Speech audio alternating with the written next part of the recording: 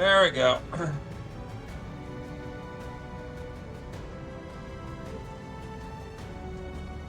Ah. We're back.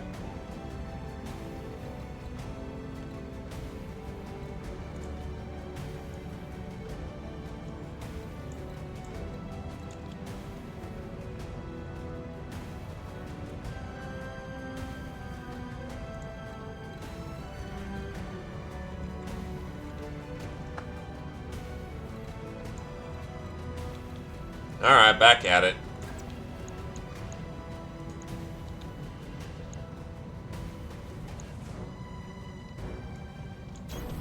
Onward.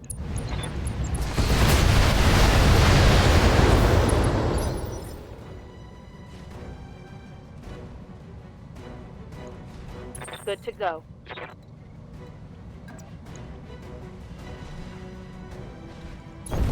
Moving to position. Got it. Son of a bitch.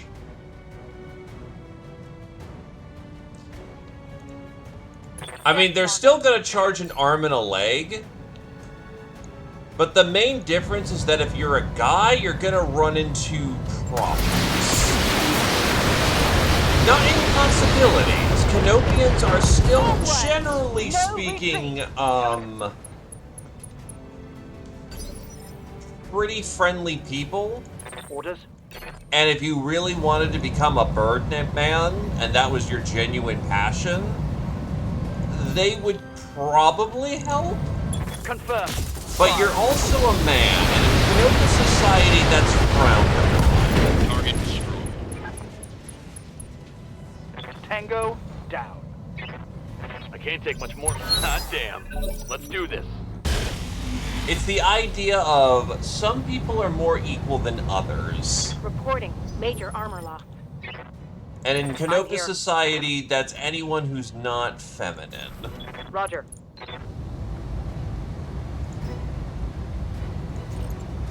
Copy that.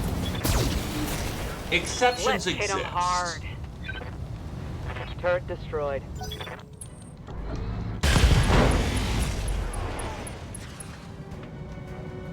Yeah, I did a I'm fucking losing weapon dumb. systems. I did Yes, a fucking Commander. dumb, honestly.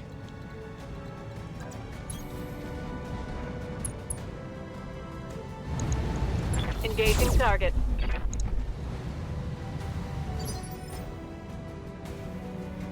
But yes, the extreme odds exist.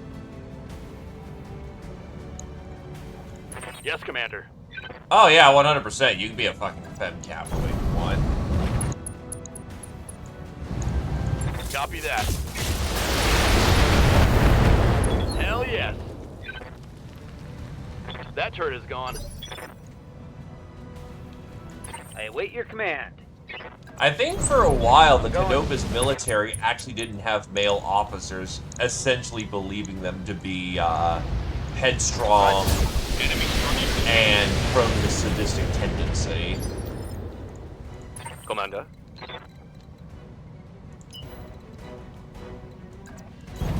On it. I would agree with that to a degree, but say that if you want the cyberpunk land, that's called Solaris. Receiving you. Understood. Moving fast. Roger. Structure down. It's history. Boom.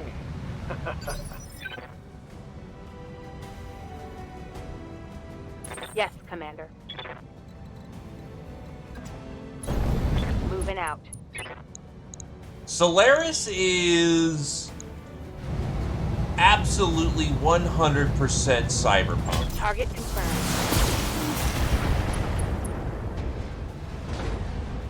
Target eliminated.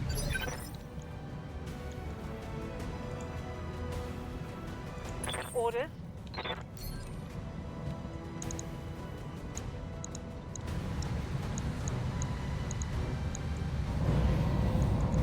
Target confirmed.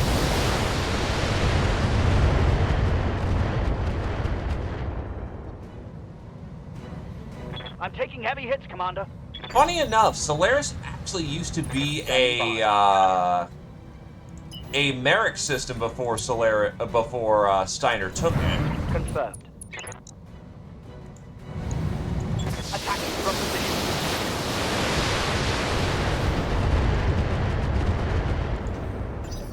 Okay, let's go.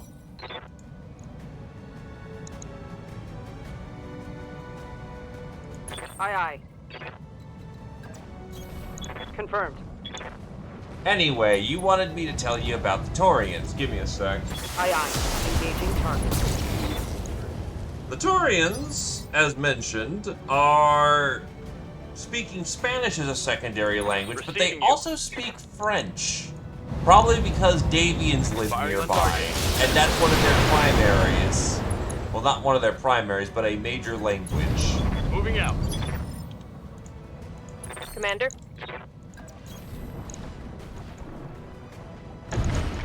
Firing on. Leopard inbound, Commander. I'll The meet you at Taurians Eagle have Point. 150 will. No Brought it fucking down, Commander. shit.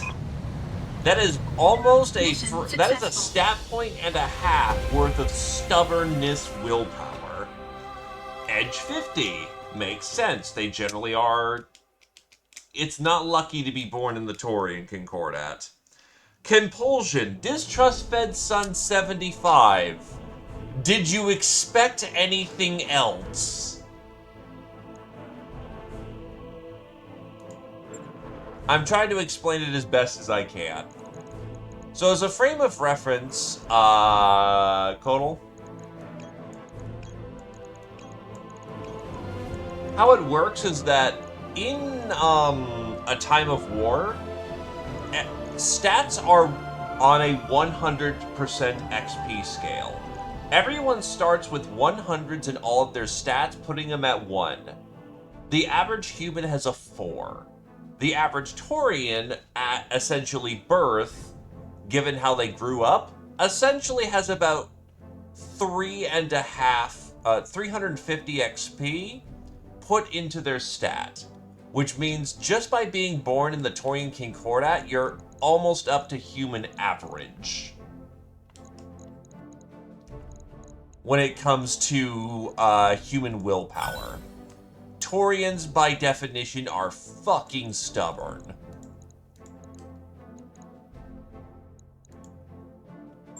Hey there, Ninja Zombie. He caught us right as talking TTRPG time. But yeah, Compulsion Distrust Fed Suns. At 75, they're 25 XP off, that being a negative trait. Most people are gonna have that in the Taurian space, and did you really fucking expect anything else? Compulsion Stubborn. Did you expect anything else?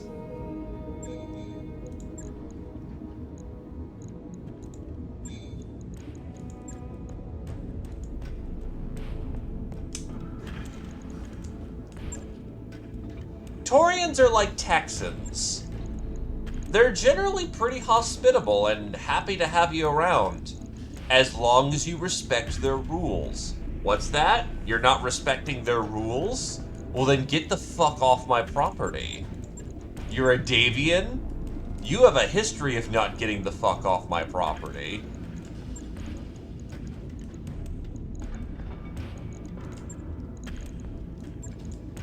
Alright, let's put the improved binaries on here.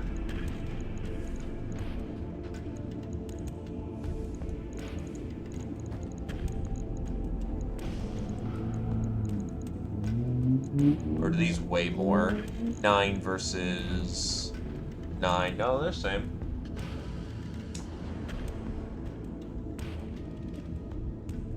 They really don't have a problem making the nukes go away. Other than that, they have martial arts 10, negotiation 10, small arms 15, streetwise 15, survival any 5. Oh, I forgot that major peripheries have 15s to whatever the hell they want, or at 3 different things they want. I mean, time of war is super fucking complicated when it comes to genning up a character. Like, I've had people stare at me and go, Ian, what the fuck? On the other hand, it's also incredibly flexible. As long as you can point it out, it's allowed, effectively.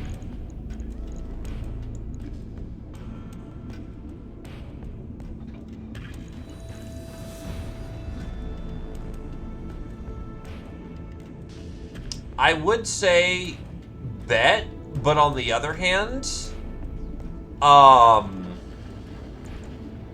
you really want a GM nearby. Because the worst part about trying to play Time of War is the fucking math.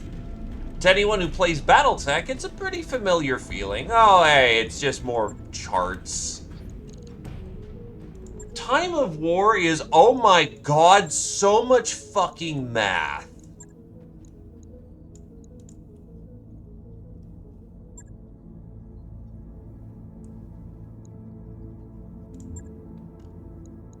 You can go back in your Marauder now. Also, second call for the bell for fresh faces who wants to get in. Actually, since I have you here, Ninja Zombie. Ninja Zombie, remind me what kind of pilot you want to be. You made it through BT, and I haven't put the points in because I hear ya. forgot. You wanted to be an ace pilot, right? Just double checking on that.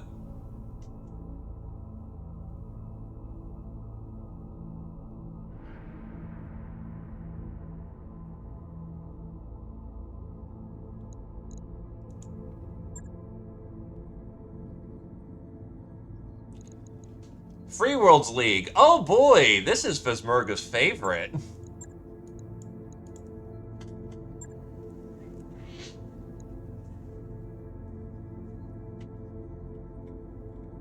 So, first things first that's unique about the Free Worlds League. If you ever get an augmentation, you get a negative 100 reputation. You get a negative 100 reputation hit immediately. The Free Worlds League fucking hates augmentations.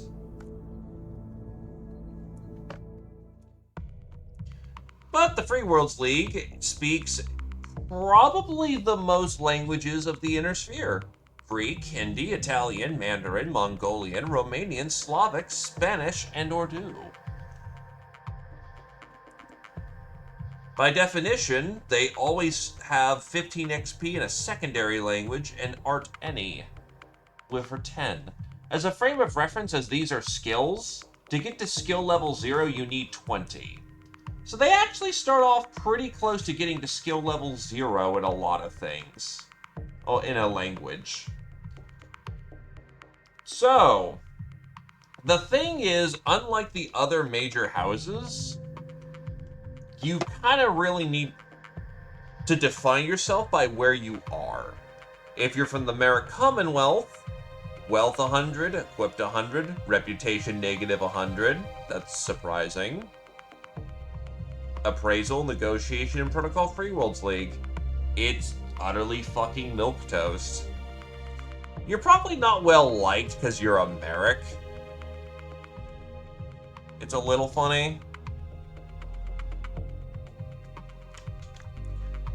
Regulus. I actually don't know well about Regulus too much. Will 75, so almost a free attribute point. Gregarious 75. I guess these are the social diplomats. Compulsion and Turian opponents. As a frame of reference, I try to figure out what the hell the Enturians are. I think that's supposed to be a name for Merrick. You oppose your own. I mean, that's kind of how it goes in Merrick space. You oppose your own. On it. And just being headstrong about it is just pretty much committing to the bit per normal. Position confirmed. On my way. Good to go. Confirmed. Reputation negative 50. Interest regular in history 20. Negotiation 25. Wow, some of these people actually come up with free stat points. Consider me there. free skill levels. Perception 15, Protocol, Free Worlds 15. So for the most part, yeah, these guys are social diplomats. What do you need? And pretty good at doing that, Standing by. starting off.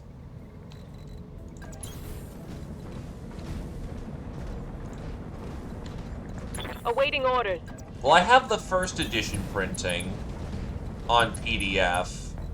You know what? Fuck it. I'll throw it in the Discord here really quick, since I've got a moment. I've got the first edition printing, so it may not be 100% accurate. I'm reading out of the third edition of the third printing of it, which had some errata changes.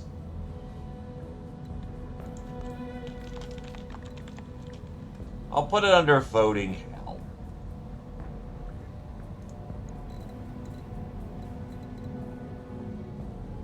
The Duchy of Oriente is pretty goddamn milquetoast compared to the rest of the Free Worlds League.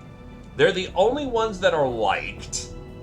They have Appraisal at 5, Negotiation at 15, and Technician any at 5.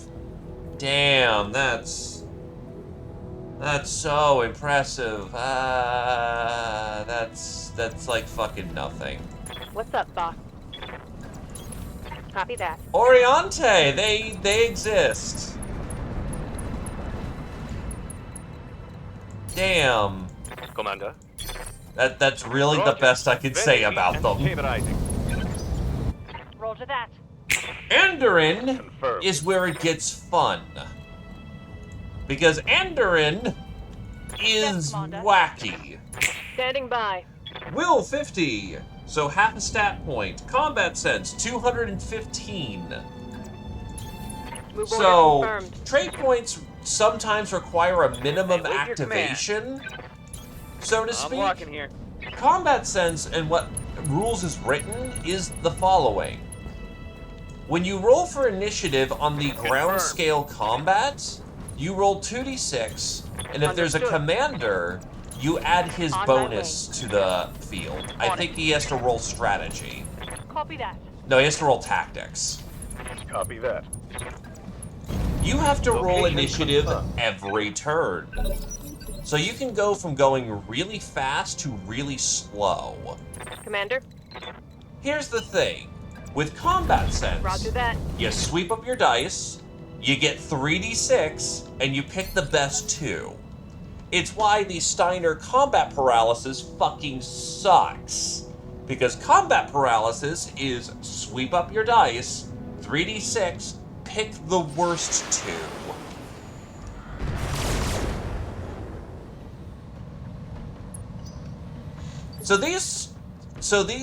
The guys, Yeah? like, the Endurians, almost come out of character Let's move. creation with free fucking combat sense.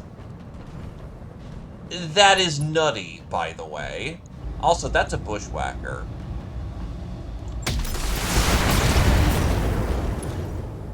However, they have compulsion hatred of Liao 100.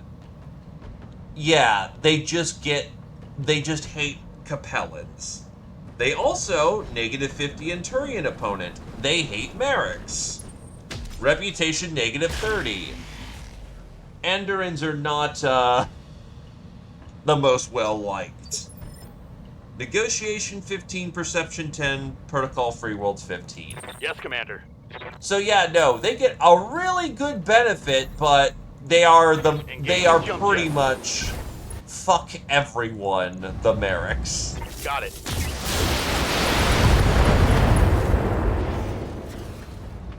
And then Look at minor some free heavy world damage. leagues that aren't minor free world league worlds that aren't noted is that they get 2 traits at 35. So they get a lot of variety to play with. They have appraisal 15, language any 20, which means they start with the second language. Protocol free worlds 10, any 2 skills at 10 XP each. Then they get a free 25, then they can put in an attribute, trait, or language skill. So, Do they think they can as a hurt frame me? of reference, they can either start off with good investment into a attribute or trait, which are on 100 XP skills, on 100 XP things, or they go with a language skill, which that means they can have a third language or specialize in one of their secondary language pretty easily.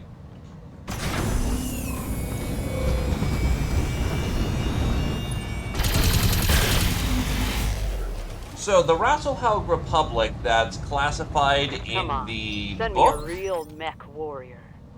The main problem with the Rasselhaug I'm ready. Republic is that the book is written in a Jihad-era timeline. So, Rasselhaug is kind of in a weird spot. There are only 2 affiliations with the Rasselhaug Republic. Clan War Expatriate or Ghost Bear Dominion. If you want to be a Ghost Bear, effectively, if you want to be Ghost Bear Dominion, well, go with the Dominion. If you want to be traditional Rasselhaug, you're an expatriate. Acknowledged.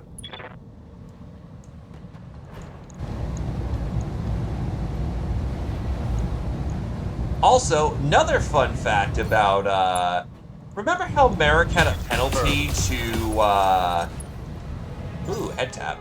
Had a penalty if you had an implant? Yeah, Rasselhaug still remembers the Ronin War.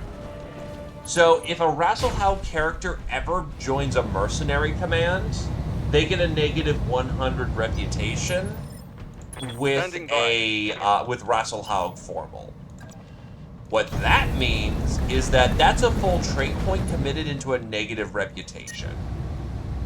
I'm not done with Rasselhaug yet. I'm still gonna say some shit. Hey, I might walk off with a bushy on this one. Anywho, the primary language of Rasselhaug is Swedish, with secondary languages of English, Japanese, Swedenese, and German. Waiting for orders. Yes, it is a full fucking language to speak the bastard kludged together language that, that Karita and Aye, aye. Rasselhaug put together. That is a real thing.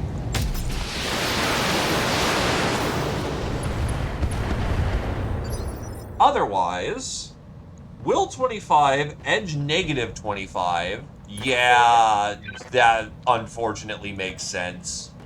Rasselhaug has just been continuously fucked its entire life. On the move. Don't be long. Negotiation 15 and interest 10. If you're an expatriate, you get Will 125 and Edge 100, which kind of balances out the equation there. The book typically gives you Edge if you live a quote-unquote bad life. If bad things happen to you, the book tries to karmically balance you. Roger. Engaging with target.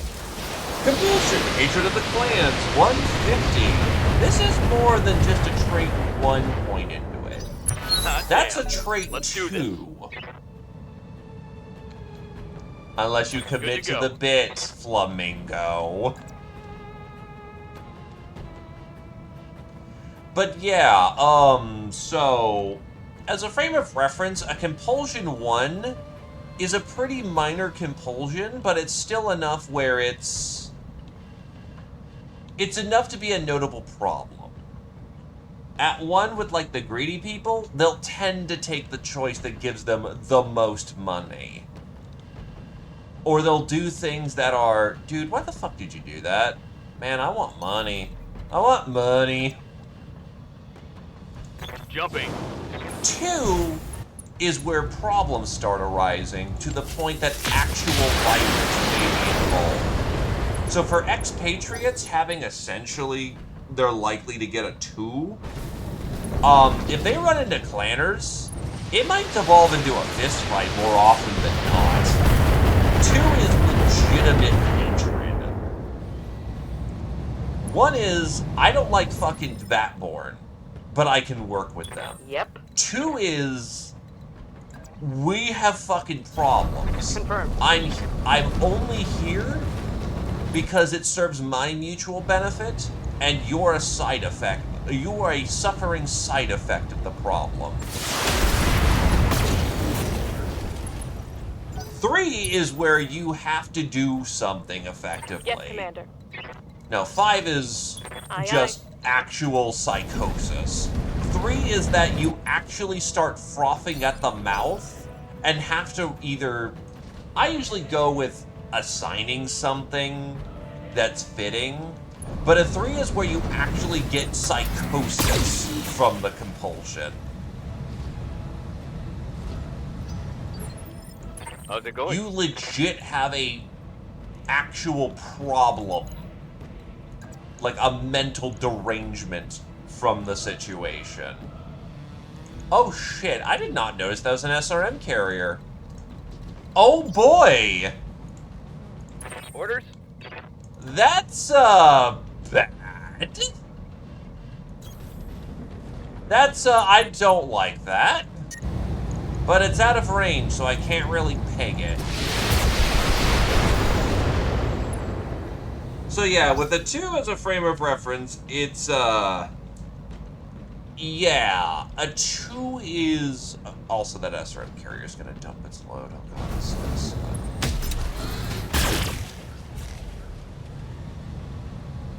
A 2 is an actual, we're going to have violence, and I'm looking for an excuse to do it.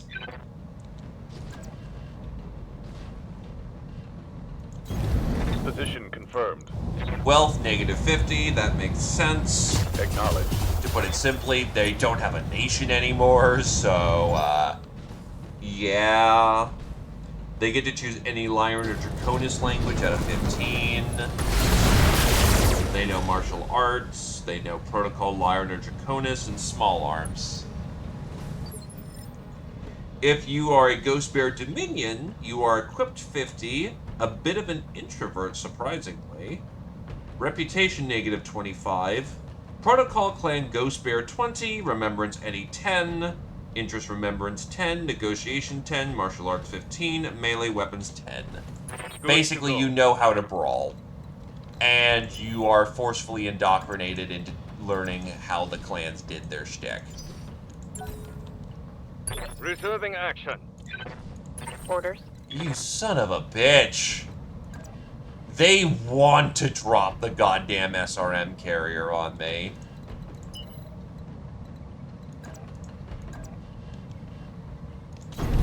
Confirmed. They're just waiting for the moment to do it. There goes the autocannon, going the fuck that Take direction. that. Yeah, Greed 1 is... As a frame of scale of reference, Greed 1 is... You take a bit off the top. If someone offers you... oh boy. The Orion's getting blasted. Oh, that hit me. And hit to the head. Not unreasonable. It's carrying more missiles than fucking God. Receiving you. Greed 1 is effectively, yeah, you'll take a bit off the top. You're mostly profit-minded. Firing. One less But target. you're not dominated by your greed. Just in a preference of, can we make all of the money or none of the money? You will always choose, let's make all of the money. Charity is generally not in your Well mindset. done. Here we go. Mech destroyed. You'll stop twice if somebody goes, wait a minute, I'll Receiving pay you double if you don't do this thing. It'll actually make you have enough time to go pause and go, hold on a second. Greed 2 is a malicious chase for greed. You have a really hard time listening to your better sense of judgment when money is on the line. Again, not unavoidable levels of bad. But it's a case of... if one had trouble with charity, armor. 2 is going to have an even rougher time with charity. Doing things pro bono is not in your mindset. Not unless you can be convinced that this is leading up to something much bigger. Yeah, oh. Hi there, G-Libs. As far as I'm aware of, it's primarily PC, but let me look that up for you. My internals are taking a beating. Oh, it's on now. I'd be surprised if it didn't have a console release. It is... yeah, I think it's primarily, it's only Steam. Or not Steam, but computer. Yeah, Armor blow through. it's Internal computer damage. only. Unfortunate, but makes sense. It was kind of just a Kickstarter.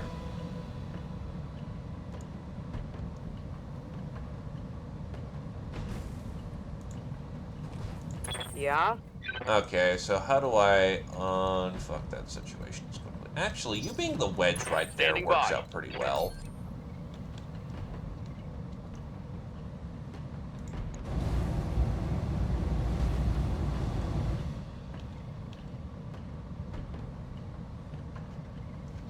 No, there's a chart early on in the book.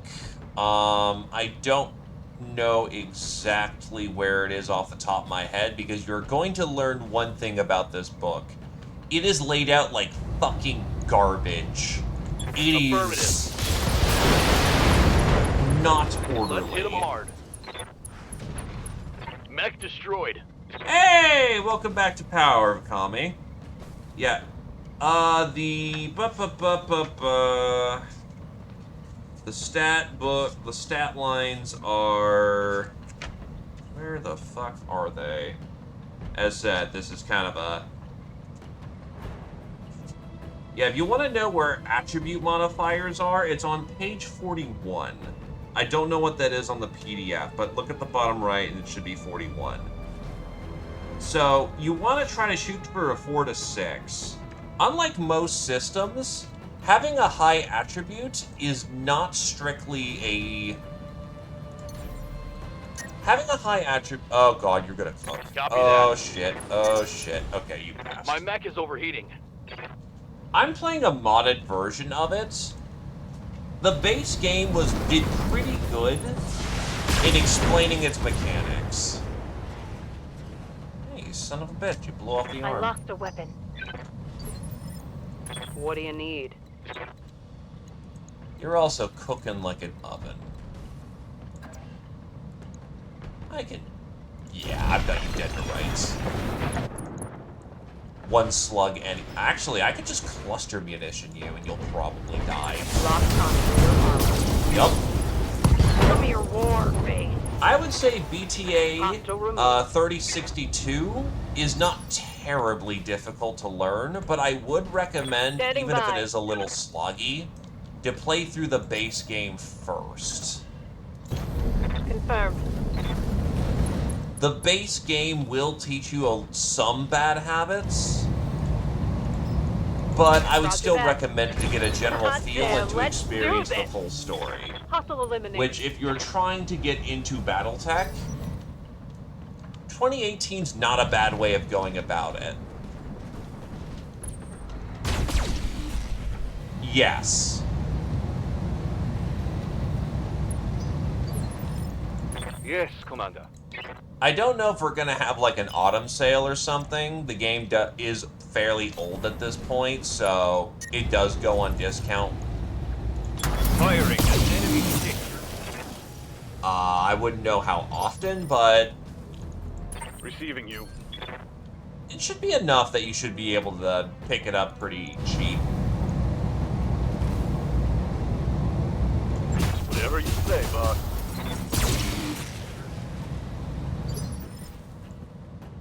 I'm here. Moving to position. Turn off the LRMs. Target confirmed. But generally speaking, yeah, playing through the base Good to game. go. Oh god. Shit. Okay, we're cased 2. I need to pivot to show off the good On it. side of the Orion. But I would not say it's difficult to learn. The additional DLC, if you, all things being equal, if you can just grab everything, sure. But if you could Moving only to grab position. one, go for flashpoints. Copy that. Flashpoints unlock additional sort of mini stories that allow you to get unique rewards or good rewards. Solid connection, that one. Standing by.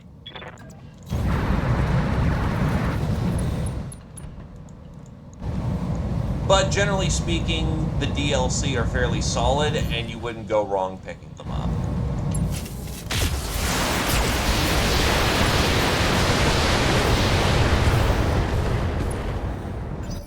Okay, let's go. Peripherals. Probably wouldn't be too difficult to maybe set up a controller, I guess.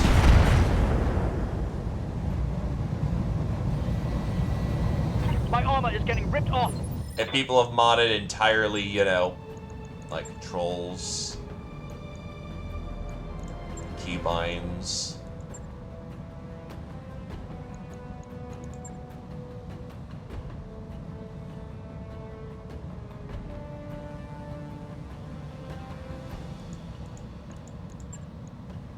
I'm not seeing a way of setting up a controller. But given that this is probably working on the... Oh.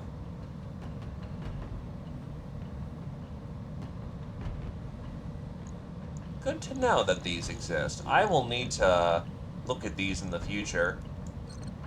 Okay. I'm not Yep. seeing an immediate option to set up with Copy that. a controller, but I imagine it wouldn't be too difficult to get something working.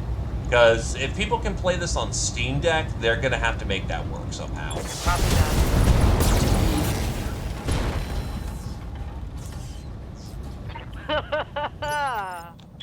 Orders?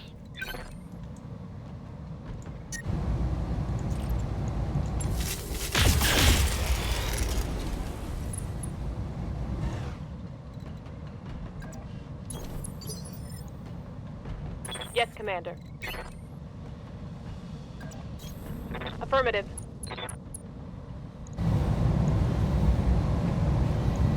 Firing a full salvo.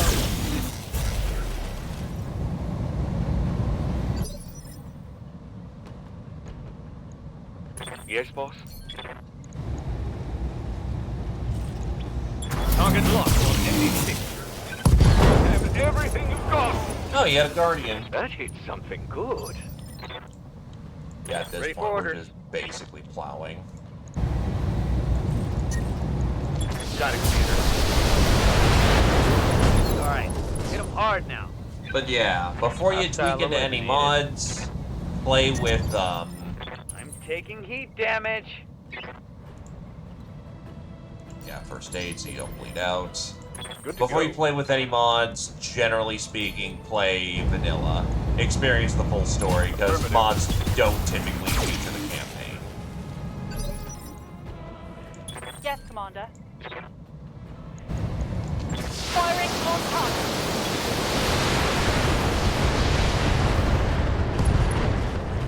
Yes. Mods are give us generally kind everything you've enough. got. I'm playing BTA, but if you also do something like Rogue Tech, Orders? both of those mod packs will feature a way for you to enable which DLC you have or Engaging don't with have, which allows you to curate the experience depending on what you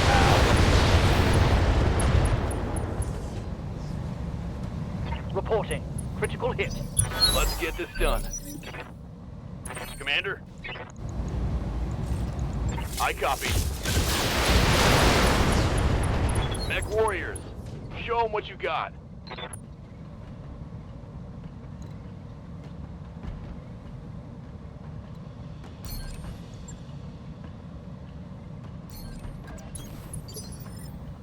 Yeah? Let's move.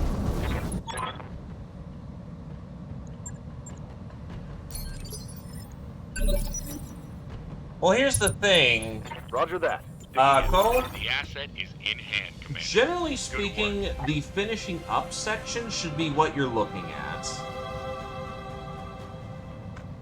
for that situation.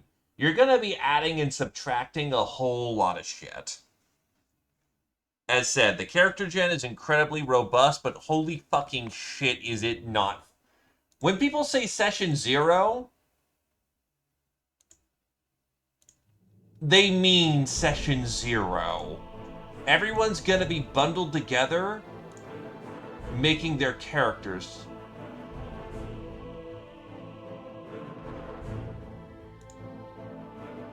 They'll be making them together. My brain turned off there for a second.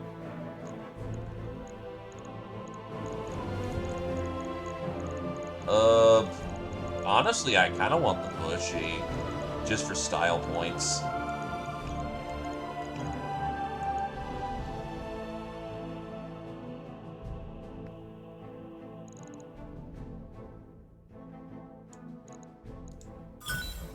Also, thanks for cluttering up my pool, SRM carrier.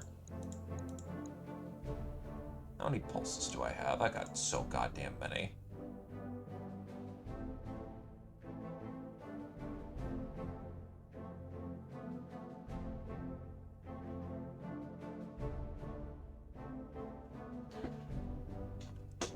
Well, here's the thing.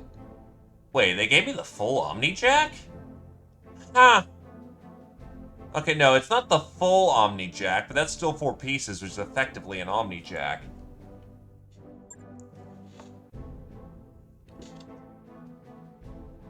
But here's the thing. They say you start off with 5,000 XP. Slash off 850 immediately, because you need to put 100 in all of your stats, which there are 8 stats, and then you need to put in, this is on page 62?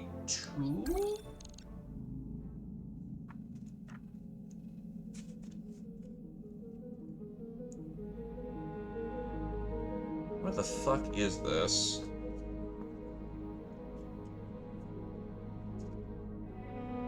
Yeah, no, universal fixed, 62. 850x. You start with 5,000. You immediately take off 850 because 100 in all of your core stats, primary language or secondary language at 20, English at 20, and perception 10.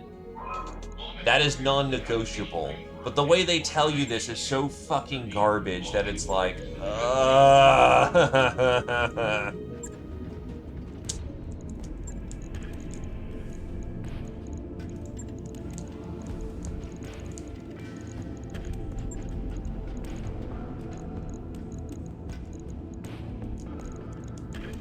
Also, I have 94 fucking medium lasers.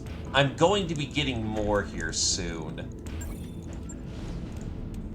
On it. I'll let you know when that's done. Okay, so now that we've done all the side jobs here, let's do the actual job we were here for. Let's help the Arugans actually take the planet back.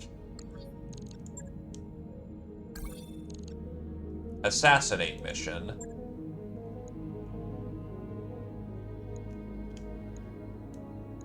Yeah, that might be interesting.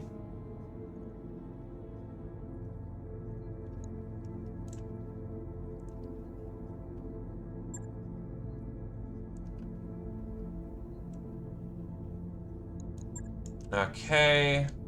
Also, as a frame of reference, still taking names. You know what?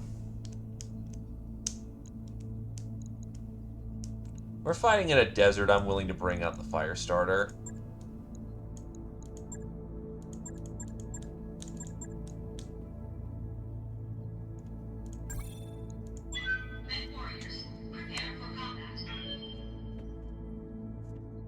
But, sorry, call me back. You asked about Davian. Davian is honestly kind of milquetoast.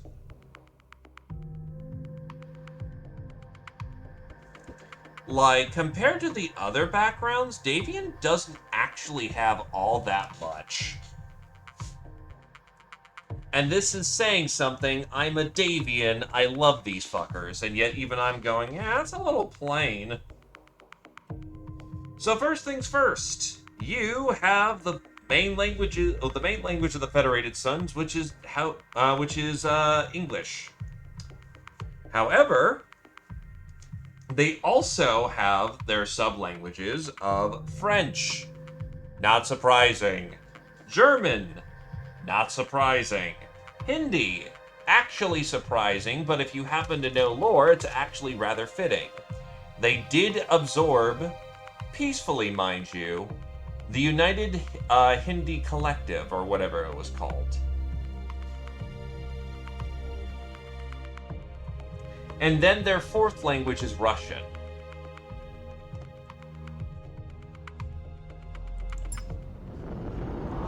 So, Command interface initiated. Davians have to invest kind of weirdly into it, I hear ya. but if a Davian has 4 intelligence by the end of character creation, he can pick up one of the two things: natural aptitude protocol or natural aptitude strategy. Pedal to the metal. And that's always something that's available for a Davian.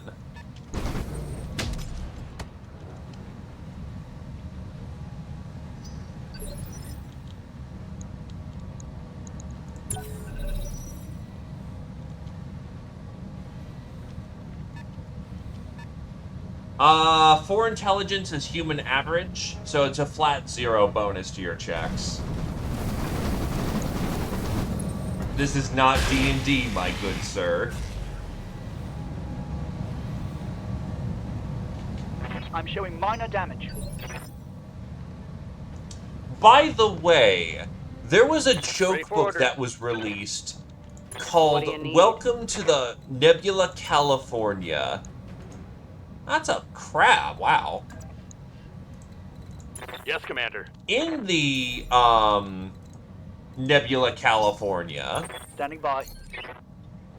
I'm receiving you. in the Nebula, California, there are stat lines for playing as or fighting against Transformers, up into including haywire effects for hitting critical locations.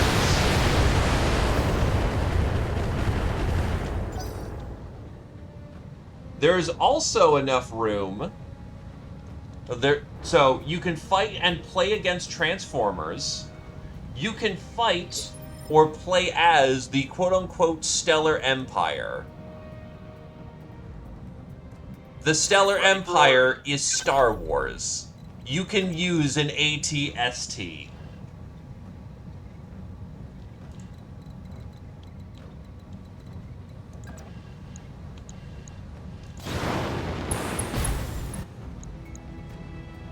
The fuck? Oh, that's the medium laser catapult. Okay. No, you cannot use the Force. Battletech is a non-magical system. Got it. Actually, no, wait. If you're using the Nebula California, you can use the Force, because you can use magic in that. Because, Yes, Commander. yes, there is a system for using the Yep. Force effectively. Going full throttle.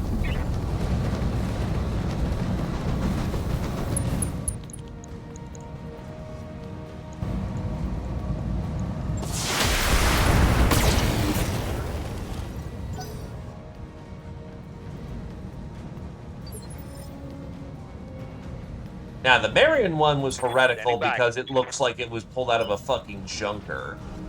There is no... Otherwise, there's not really a heretical catapult.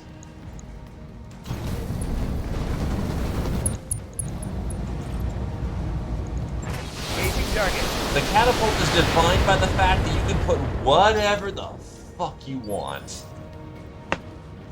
I don't think Gundams exist, but they also made an expansion to the Nebula California. So maybe there's something in there, but as far as I'm aware of... By the way, it's a free book. Give me a second. Reporting. Critical hit.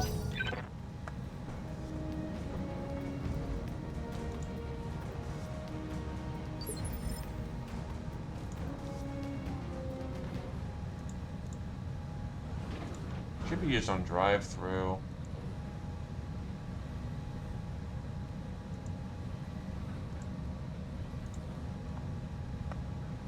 Yeah, you can just pick up the book.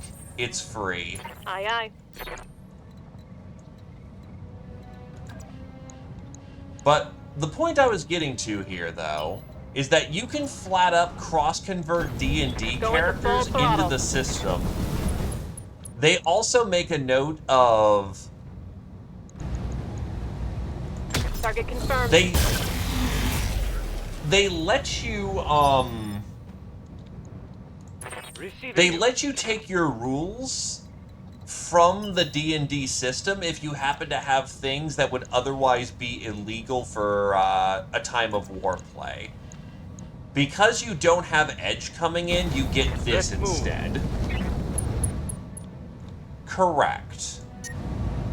How it works is that at the end of character creation, you're gonna add everything up. Reporting. Critical hit. Good to And go. the only minimum you need is that, A, you need to meet your minimum requirements. So if you say go to Mech Warrior School, you need at least, I think, a will of 4 and a reflex of 4 to qualify. If you cannot qualify for a background, you cannot take that background. But again, as long as you hit the end of character creation and all the Waiting on you, Commander. there's a phase called optimizing. Once you are on optimization, as long as you have everything that checks out, you're good to go. You can add or subtract experience as needed to something Roger that. for the Firing purpose on target. of meeting those needs. So if you happen to have a 3 will but need a 4, Yeah. you can dump 100 XP into your will just so you qualify for, say, Mech Warrior training.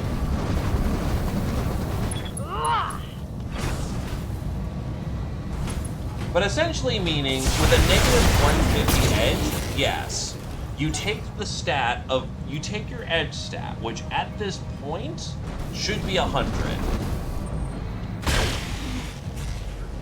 You will take your edge stat, and you will subtract it, or make a note that you have a negative 150 in that. Waiting for orders. Essentially meaning, in the grand scale of things, that you have effectively a Roger that. negative 50 in edge. That is illegal, but that does Engaging not target. matter for the purpose of character creation until the character is finalized. Target's taking a critical Once the hit. character is finalized, anything that breaks the Commander? rules is not legal for play. So do not concern yourself with if you're in the pits. Make sure that it just checks and balances by the end. Confirmed.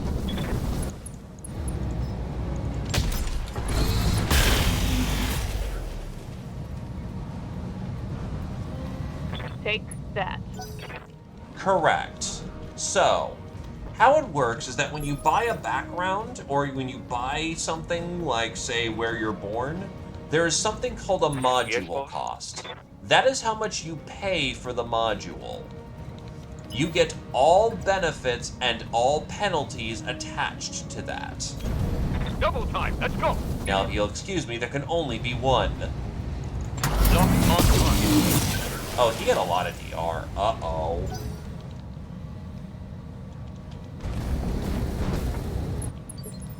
He didn't do shit. Yes, Okay. Commander. That's weird, but we'll take it. Giving them everything I've got. Sub-affiliation is quote-unquote optional. Reporting critical. The game is balanced around taking a sub-affiliation. But remember how I was describing things like, say, the Duchy of Andoran, the Commonwealth of Merrick, or the various forms of Lyran having, you know, like,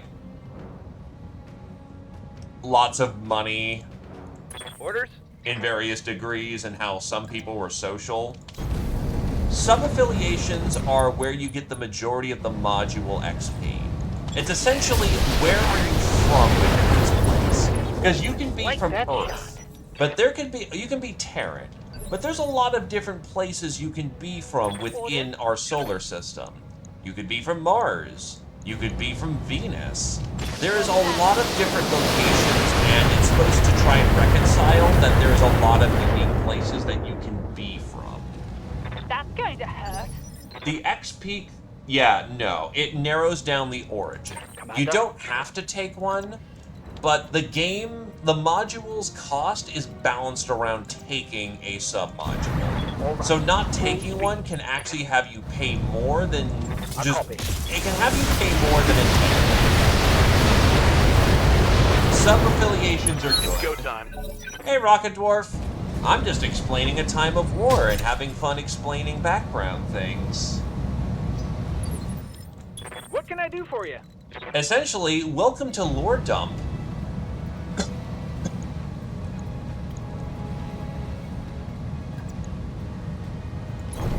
Affirmative.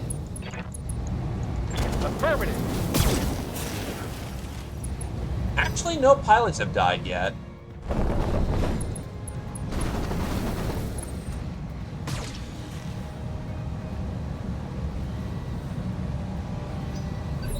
Actually, I think there's a note. Actually, that's basically their kind of take on it. It's a case of, why the fuck are... Okay.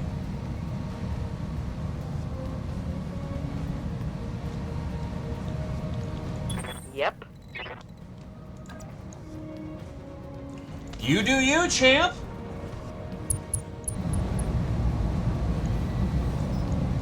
Okay, I'm on it. By the way, it notes Venus. After 59, when Venus's last cities effectively closed or collapsed, Venetian characters are considered expatriates. No Terran characters born after 59 may choose a Venetian sub-affiliation. Standing by.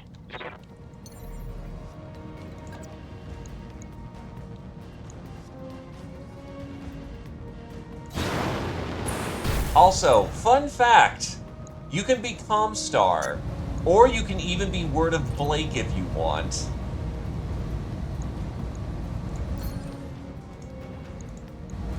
On it. Hell yeah. Critical hit, Commander. That's most of that catapult. Awaiting orders.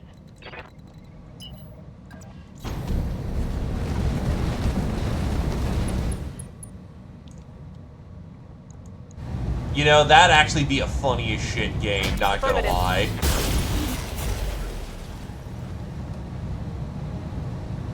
Reporting critical hit.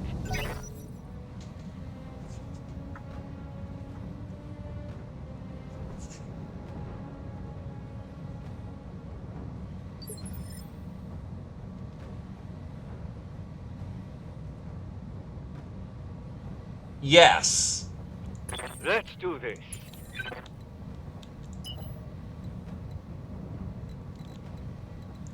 Good to go. Though the rules on doing so are a bit interesting. So how it works to be a Comstar or Word of Blake agent Understood. is that Moving fast. you take a module from somewhere else. Add that cost onto Comstar. Congratulations, that is the cost you pay to be a Comstar agent.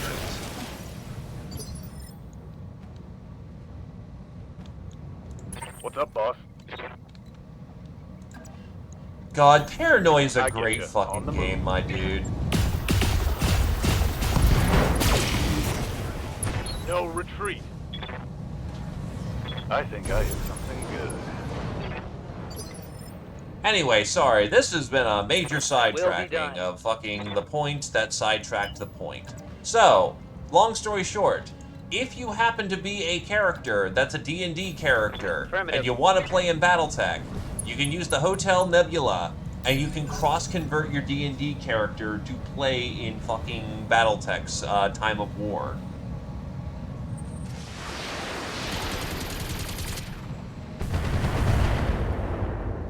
It'll let you cross-convert your weapons. It even tells you all the effects of how magic works, too. A powerful enough wizard can nuke a goddamn battle mech. And now I'm gonna pull up the book because... No, one thing at a time. One thing at a time. Roger.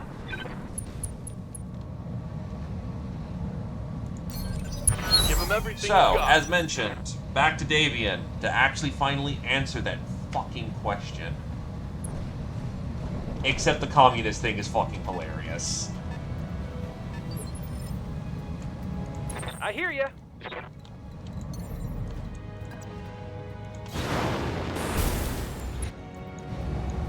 Uh-huh. Ooh, I may need some more time in the simulator. I mean, who won the brawl at the end of the day?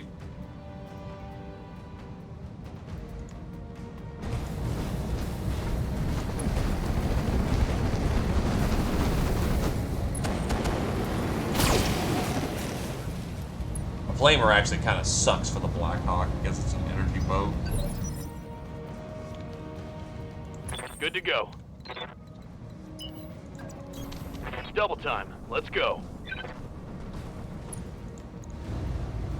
Because let's be honest, you don't play Paranoia to win. on target. You play Paranoia because something fucking Let's get this hilarious done. is gonna happen. It's just a matter of Solid when. connection on that one. And it usually involves killing at least 2 Yeah? clones in the process.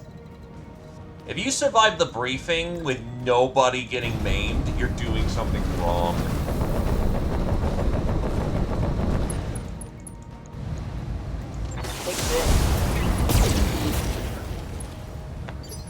But yes, so Davian.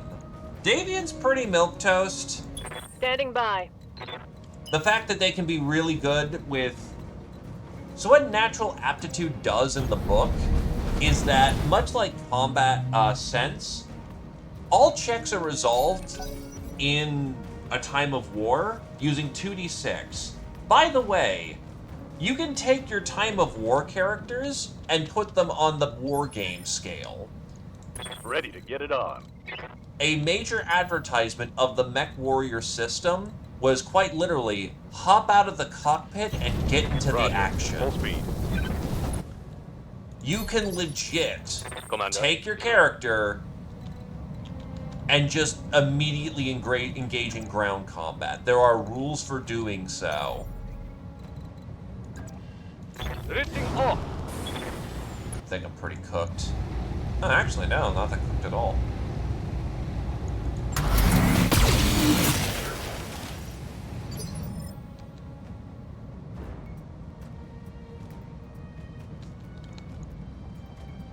I'm here. Well, sometimes Heading the out. Mech Warrior is Full going to be speed. caught out with a handgun and having some people jump him. Never hurts to be prepared. Locking up. Or having to survive Hey, a Let's flip the encounter tug of war. when he's ejected from his mech. Which, by the way, Time of War is the only fucking sci-fi, goddamn tabletop that I've played that actually makes animal creatures a threat. I'm pretty sure Starfinder, because it's basically D&D in space, would also probably be scary with its animals. But, like, Standing by. most systems I've run into that have a sci-fi bent, if you don't have the, like, Confirm. best equipment you can get your hands on, Roger. I imagine animals can be scary, but because animals don't have things like armor piercing or Hot damn. notably Let's do high this.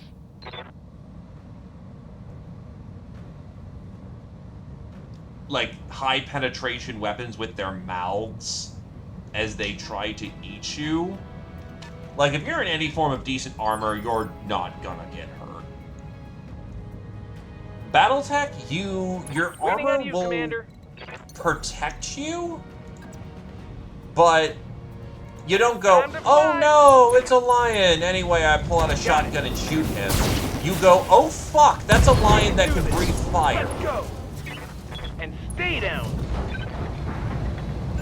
Oh no, that's a lion that can crush a battle mech in his fucking mouth. Holy shit, that's a Tyrannosaurus Rex. I want to wrestle him in my goddamn hunchback. Please, please, please. These are all real encounters.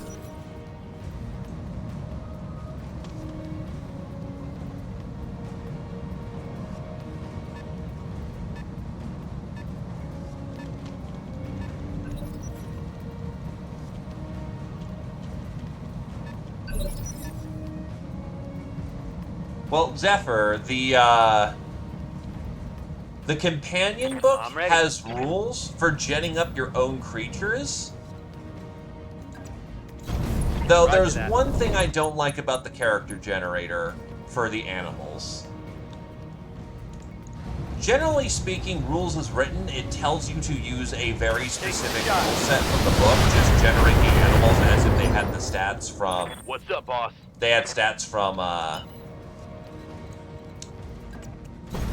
Aye, aye. let me calculate movements based on the fucking things from the book, which is stat-based. But the animal, almost every single fucking animal in the book does not follow the... They ad-lib it. Things that should be faster are not faster, and I don't know if I'm not finding a rule correctly, or if they really just did go fucking handsy with it. Well, hands off with it. Waiting for orders. But other than that, you can make some pretty robust Here we go. creatures, and all of them are significant threats to the enemy, On the move. or to the not enemy, the player characters. Orders. Good to go. You can make megafauna, Ready or for orders. you can traumatize your players by making a tree shoot out psychedelic spores Oh, it's on now. that make you trip balls, and then it drags you into its trunk and digests you slowly.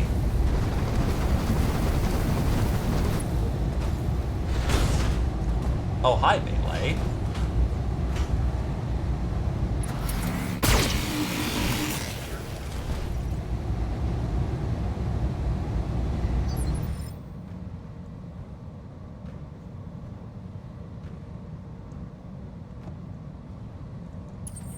What can I do for you?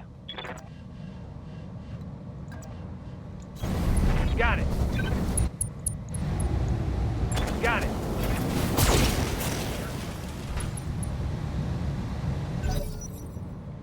But yeah, no, you can flat up make crate dragons. They have stat lines in the Nebula California for, Star Wars level equipment.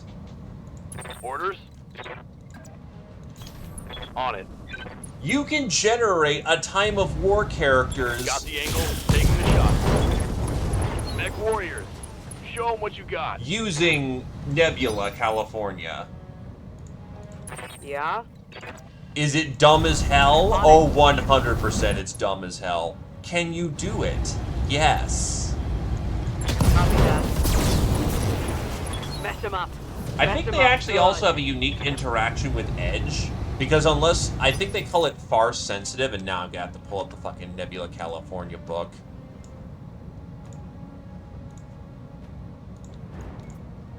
Aye, aye. Congratulations, our big stompies today has been mostly me passively playing the game and talking about RPG mechanics for Battletech. Congratulations, folks.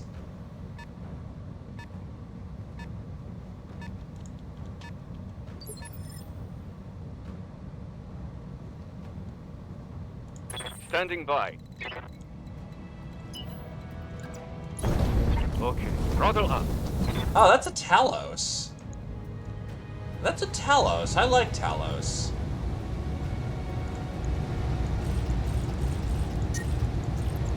Onto that. Target Vomit. Okay, where is it? Where's Far Sensitive? Orders. Copy that.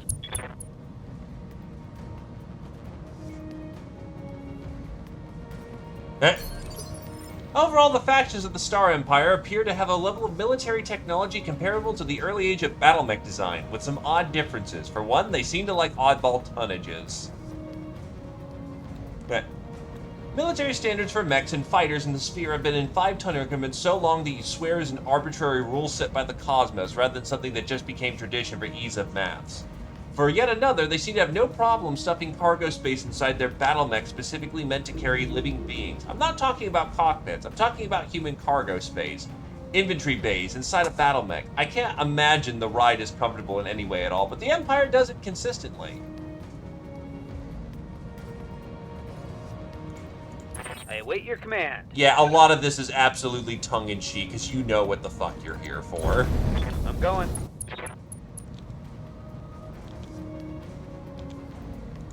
the hell?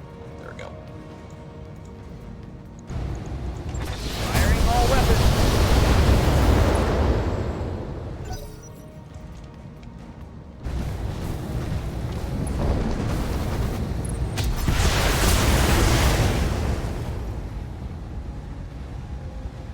Losing armor. They call their main capital systems a turbo laser, indicating they don't know how turbos or lasers work. Roger reckons it's language drift. I think they're just dumb. Commander. Yeah, because a lot of this book is written in the perspective of a bunch of inner sphere dudes who found this shit. So you're gonna get a lot of tongue-in-cheek. Affirmative. Our primary target is taking damage.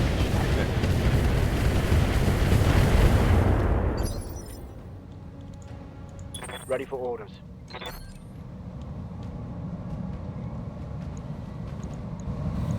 Confirm.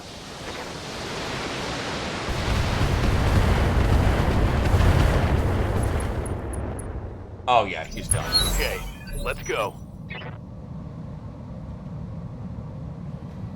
Da, da, da, da, da. I hear ya. You are not dead yet, not even close.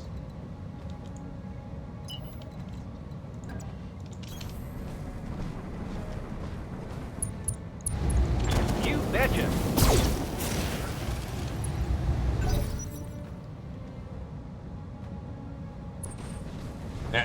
If grading characters that hail from the Star Empire worlds, the normal maximum level of edge for any character who belongs to the Star Empire faction or born to any worlds orbiting the Star's Empire's primary yellow star is 1. People of the Rebellion faction or born to any worlds orbiting the Empire's secondary red star is 2. Exceptional attribute edge may be purchased for a character to exceed these amounts, at which point they may purchase up to any amount of edge to the standard 10.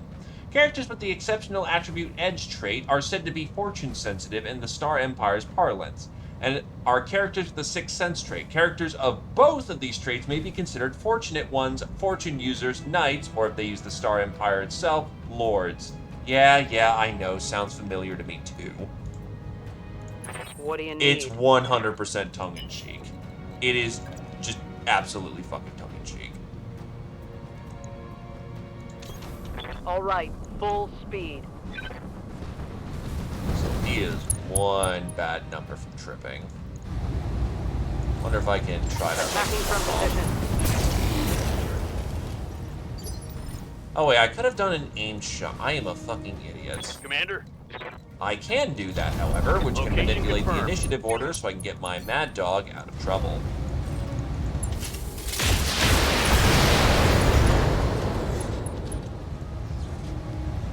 Again, you can Scored a make critical fucking hit. Decepticons out of this book. Yes, Commander. Roger that. and like Autobots. Ready It for orders. is we tongue-in-cheek so goddamn hard that, yeah, it's already crawling across the room. On my way. Double time.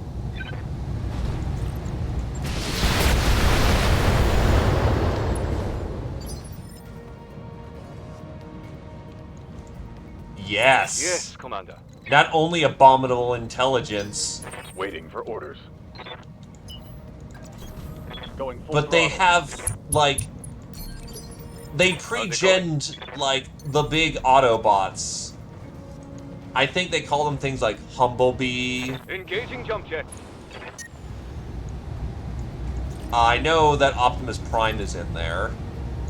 Target locked. Rear arm.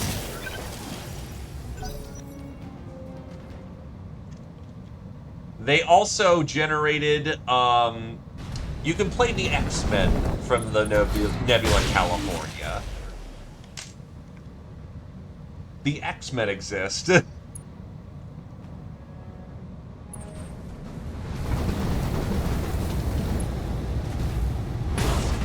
Oh shit. That hurts. Back up through my armor, Commander. Well, the AMS did its job. Orders. The poor longbow still having to shoot from low ground and arc.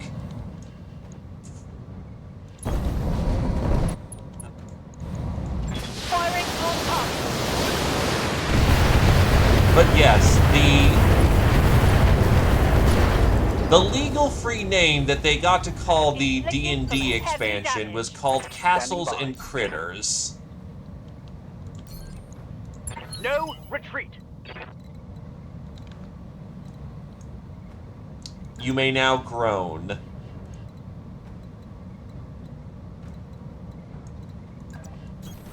Understood. Moving fast. Attacking from True. position.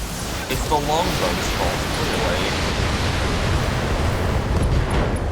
Let's hit him hard. And that's basically Reporting. Brutalis. Critical hit. Our target is making a break for it. So, the rules on making a, Good to go. as they describe, a Castles and Critters character. The rules below rely on assumptions based on Castles and Critters 3.5 Right, Commander. engine. They're also based on a degree of scorn for your inferior setting, not only because it makes our various Critical mistakes hit, and omissions Commander. appear as if they're your fault, and thus not ours, but it makes us feel better.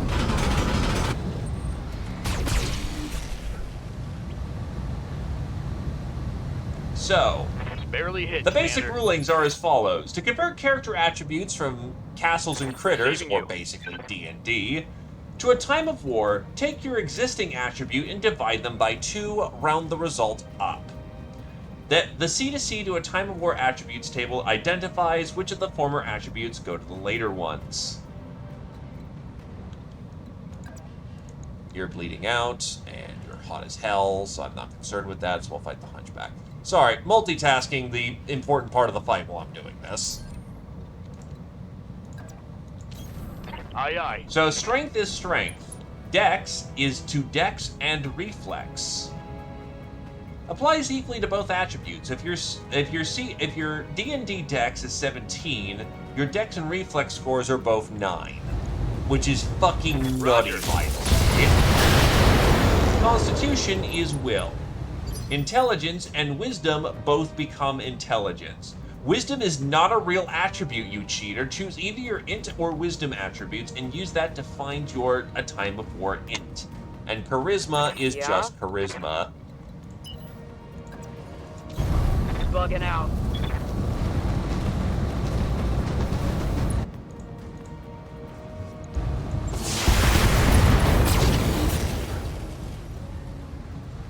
Attribute modifiers. The standard time of war attribute modifiers are computed as normal to a time of war rules. But wait, you say, you just made my attribute modifier bonuses worse. Ha ha ha, yes we did. Edge. Note that edge does not appear on the table. How do I get some time of war edge then, you ask? You don't. You've got magic now, don't you?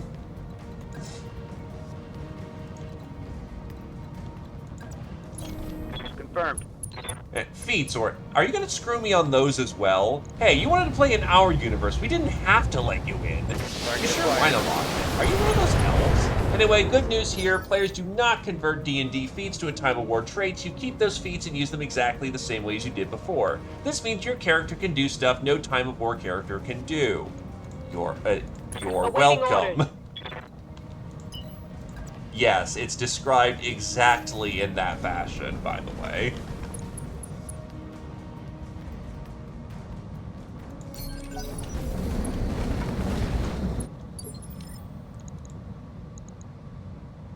Oh, fuck! Yes, boss? I didn't realize that was target escaping.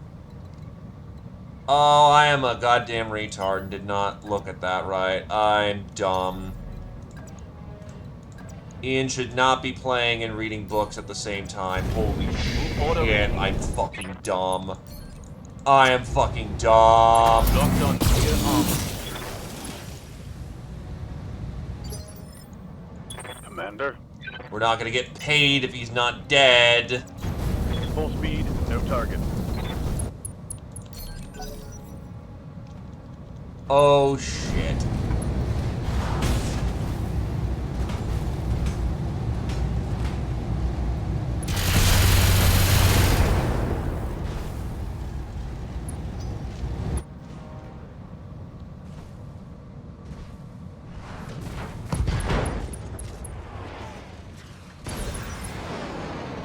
Yes, Okay, I'm Commander. pretty sure I can still clear this, On the move. Full speed. but I did a dumb.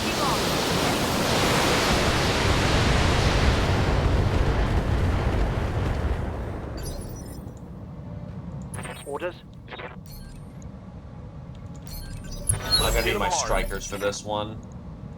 Commander? You're done for the day. No leg on the fire starter sucks.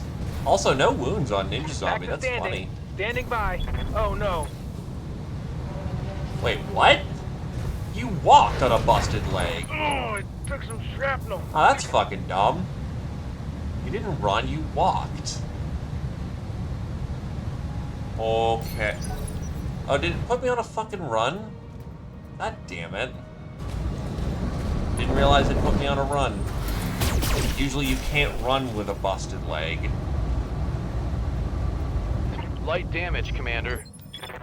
Yep. Well, so much for being unwounded, then. Standing by. Oh, damn it. I copy.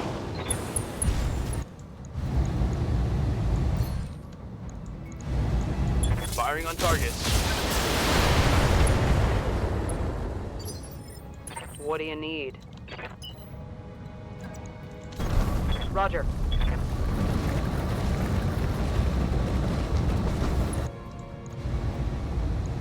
Putting one in the back.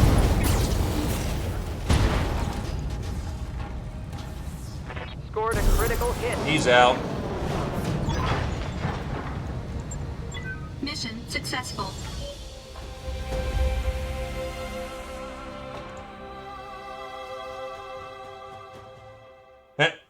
To gain some common ground in the various measurements for movement rates, character heights, and spell areas, you need to use metric in a time of war setting. Oh, stop being such a baby. Metric systems are a lot easier to remember and a lot more scientific. By all rights, you should have converted over to it ages ago.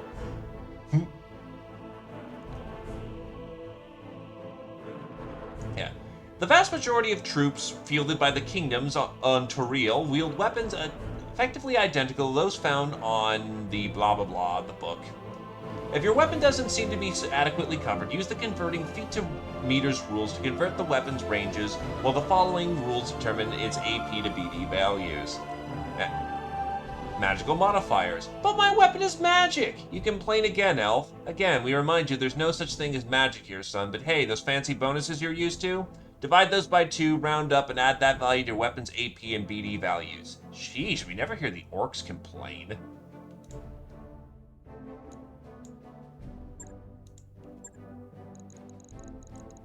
There's actually a lot of good stuff here, and no 400 core!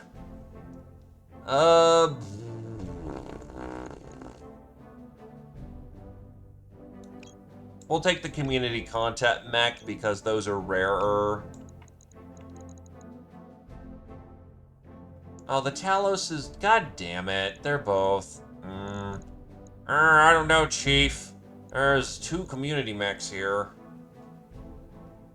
Catapults are a little bit more common to find, so I'm going to grab 2 and 2 here and go down the middle and make nobody happy. Well, they gave us 3 pieces of ML, so that works. 2 pieces of 5T, so blah. I don't need 15 medium lasers. What in the fuck? I don't need those engines.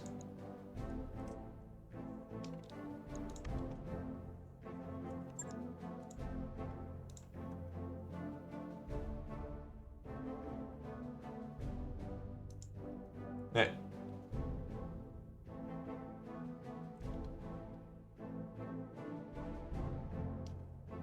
So, battle mechs and spells.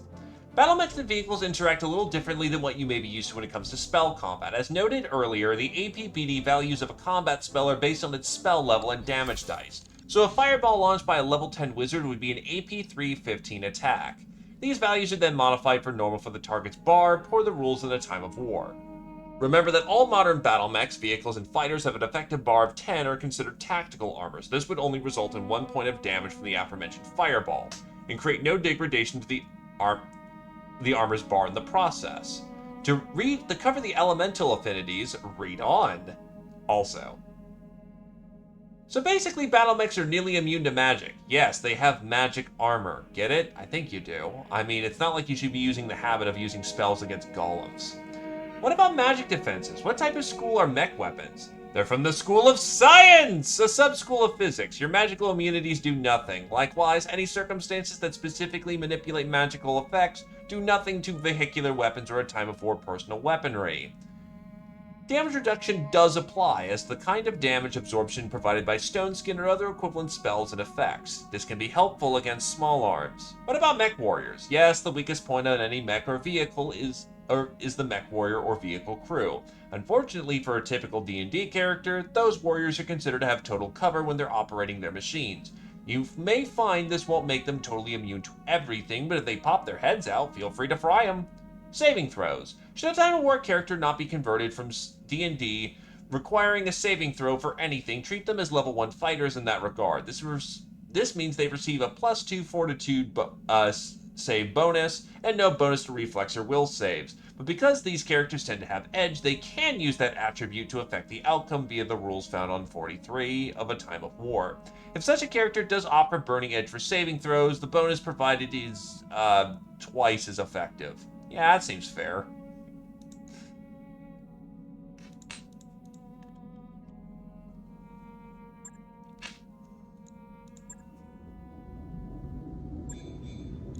Alright, let's get this leg back on. Oh, there's a heatsink in the leg? Okay, I guess. Heatsink beyond. On. I'll let you know when that's done. You know, you say that, and then the battle armor just pulls out their small pulse lasers and just fries the dude. As it turns out, grit and determination don't exactly do a whole lot when the squad looking at you just aims automatic lasers.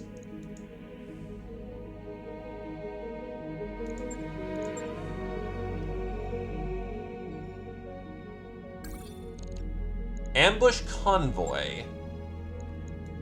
Well, hell yeah, my dude.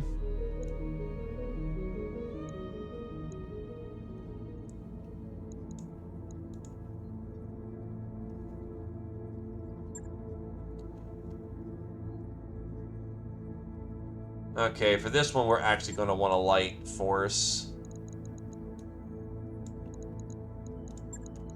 So Zephyr takes this one off. For once, we're pulling out Tarmf, because they are absolutely a light mech pilot. It's gonna be rough, though. Actually, I'll get Rocket Dwarf out there. Oh yeah, remind me, Rocket Dwarf. Fucking... What kind of pilot did you want to be again?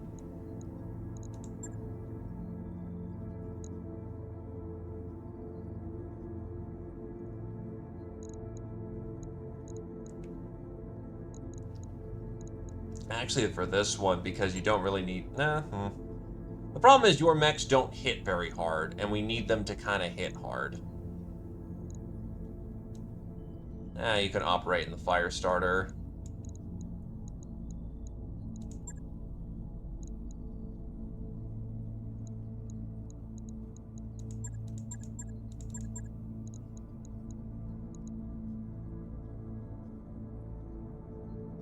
That works, honestly.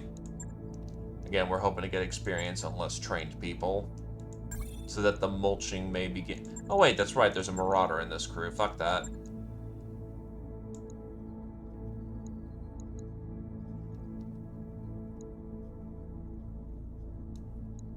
Take the Osrock for this one, because we're going to be melting cars.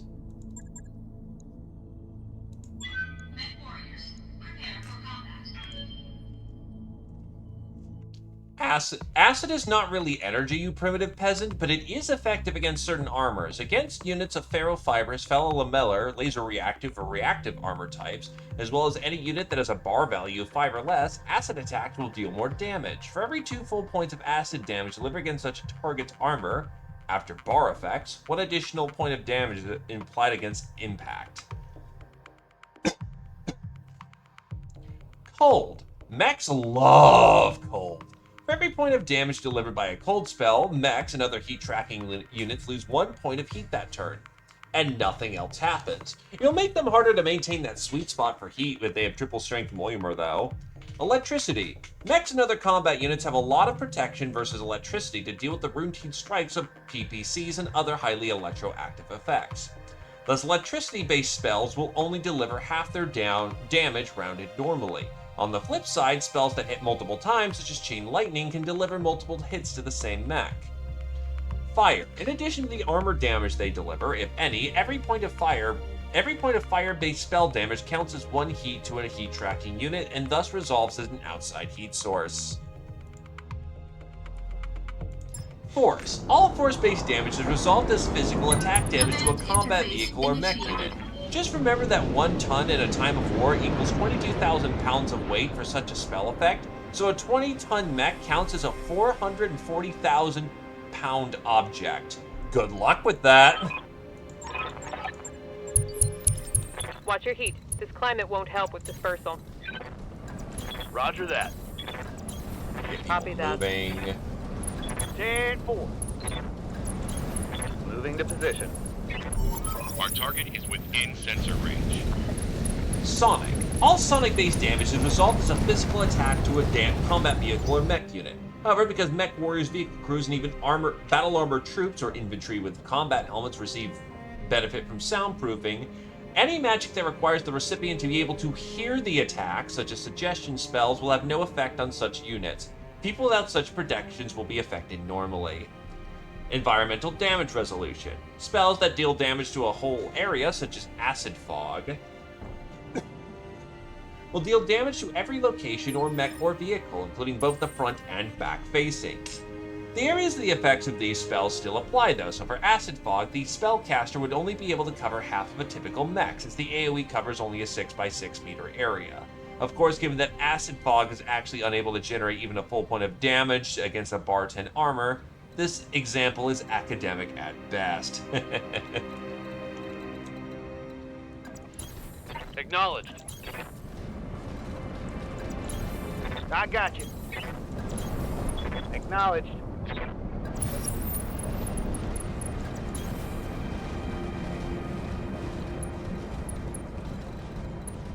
Dragons are big enough and actually exist in the Battletech universe in varying degrees that,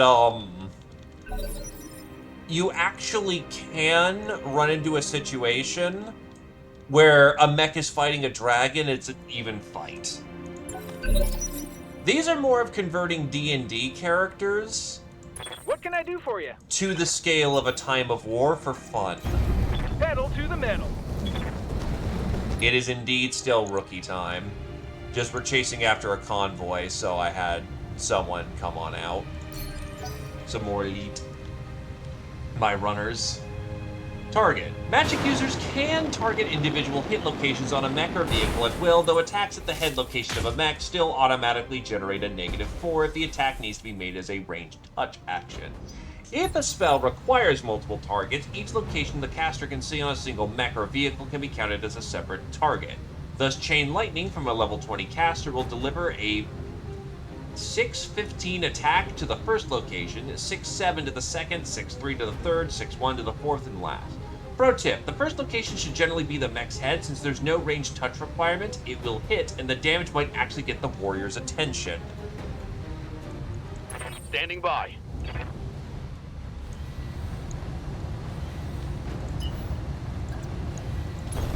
Got it.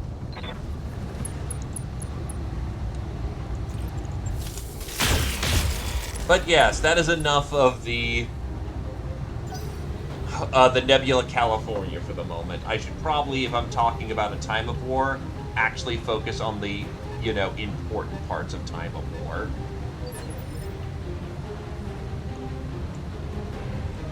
Or rather, the parts that are actually relevant to answer. Yep. Rather than the meme stuff they put out.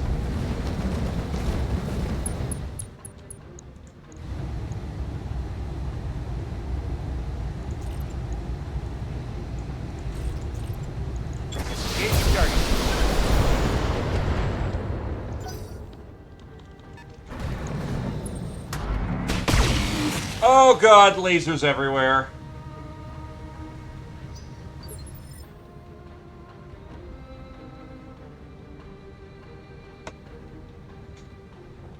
What do you need?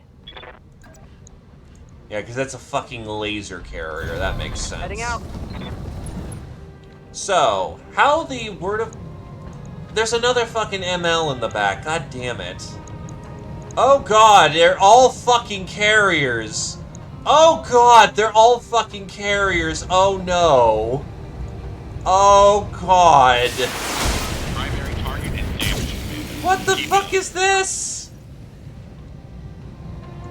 So, how Comstar and Wobbs work? Oh god, it's gonna suck. Oh god, it's gonna suck. It's gonna suck. Help, help, help, help, help, mods. I spilled my missiles. Yup. Okay, so how it works is that... All right, let's move. Let's see what you got. So, every affiliation has a module cost attached to it. No one is ever That hit born to something good. Comstar effectively. Oh god, it hurts. Generally, most people are brought into Got something you Comstar. want done? So how it works is that if you want to be a Comstar quote-unquote player character, you have to first purchase a previous module, so to speak, and then it'll take the cost of a previous module. Wilco? No, I'm introducing them to fucking Time of War, my broski. Also, Target go away, confirmed. fucking SRM carrier. Fuck you. Well, I hit the ground. Negative damage. Repeat, negative damage.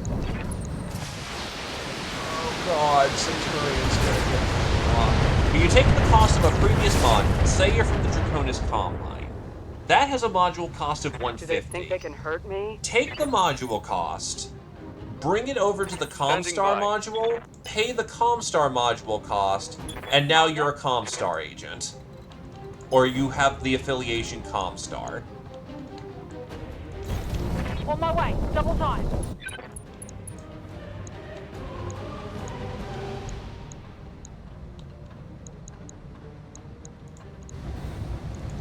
Firing on target.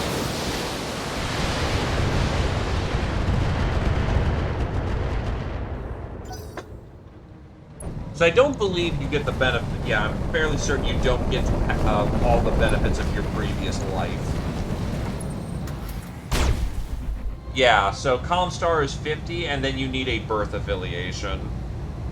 I hate these guys. Yeah. Comstar with the word characters with Comstar/Word of Blake affiliation may not possess extra income or property traits.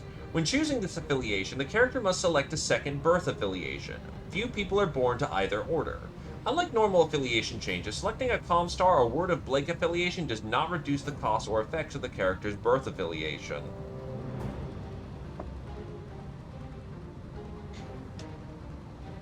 Yes, Commander. Because there are definitely still people who are born in Comstar, but for the most part, Comstar usually gets the majority of its talent from outside sources. Ready to get it on.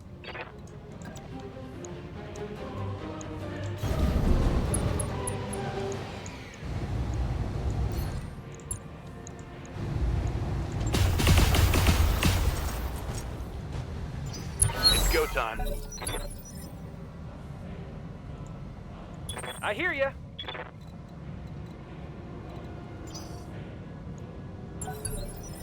I'll wait here for now.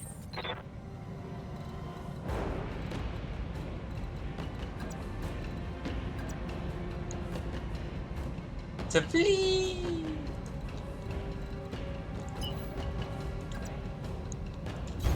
Now, the part you just missed, Kamivax, somehow, is the entire explanation of the conversions, taking 3.5 D&D characters and putting them in a time of war. Ha! You like that?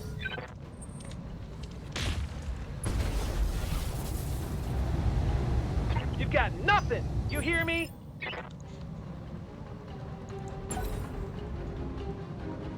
Also, there's a bot. Feel free to smash it.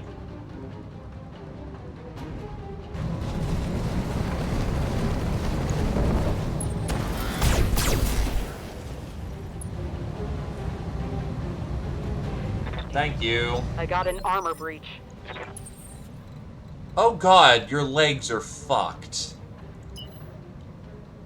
You're also not an ace pilot, so you just want to get the fuck out of Dodge.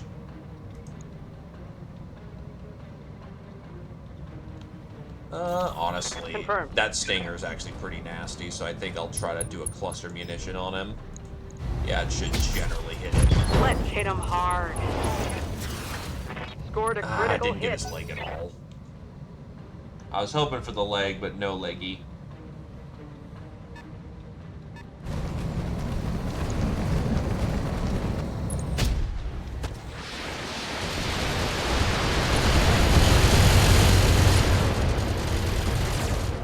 You lucky bitch. That shot got through my armor.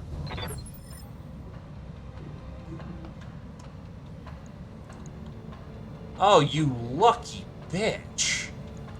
Waiting on you, Commander.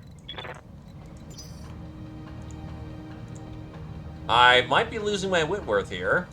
Orders?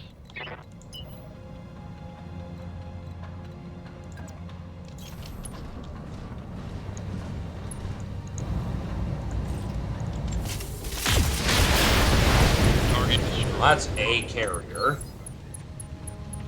They weren't follow the leaders, they're down. rockets.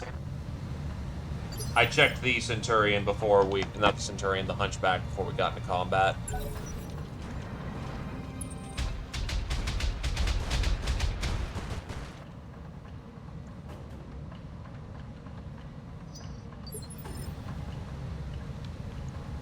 Yes, Commander.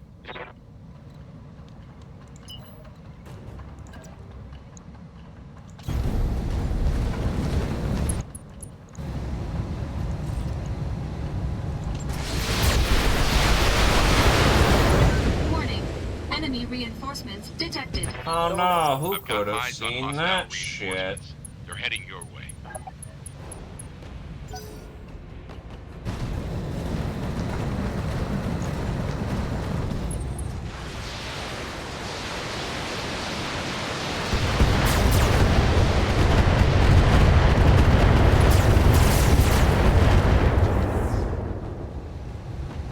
I'm taking a pounding.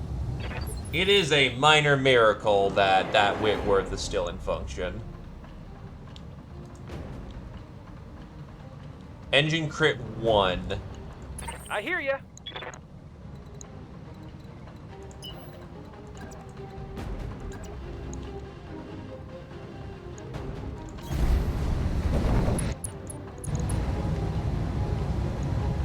Time to die.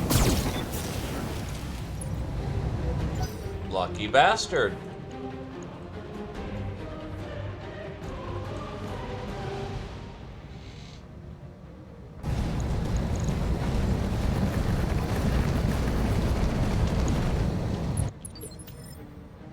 Why isn't he doing anything?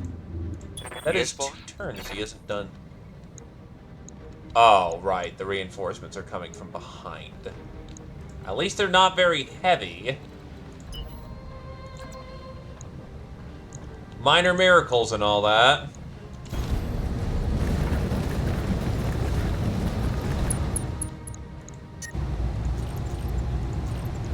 Copy that. Damn, let's do this.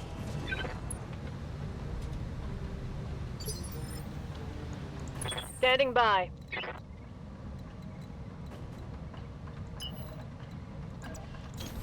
Affirmative. I don't think he has ammo. No, he's got ammo.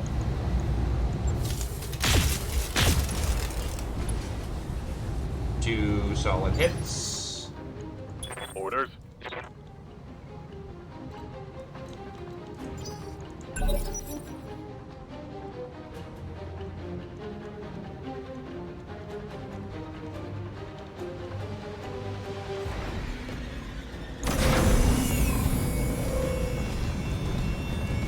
Fucking hovercraft. Orders. Anything that... No, that's not a shot that's happening. Ready for orders. I could just charge this thing. Target is spawn protect. Yup, that's the problem. Yes, Commander. Like, why is my accuracy so fucking abysmal? I forgot that he's spawn protected. Good to go. Well, if my cluster's somewhere remotely competent, it should take out.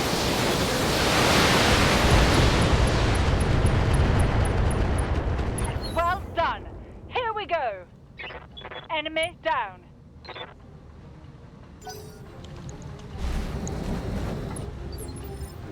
Waiting for orders.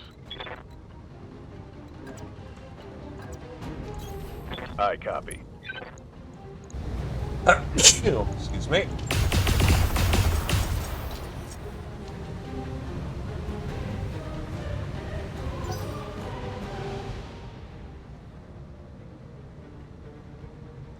Thank you.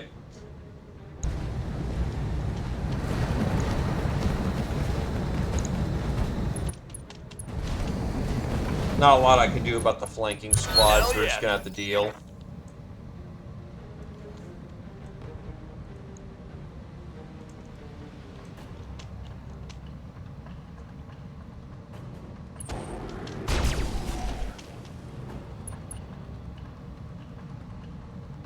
That got through my armor, Commander.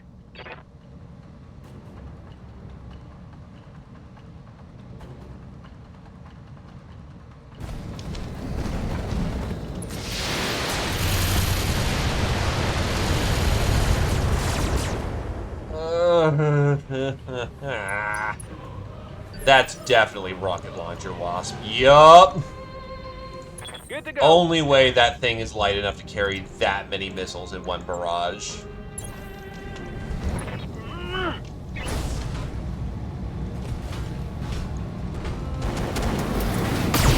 Get your lance to the LZ, Commander.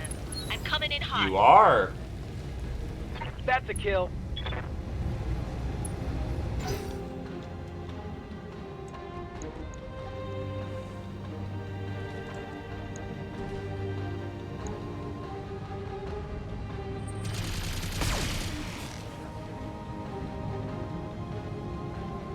Light damage. Holding firm.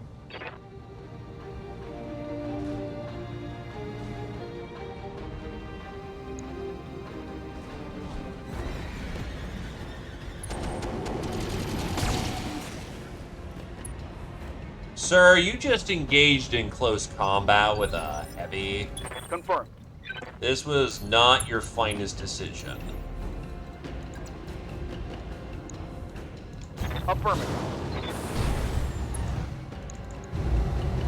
Here we go.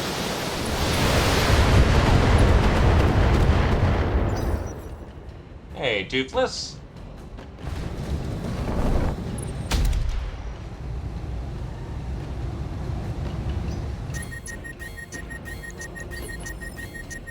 That is the most Waiting for delightful orders. sound to hear. I'm here.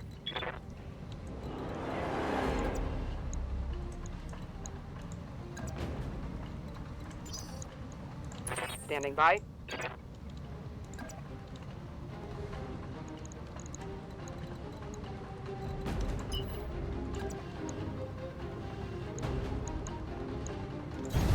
All right, full speed.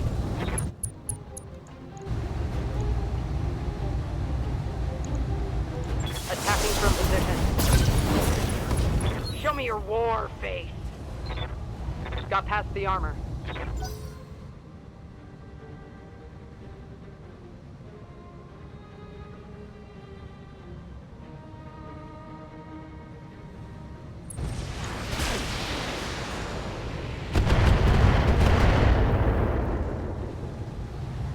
Took a hard hit there.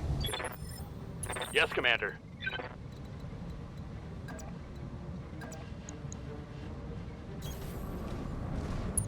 Can you headshot? Actually, you do very good headshot.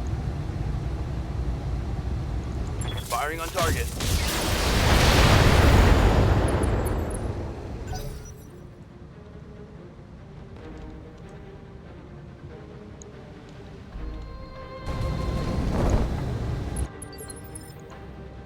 Waiting for orders.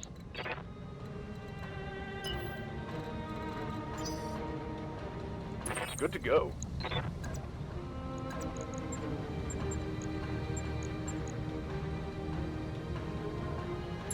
Location confirmed. Thanks for helping me cool off, sir.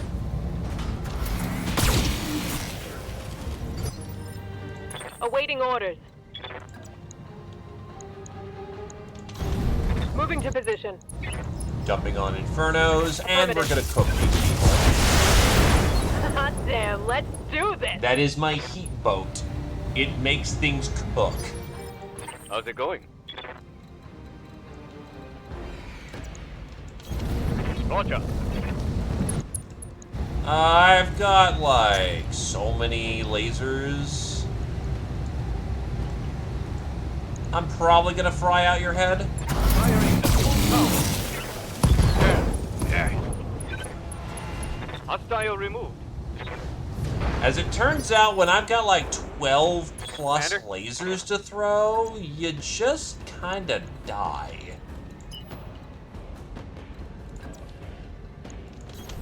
Double time. Let's go.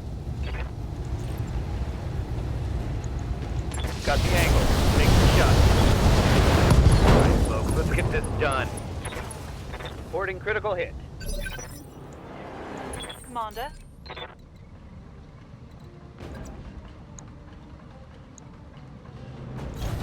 Roger that.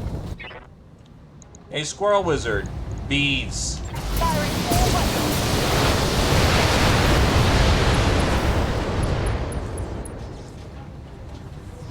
Scored a critical And you hit. somehow failed Oh, to it's get on his now. leg. Okay.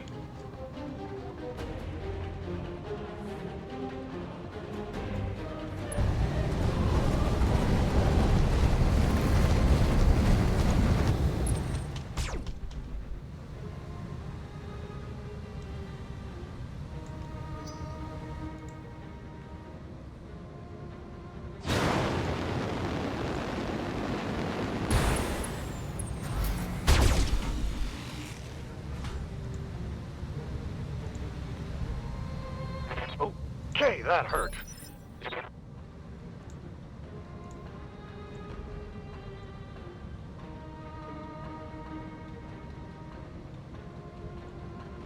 Yep. But there's only so many you can put on! Order acknowledged. Affirmative.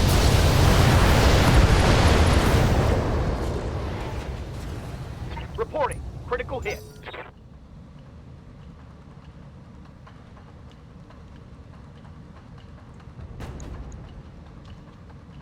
I mean, you opened him up a bunch.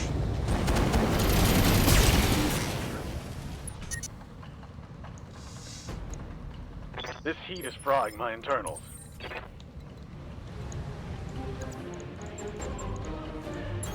Moving to position.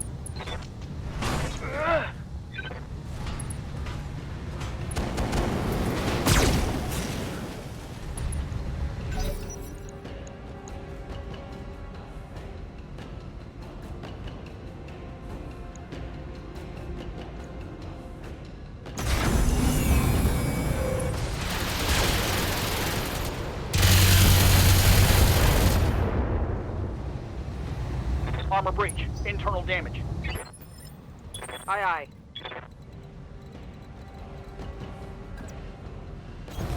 Position confirmed. Alright, shotgun, go. Confirmed. Mess him up. What's Mess left him up on the good. flea? Its torsos are gone. Its leg is gone. Okay, it has one torso. Commander? Boo-hoo. It's gonna totally survive, we swear. Affirmative. Mech warriors, show them what This you got. fucking fire starter, man. Okay, he was smart enough to want to bail. That's fair. Can't give him shit for that. Standing by. Why don't these guys fire? Locked on here on. Let's do this. Hostile removed. Yeah, I figured I'd pop him like a melon doing Receiving that, but honestly, I'm just aiming to get this taken care of.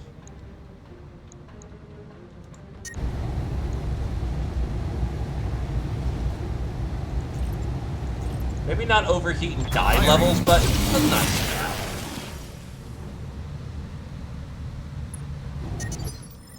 It's getting hot in here. Still not pegged. Interesting. On the move. Bonk. Ah! No retreat. Reminder that Plasma and Infernos Couple are very good at killing vehicles. Aye, aye. Cruel? Debatably. Inhumane? Possibly. Hunkering down. Funny? Absolutely. Knocking off.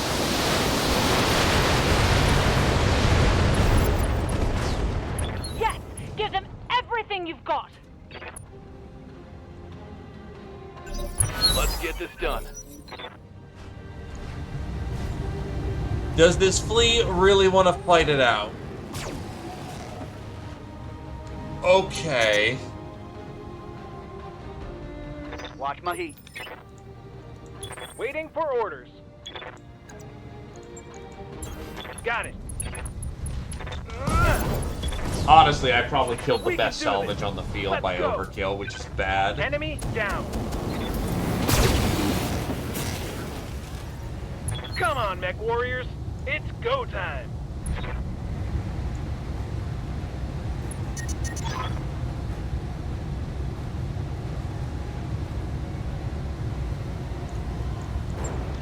Mission successful.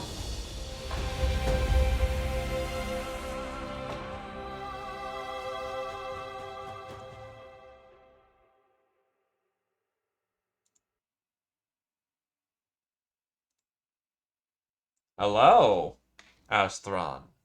The Stompies are indeed happening. Actually, Astron, you actually missed the giant, discussion of the, frickin' Nebula, California.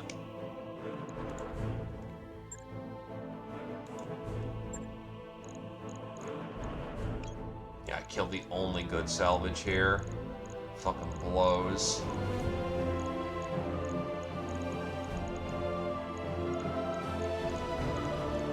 Mask and Guardian is probably the only other good bits here. How many masks do I have? I could have more masks. I need Guardians, so that's about right. Bring it home.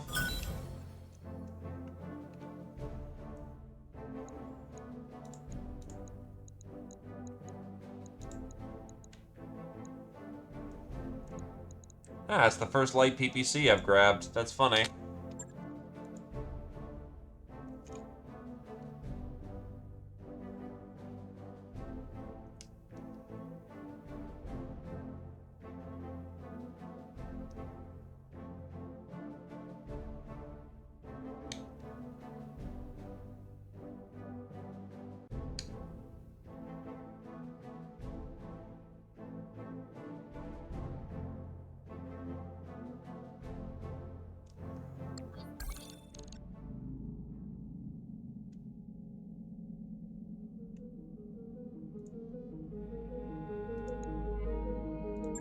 Alrighty, let's get these stompies fixed up.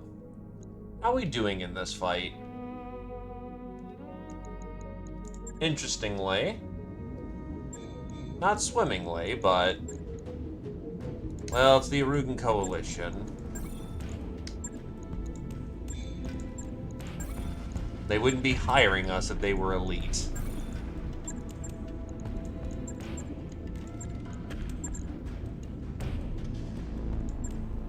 And they still won't give me a fucking 400 engine! Sabotage on New Avalon. New Avalon Federated Commonwealth. With Marshal Sortek dead and the first Davian guards destroyed by Loyalist forces, any observer could be forgiven for thinking that the industrial might of New Avalon would be swiftly added to Catherine Steiner's rolls. Fortunately for Victor Steiner Davian, this is not meant to be. Covert elements of the first Davian guards apparently conducted a widespread campaign of sabotage throughout New Avalon, with viruses and other attacks spreading throughout the entire Steiner military command and control network. The military capability of Loyalist forces on New Avalon have been significantly degraded for the time being. In addition, debilitating attacks that were carried out at the facilities of Corian Enterprises, Aknar Battlemechs, and Lycom Davian Introtech, drastically reducing New Avalon's production capabilities. Combine Ghost Bear conflict ends. With Duke Sandoval invading the Combine from Rimworld and clan-held horses raiding the Dominion from Anti-Spinward, both Theodore Karita and Con Jorgensen were facing two-fronted wars. Neither side having a clear objective to the conflict, they have quickly settled on a trial of possession for the Combine world of Korchvel, with the Dominion agreeing to return any and all worlds captured during their conflict regardless of the outcome. Such a trial will allow both parties to end their conflict without losing honor and turn to deal with their new, more serious threats. Though DCMS units fought bravely, in the end Dominion forces prevailed.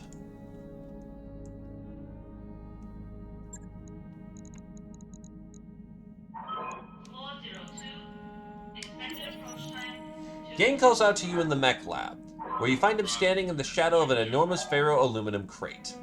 I don't think that the bounty hunter realized what he was giving us, boss. What we've got here is 1/3 of a mothballed assault mech. Mostly the gut, so it doesn't look like much to the untrained eye, but what I can tell you is that this mech is strange. Never seen anything quite like it. Faral raises her hand, and I think I have a lead on the Dobrev. An old colleague of mine contacted me about a group of patients she saw at a hospital she administrates. They were suffering from what appear to be misjump-induced injuries. I think it's worth investigating it. Sumeri rubs her temples. Can't believe I'm saying this, but I've got one too. A jump ship operator I used to hang out with has been running his mouth about a big job he just did for Knocker Botman. Want me to follow up? Yeah, hook me up, Sumeri. You nodded, Sumeri. Okay, Mayor, your lead sounds promising. Follow up on it. For the time being, this is your top priority. Later, she calls out to you on the bridge. You find her standing by the view screen, a weary half-smile on her face. Found it. Long story, I'd rather not get into it. Whiskey and cigars were involved. But the Dobrev is on Appian. I've marked it on your star map already. We can get going there whenever you want. You nod. Good work, Sumeri. Our hunt for the Dobrev is back on thanks to you. She rolls her eyes. Don't remind me. I think it still roughly works out the same way.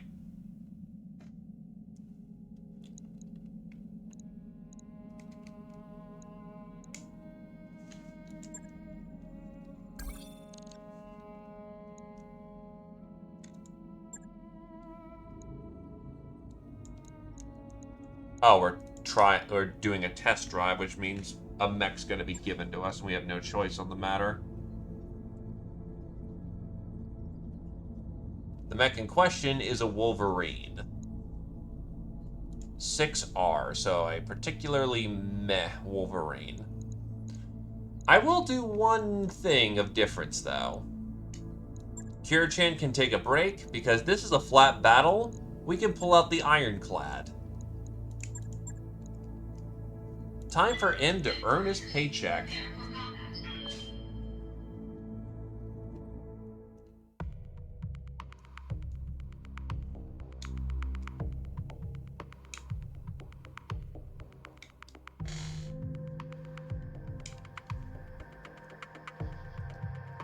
Mabroski, you fought the Ghost Bear conflict in the 3-3 first. We know you'll whoop ass. We gotta let the young boys, you know, have a chance.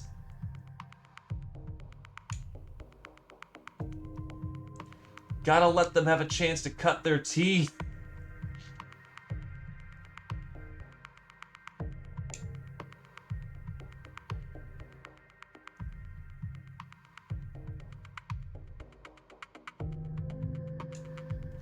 Yeah, if you want to get on comms and blast them for like an hour, I'm cool with you doing that. You've already been sending in the bees. Also, Hirokanji Company. That is mercenaries.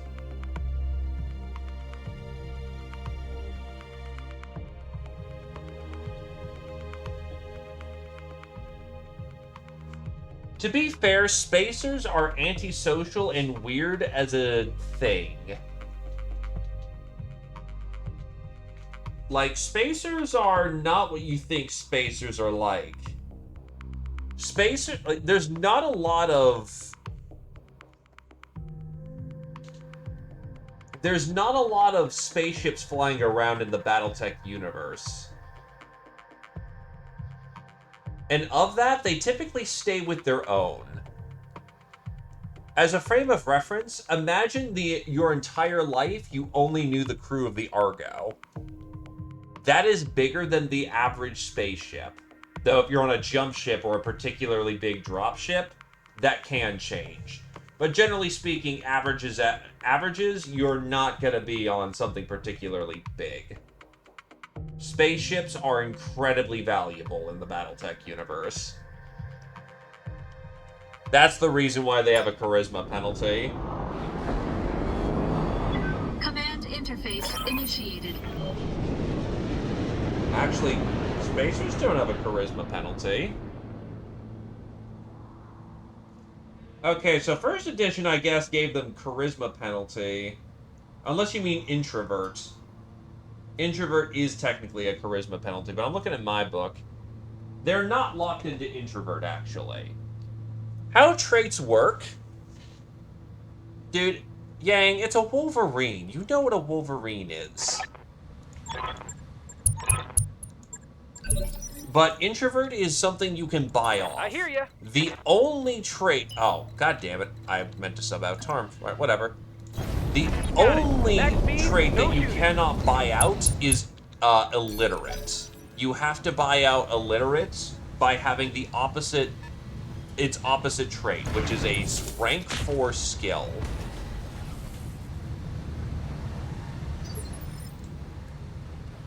Otherwise, all trait points can be bought off later on.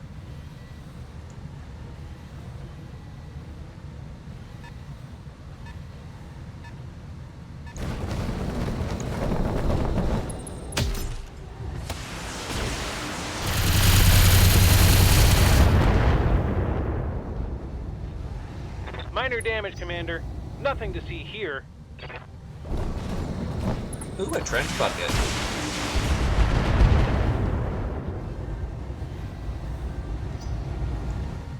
I mean, you can just get a language 4 and you'll be fine. Effectively, the penalty for illiterate is that you pay 20 XP in a language skill of your choice and it goes away. You are quote-unquote no longer illiterate. Send me a real opponent. Standing by.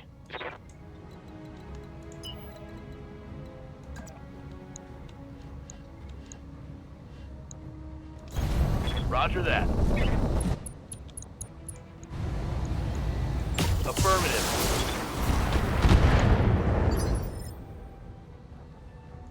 Yeah?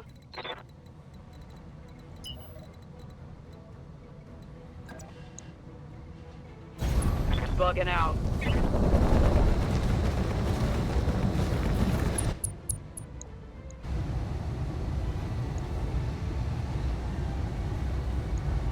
Fire it.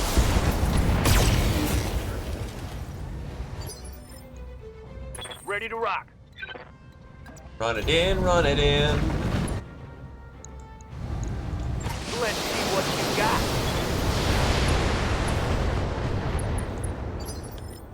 Standing by. Honestly, go with what's flavorful instead of what's optimal.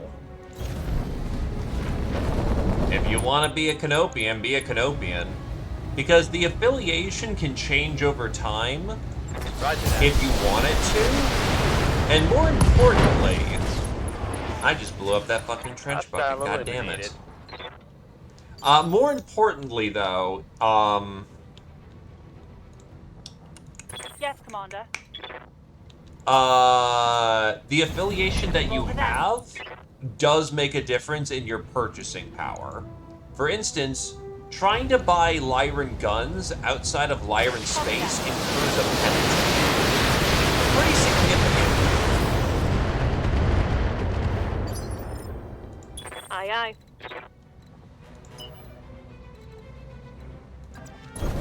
Affirmative.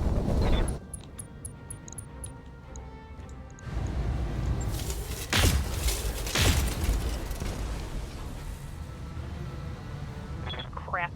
No joy. Waiting for orders. Got it.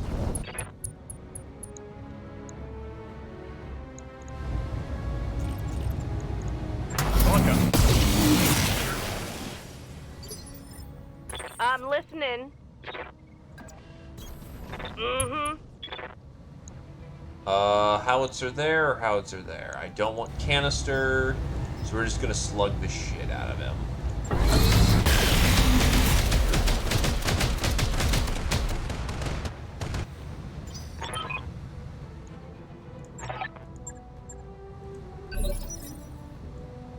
What can I do for you? Going turbo. Time to die.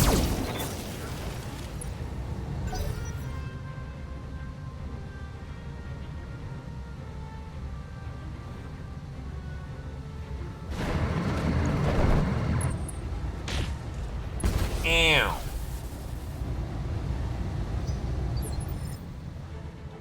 Confirmed. I'm rolling. Copy that. What do you need?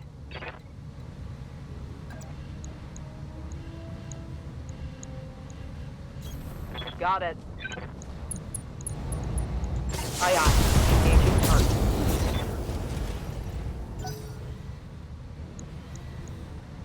You lucky bastard.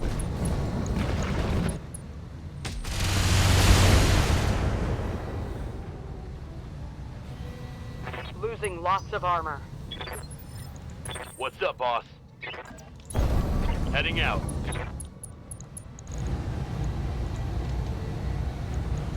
Copy that. That kills. Mech destroyed.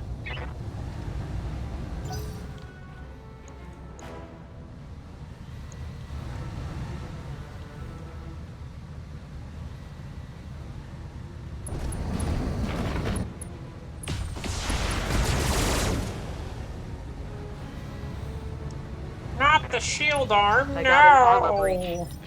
I'm your spaniel.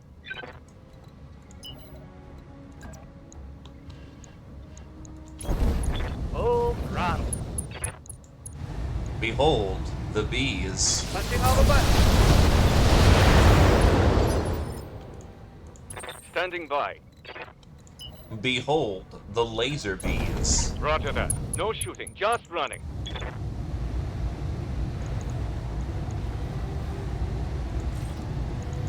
Here we go. Rolling up Awaiting the hill. orders. Rolling up the hill. Moving out. Affirmative.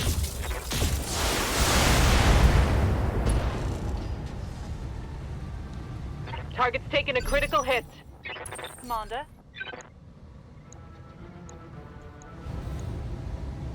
Target burned.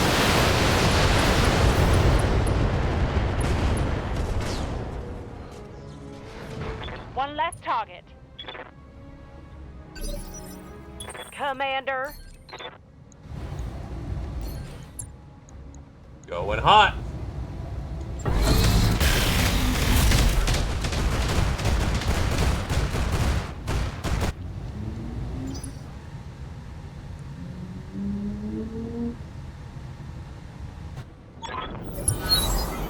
Yarn folk. Okay.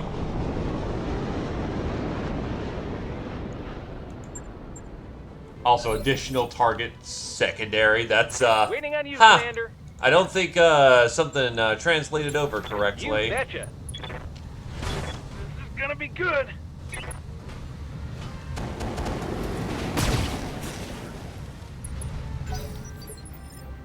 What are your orders, Skipper?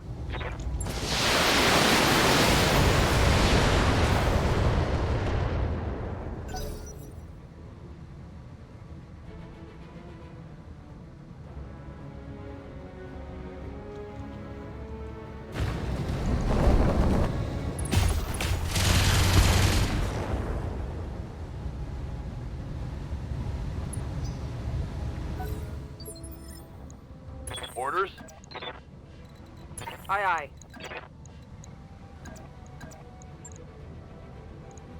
Ooh, what's in there? Just the SRM-6, so we're fine. Confirmed.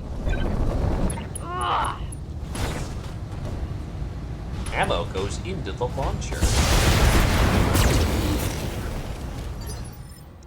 Commander?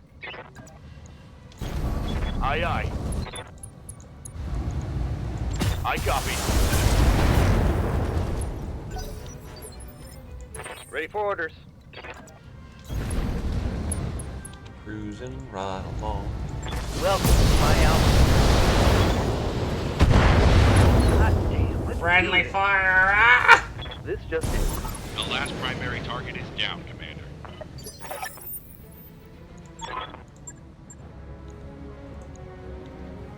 The leg is open again. Commander?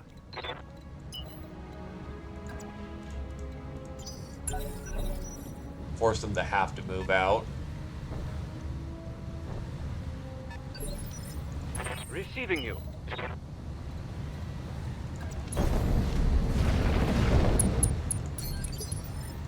Right here. Mm-hmm. Yeah. Roger that.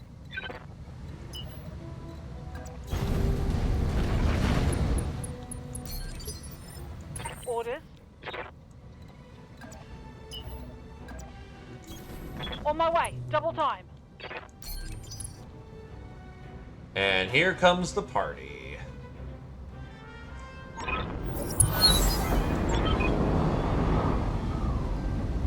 Our employer has kindly added taking this group to the contract as a bonus.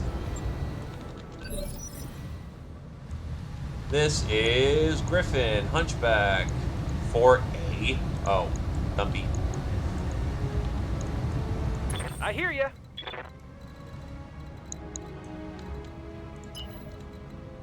You kind of went slow this round, so Pedal to the metal. we'll get over here to the mud. Target predict.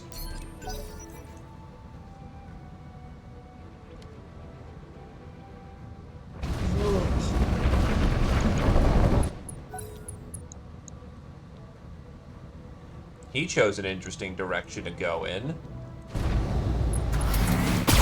Oh my god, blackjack on blackjack combat! Ah! Yup.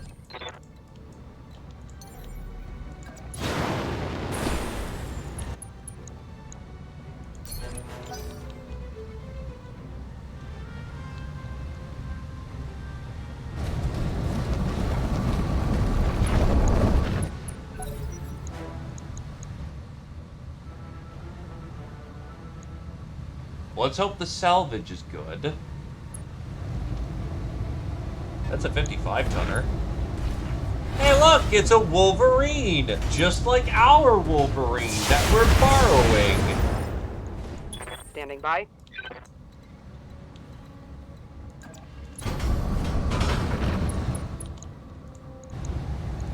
Acknowledge.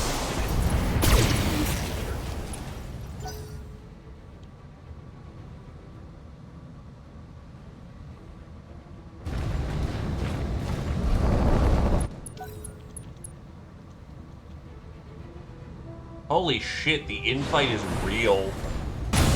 A primitive Phoenix. Oh no. And he jumped with damage too. What the fuck are you doing, dude? Waiting for orders. Got it. Got the angle, taking the shot.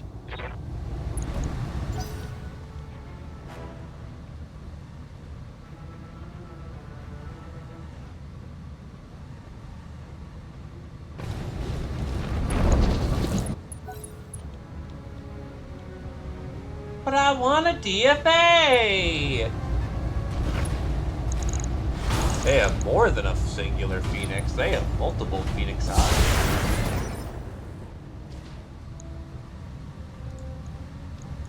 I await your command. No shooting, just running.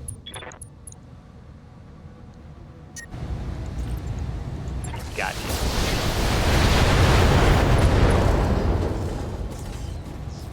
Reporting critical hit.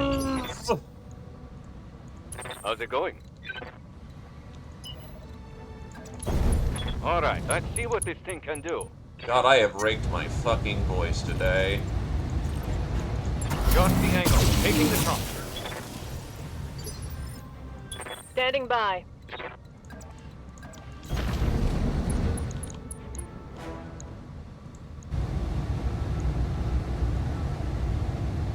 Copy that. I mean, I played Tony Hawk when I was Damn, younger. let's do this. They were games. Take that. Yes, Commander. They certainly existed as the most fond memory I have of them. Firing.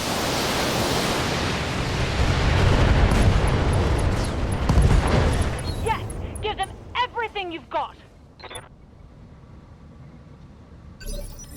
Yeah.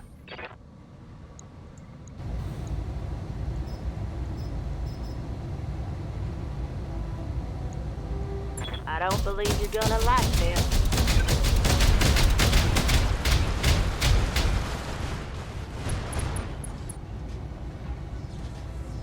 Scored a critical hit. Well, the damage wasn't great, but I definitely raked the shit out of him and got the Icarus in the head, which is funny. What can I do for you?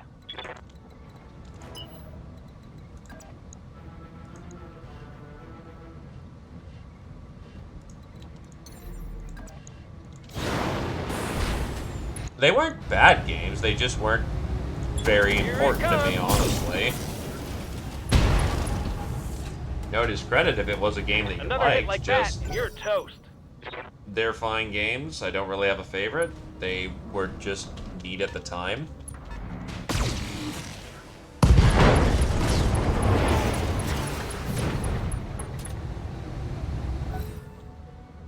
Getting backplated constantly, backplates an enemy, just explodes.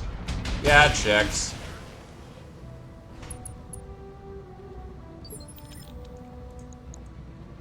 Did you get hit in the head twice? You just made 2 checks for some reason.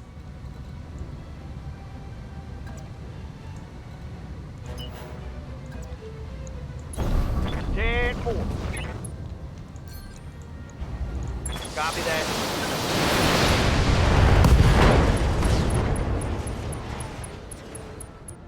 Enemy Well, eliminated. Age of Myth is a good game.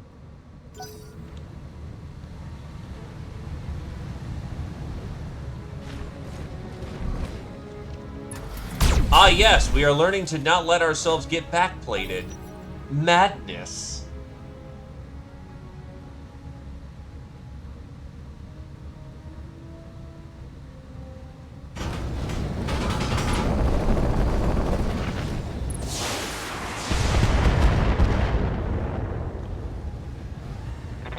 far, so good.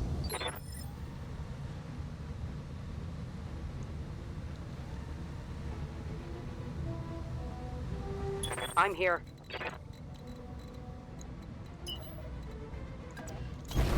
Going full throttle.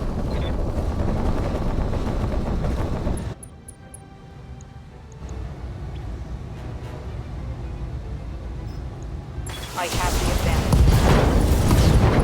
Let's hit him hard. Hostile removed.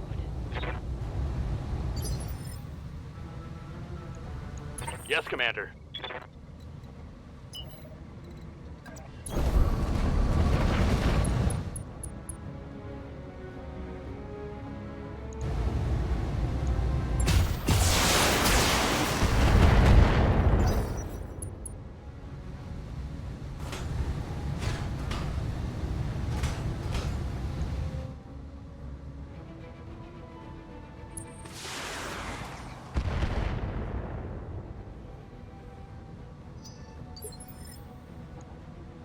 Thy will be done.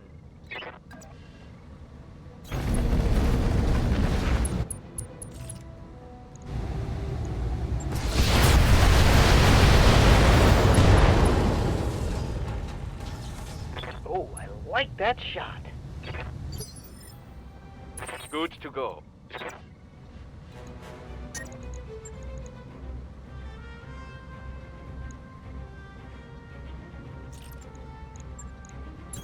Location confirmed. Boom. Give them everything you've got. Think I hit something good.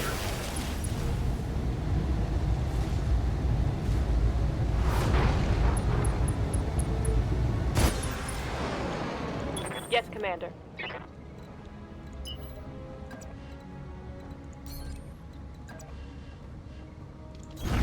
Confirmed. Hello, Mr. Blackjack. Firing a full salvo. Enjoy the spicy, Mr. Blackjack. Commander.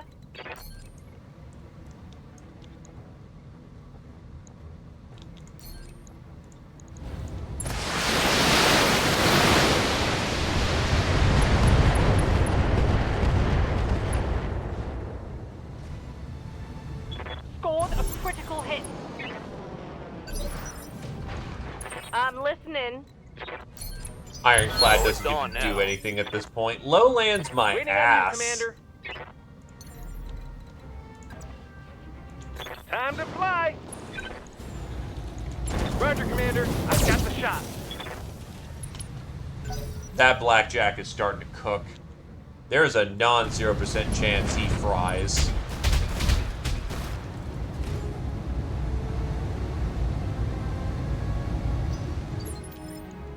Confirmed. Well, he isn't frying yet, but he's still Affirmative, really Commander. hot for what he is.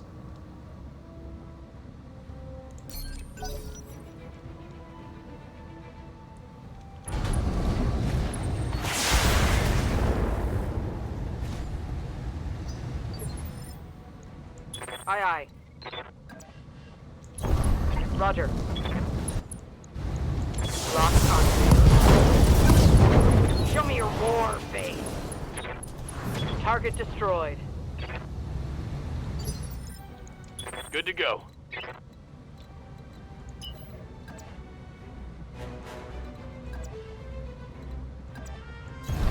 Let's move. Let's see how you like this. I live to serve. Commander, Fry him. giving him everything I've got.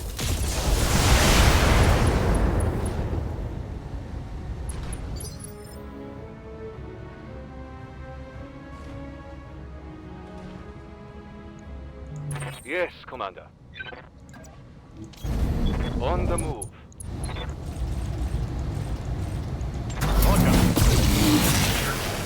Oh, yeah. It's on. Orders? Rolling.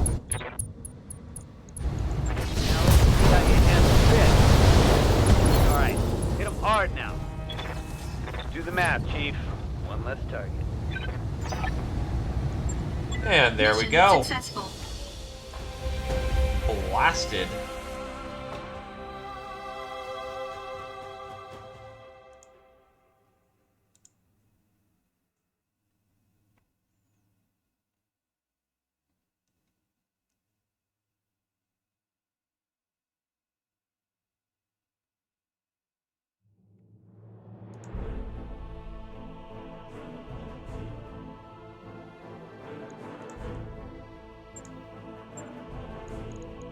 So what's not garbage here? Honestly, I might just take engine cores to flip, maybe? Yeah, that might be the right play.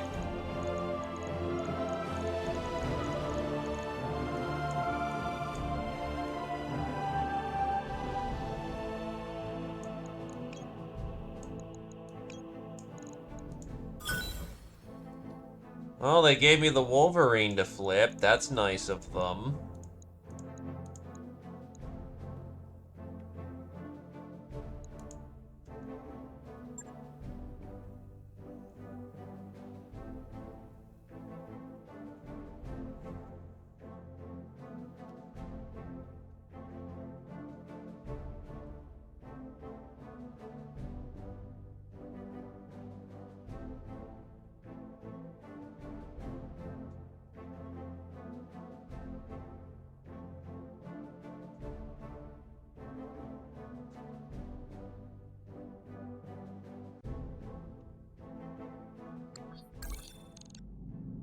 Basically, it gives them a chance to actually, you know, capitalize on their benefits rather than needing faith units to try and keep them topped up.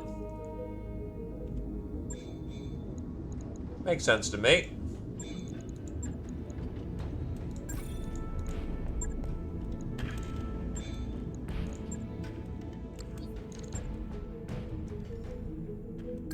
That work order you submitted is complete.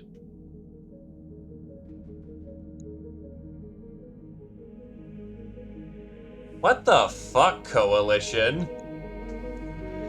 We're winning you your fight and you're dropping it. There are personnel working outside the ship. Do not rotate, radiate, or energize any external electronic equipment. Sure thing. It'll take a bit, but we'll get it done.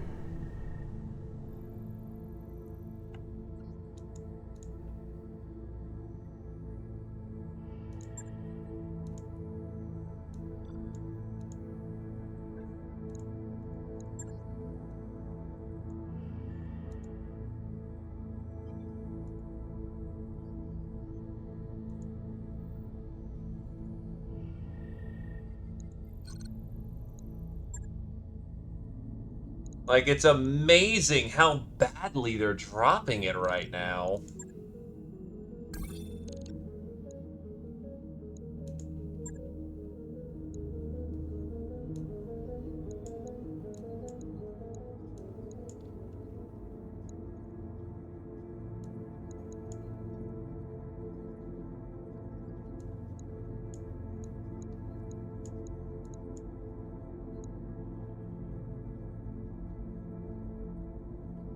Ace Pilot allows you to have more movement options.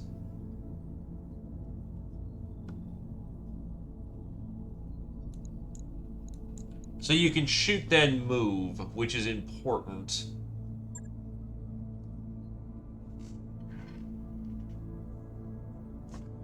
So first things first, Tarnf don't need to be here. You can get back in Fennec.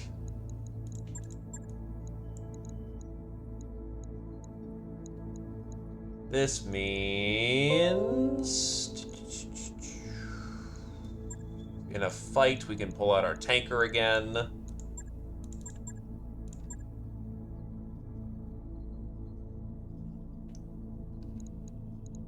You can get back in the Maraudino.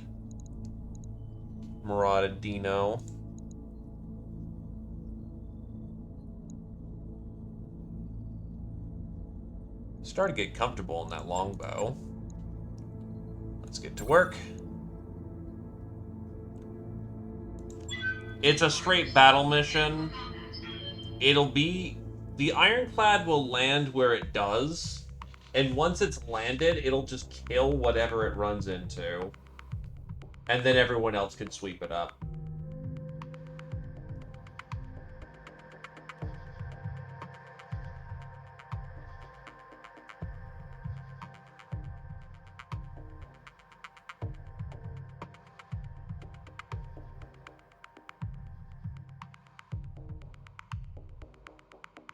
Getting the Cannoneer some experience would be ideal.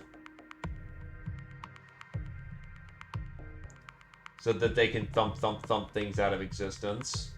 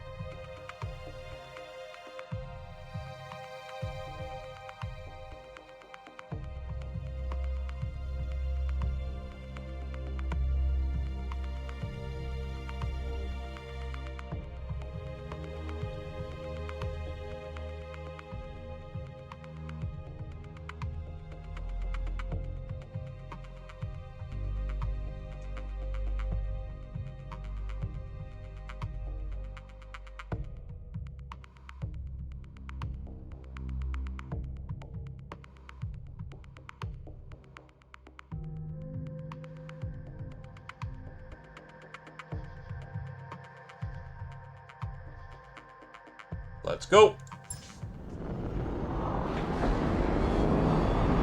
Command interface initiated. Oof. They dumped the fucking ironclad at the lowest possible point they could. On the move. That's rough for Confirmed. him. Confirmed.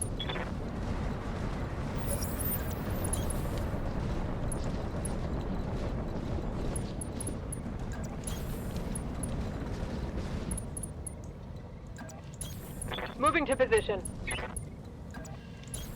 On my way. Like, there is lowlands, and then On you my dumped way. him in a pit. What the hell were you doing with that drop?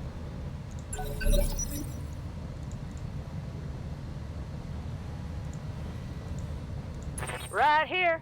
Mm-hmm. Hightailing it. Yes, I am. Let's do this. Oh yeah, you got it. Aye, aye. Needless to say, it's at its strongest when Roger it's in a that. defensive position. Damn it. Yes, Commander. Yeah.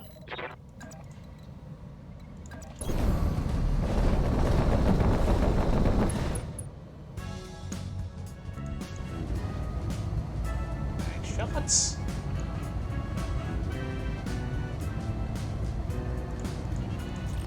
Oh, shiny. Well, thank you graciously there, Keith, for the big dropping of the sub. And the 15 months. Thank you kindly, my good Keist. I mean, hey, you're doing business. That's a Mushu. Which is a homebrew Arugan mech.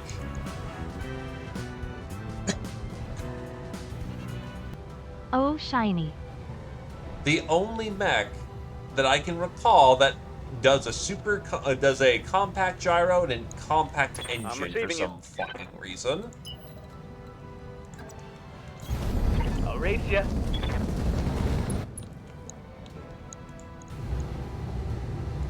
Punching all the buttons.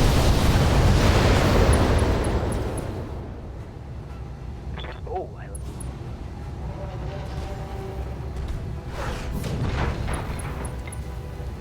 I mean, welcome to technology. We make wizardry for orders. happen. Roger that. Is there really just the one lance? Got it. Mushus are also not terribly well armored. Oh, I know, that's decently armored. I just dumped it Standing all by. into the same place. On it. Confirmed.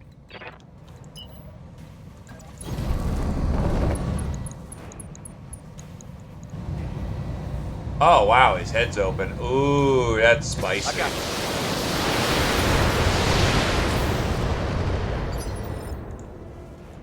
Commander. On my way. Double time. Roger that.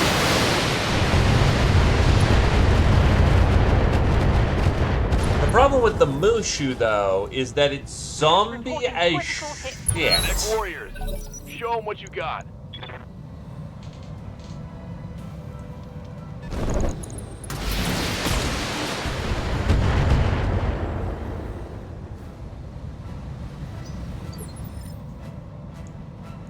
Skipper.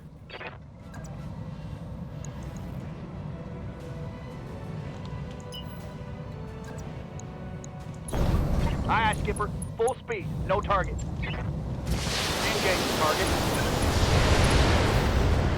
Neck Warriors, show them what you got.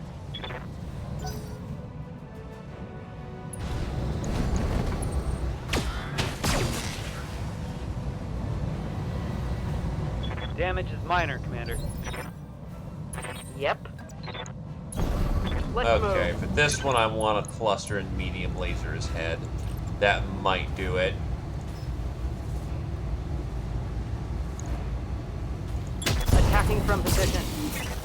Mess him up. Mess him up good. No more head. What's up, boss? Yeah, there's no support of any kind coming in. Roger that. Locked on.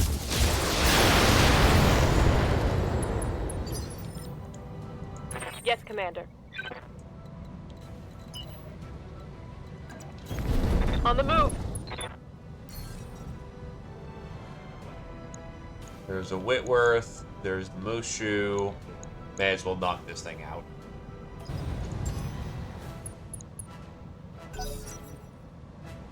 Unfortunately, they scratched the paint, and now they gotta die, though, broski. 60-tonner. They really don't like you. Tickled. I'm ready.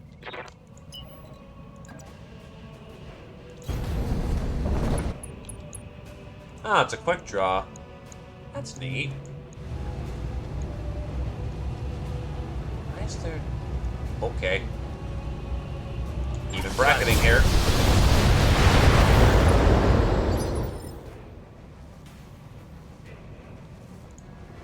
Good to go. Well, good that you found a solution. Location confirmed. Firing movement on enemy. No retreat. Reporting. Critical hit.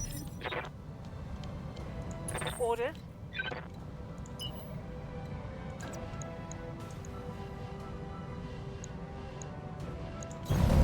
Hauling aft. Go half bake. Copy that. Well done. Here we go. Oh, right, the Gauss rifle explodes. Not for terribly much, Ready for though. orders. That's surprising that most of the Mushu's still there. Also, who wants to name their mech the Devil Joe?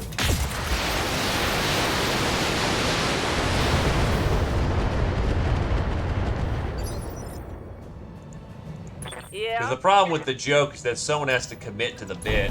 Mm-hmm. Give them everything you've got.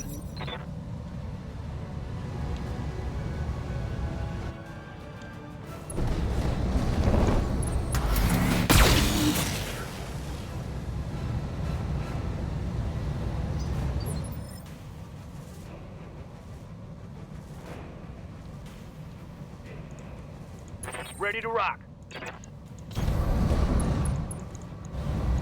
Affirmative.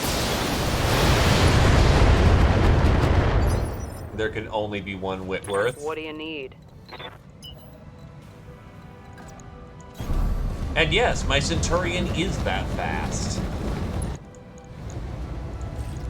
Roger. He's scary for it. Orders? Location confirmed. Fennec gonna pop. Copy that.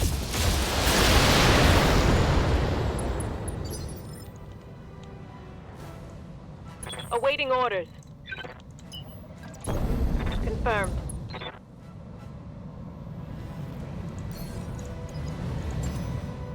Got a lock.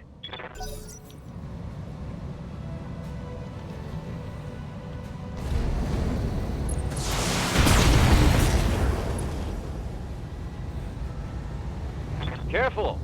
You don't want to scratch the paint. The bagel. Position confirmed.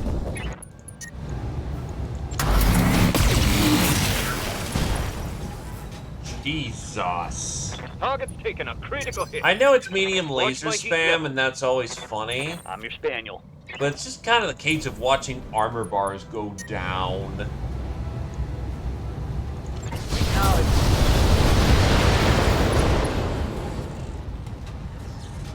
This just in. Critical hit. Watch my heat. I'm taking damage. Yes, Commander. 3 should do it. Locking on.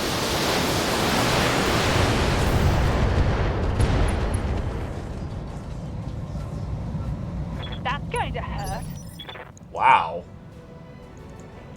Receiving you.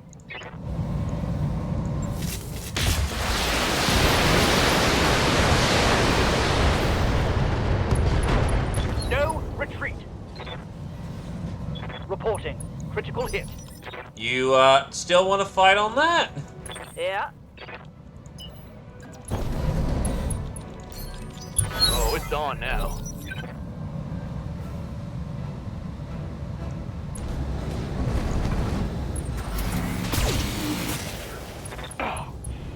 That really hurts. Oof, head tap. It happens. Yup. Firing. Just go. It's go time. Target down. Commander? Firing.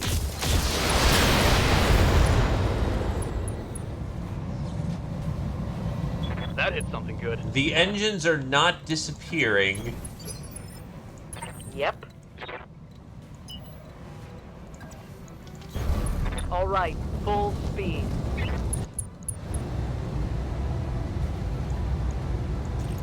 Aye, aye. Engaging target. Standing by.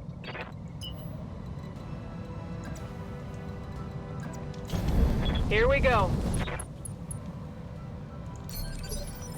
Waiting for orders. Yes, Commander.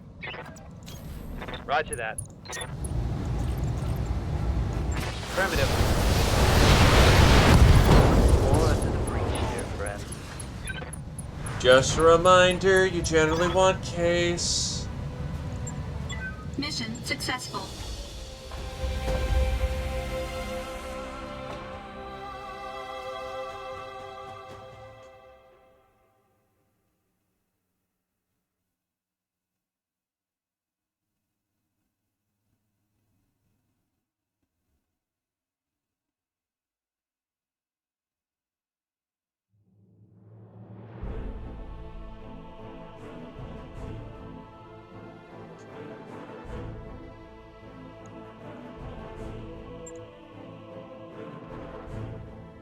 And now you go get to take a week-long break as you got tapped on the head. So, the Mushu. The Mushu holds a place of distinction. It is one of the very rare chassis to be built with a compact engine and a unique compact gyro as standard equipment. Additionally, the Mushu is the first homegrown design of the Aurigan region and was put into production shortly before their disastrous civil war. The Mushu 2R is a stock variant and uses its space for a center-line light Gauss rifle, sourced from manufacturers in the Free Worlds League. Backing the long-range Gauss rifle is a battery of small lasers for close-up work. We'll take the unique mech here, because they only got 3 picks. Probably get most of it, though.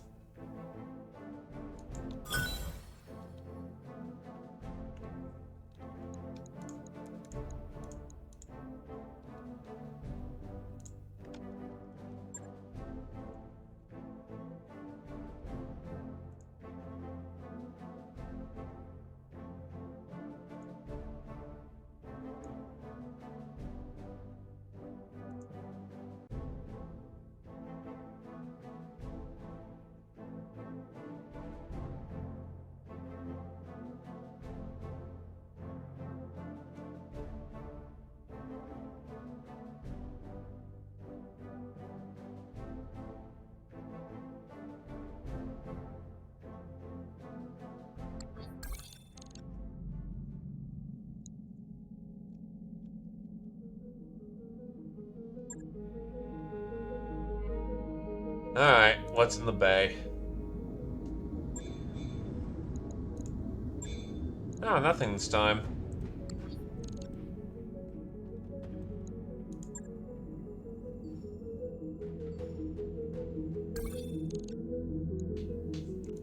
Assassination.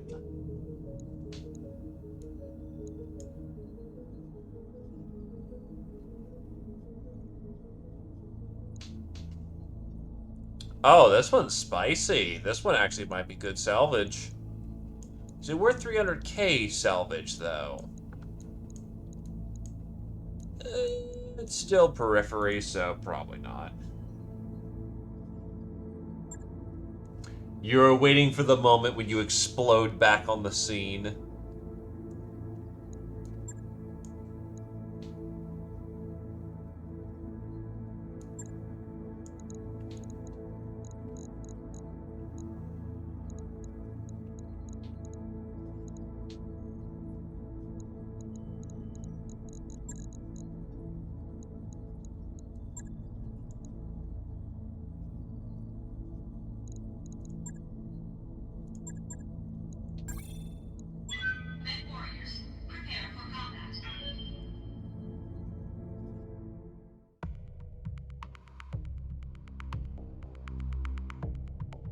Ah, yes, because we need to lacerate him as much as we need to clamp him.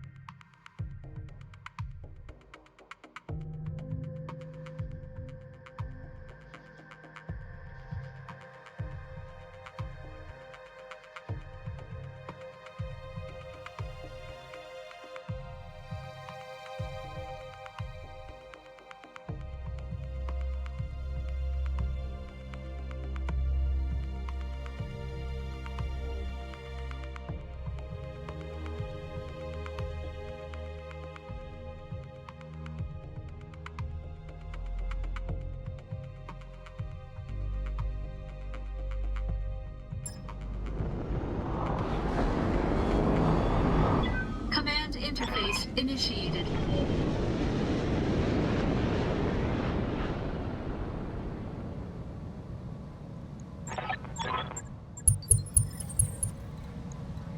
This is hit and run. No, it's not. It's called I've got high ground, and I've got a thump turret ready to go. Moving to position. Copy that.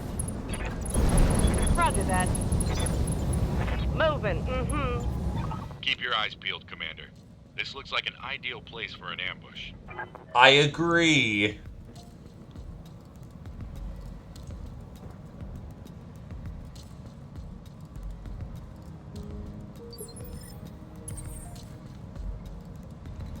Ye Roosh. Location confirmed. Position confirmed. 10-4. Aye, aye. On it.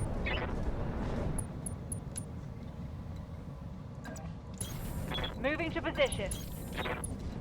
Moving to position.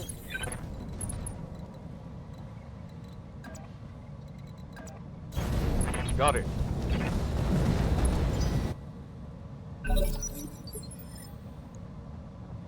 Ready to rock. Receiving you. Confirmed. He's at an Osrock. Roger. Target damaged. Concentrate your fire and bring it down. He certainly exists. Commander?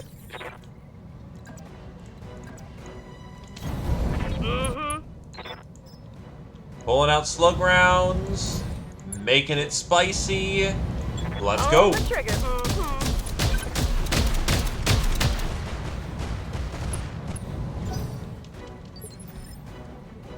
Orders.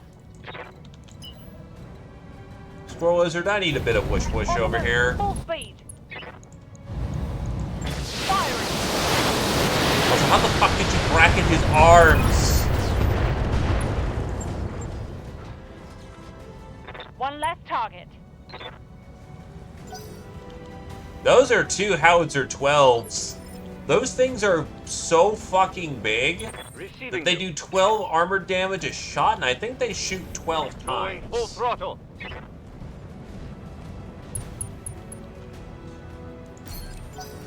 I don't know if LBX PVC are in BTA. Standing by. Pivot, pivot. Wilco.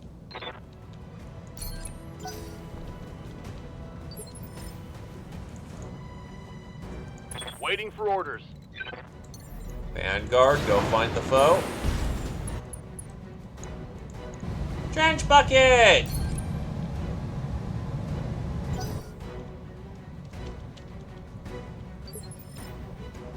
What do you need?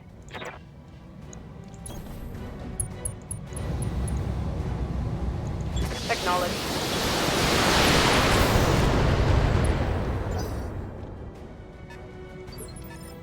Ready for orders.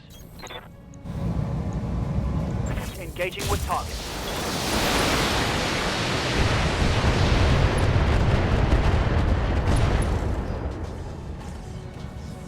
Take that. Skipper.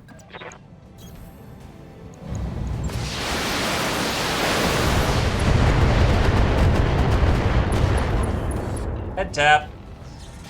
Critical hit. Hell yes.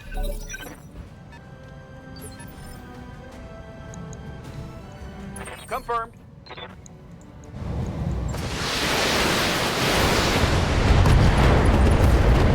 It's go time. That's a kill Target for down. Rocket Dwarf.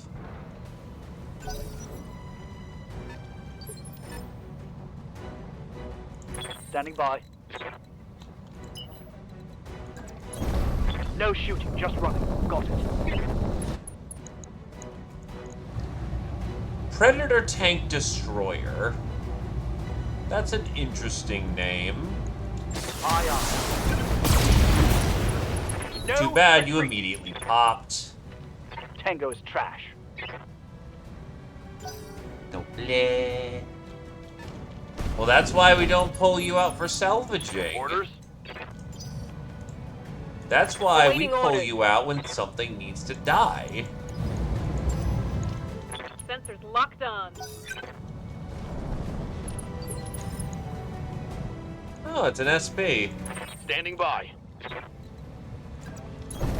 On the move. And the last thing is an Enforcer. All very basic frames, Copy honestly. that.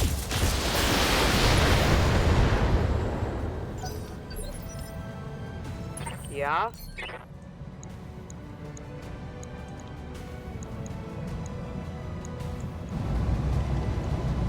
Let's see, you're armored like a brick. Crab is okay. Crab is the most fragile, but you can actually reach I'm out and taking punch the it. shot. Except he had deeper on. I committed a mistake.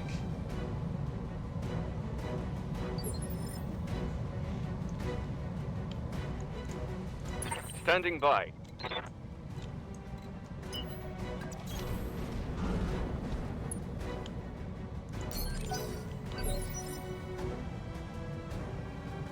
Commander.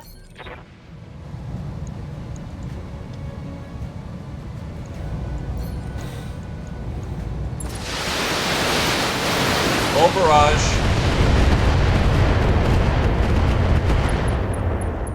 He's cooked. Receiving you. Still, the tank is the best shot. So may as well make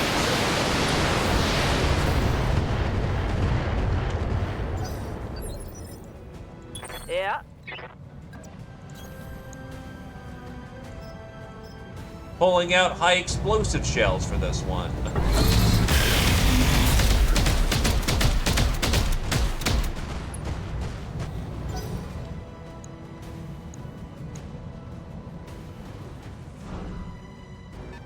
It's go time.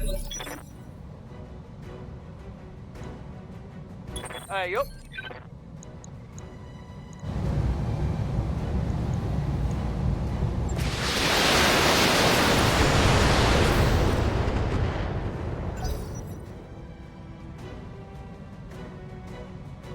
I have a gun line up here. You're not having a good time, and that's the way I like it.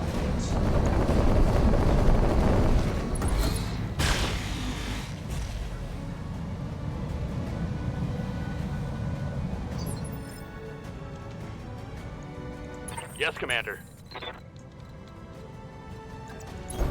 On it.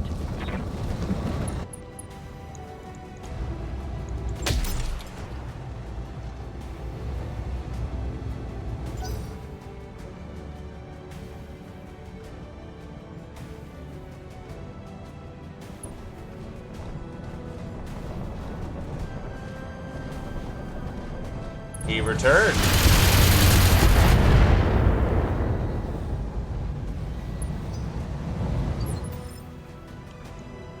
What's up, boss?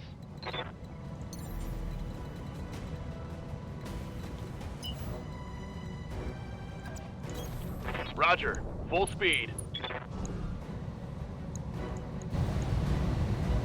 Affirmative.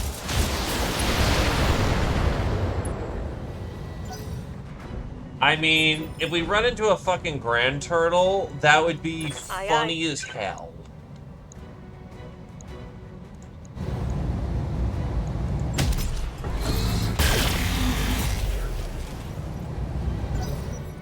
Because the grand turtle can't move. It's just a giant pudgy thing.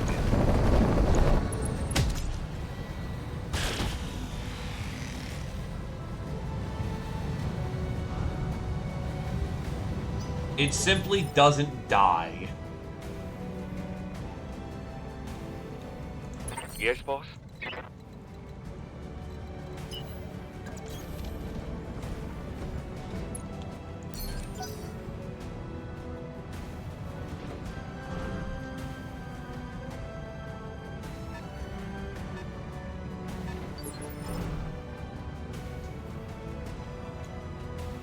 Yep.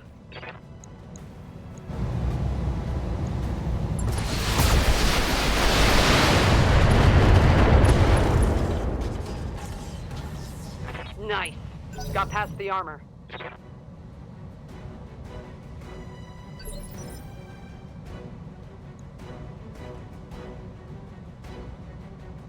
Yes, Commander.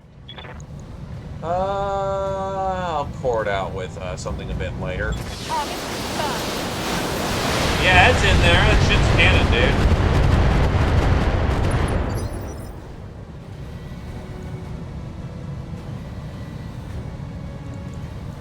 Standing by.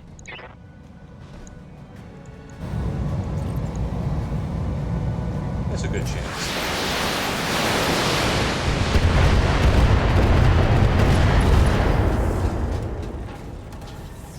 Scored a critical hit. I don't think the rail guns are the cannon thing, but just about everything else is about it, yeah. Right here. Mm-hmm.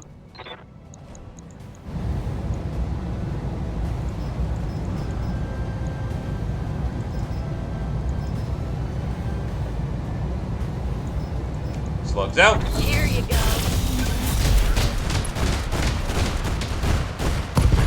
All right. I think we give them what for. Yeah, no. Because I know there is the Grand Turtle, which is tight. Is a canon Let's do thing. What are your orders? There is literally something that was a thought experiment going, what if we made the tankiest fucking thing we could?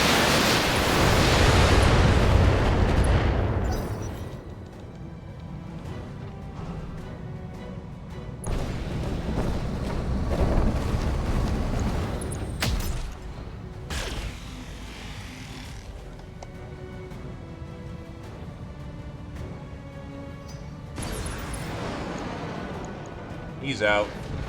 Ready for orders.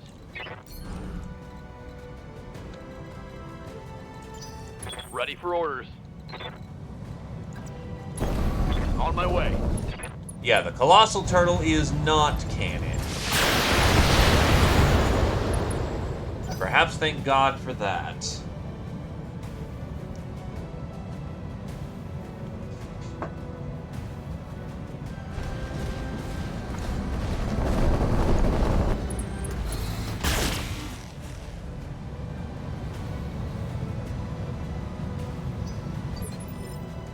Standing by. Yes, Commander.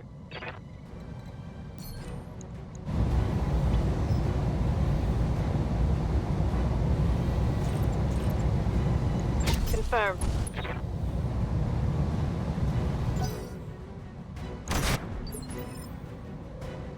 Ready for orders. Roger. Confirm. Firing.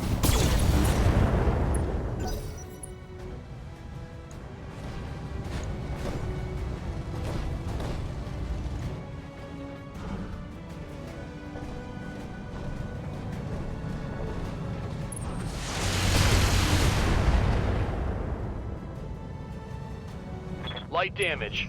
Holding firm. Yeah?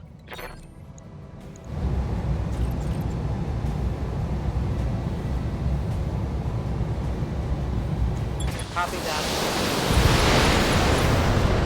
Let's hit him hard. There we go, engine out. Mech destroyed.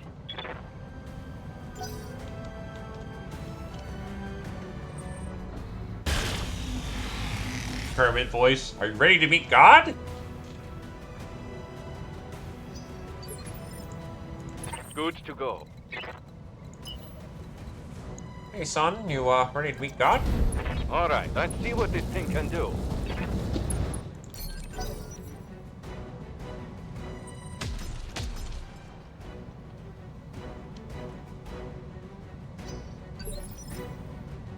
Orders. 2 missiles, fire. Target destroyed. Yeah, I was worried about Smoked that. one. Receiving you. Let's go. Let's go. Roger. Commander. Affirmative. Okay, let's go. Ready to rock. Alright, let's get over there. Quick Push deputy. it. 1, 2, 1, 2, fuck him up.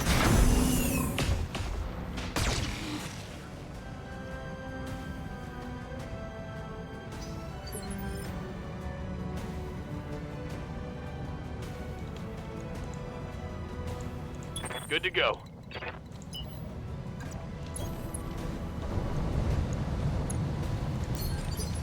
Ready for orders.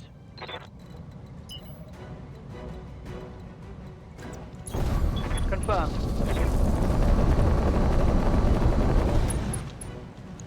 That is a Zukov.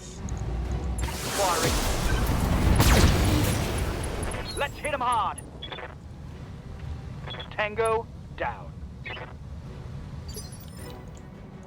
Aye, aye. Affirmative.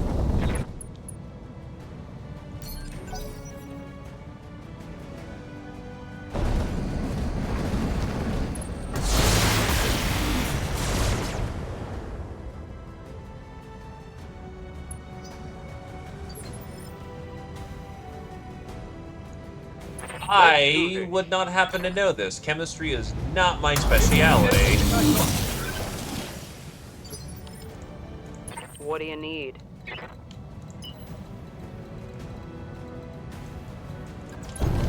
Got it. No shooting, just running.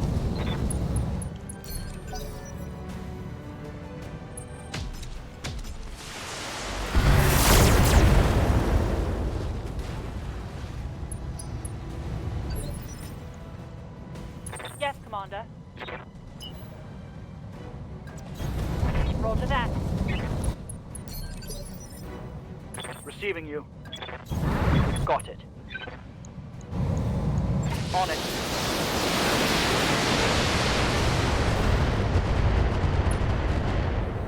And some armor stripping. I'm listening. By the way, the range is still optimal. God bless you, howitzers. Oh, you're gonna get some now. Yes, you are.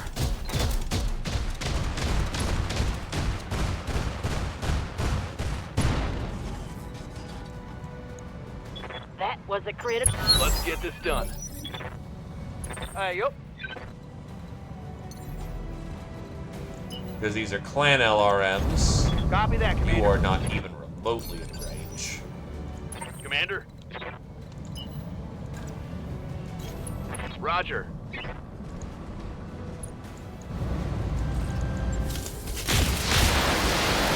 Target within 50 meters. Optimal, Standing within by. 50 tiles. Optimal range engaged.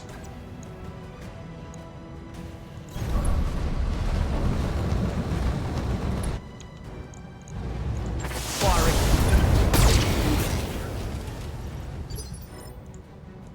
Standing by.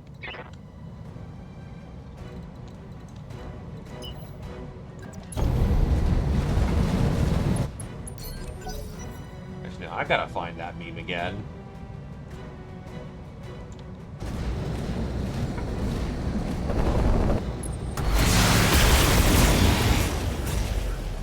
Oh, Barbarossa of the Lake, what is your wisdom? Hostiles are within range 50. Hit chance optimal. Commander.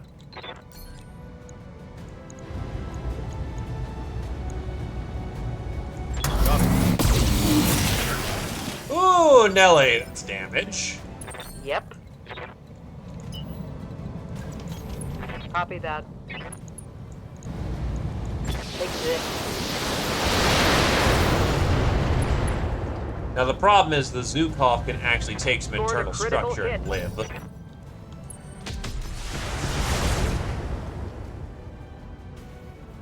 Systems holding. I mean, congrats. Welcome to being a splat boat. Commander. Good to go. Receiving you. Heading out. Your singular purpose is to splat. Attacking from position. They can't take that many threes, though. Hostile removed. Yeah.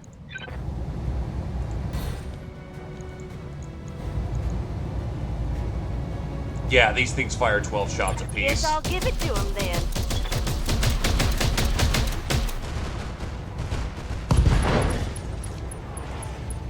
The big I'm Daka. guessing you didn't. The All bang out of boat. AC-10 ammo. Confirmed. That's funny. In the code, it counts as an Ready for AC-10. orders. On it.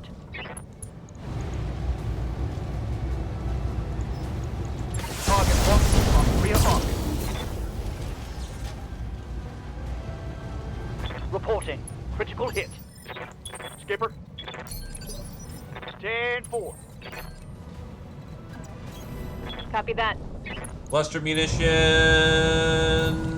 out. Taking the shot.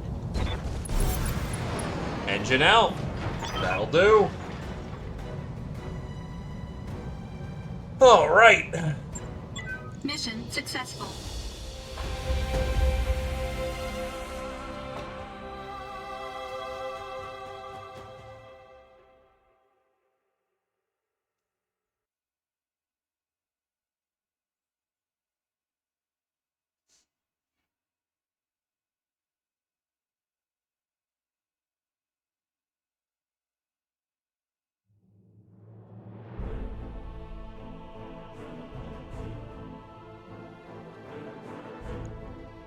Now, please win this fight so I can, move on to the next thing. God, it's always 300 engines. My kingdom for a goddamn 400.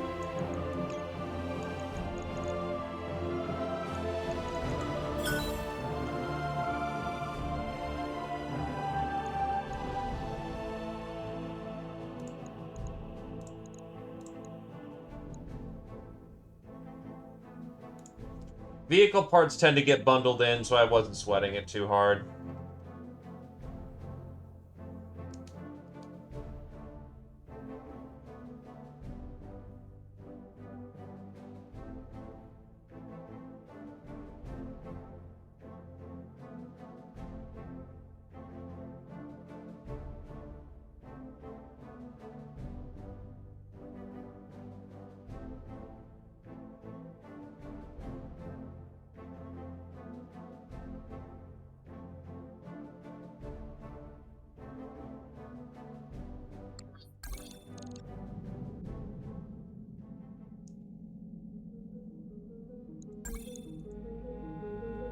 Okay, that should be a win here.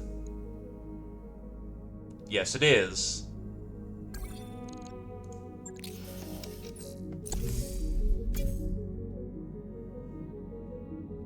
A heat bank. Actually, that's some good stuff, not gonna lie.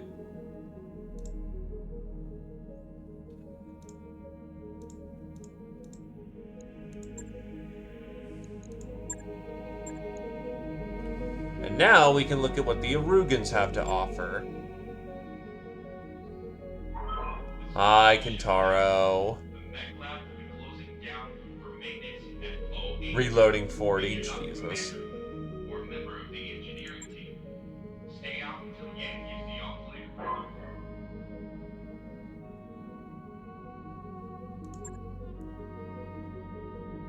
I do not have 22 of those fucking things.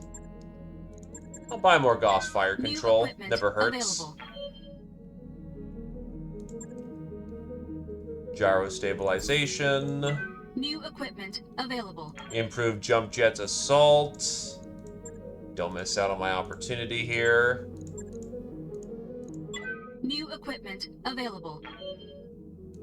Targeting computer light. Grab us New one of equipment those. available. And we're not gonna ask how the hell that we're not gonna ask how the hell Miss Arano had this in the back. New equipment available.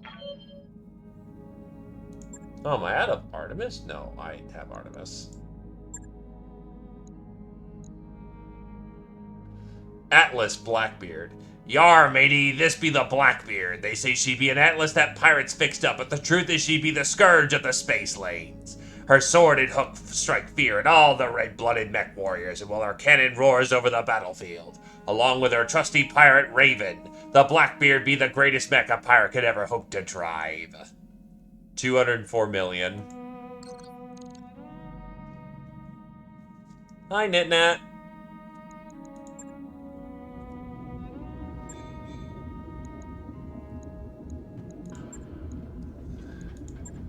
Okay, I think it's time to safely retire the Shadowhawk for this. It kind of exists and it doesn't do anything particularly special, so it gets to go live in Mech Valhalla.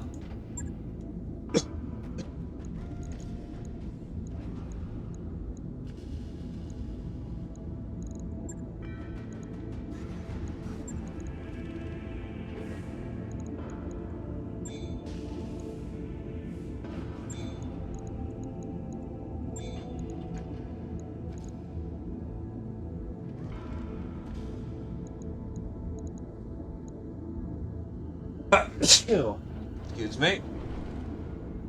Likewise, they're not really using the Mjolnir anymore. It was an interesting experiment. I like him, but gotta put him away. He gets to live in Mech Valhalla. So, working from the bottom up. Time to clean up these parts. Before we can put in on that process, Thank you. The Commando 1C is the black sheep of the Commando family, little loved and oft forgot. However, Periphery Arms remembers that decided to pay tribute to that long-forgotten design with the COM 1PA.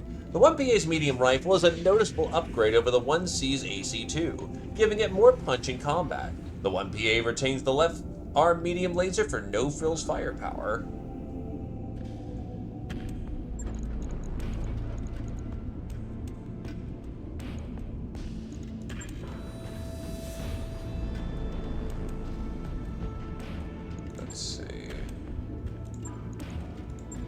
The 4M and the 5R are both comparable.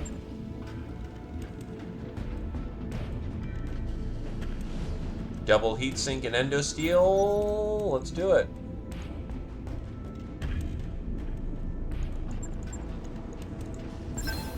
Built by GKT Enterprise Factory on Solstice for the Free Rasselhag Republic, the 5R bore similarities to the 2K model of the Archer.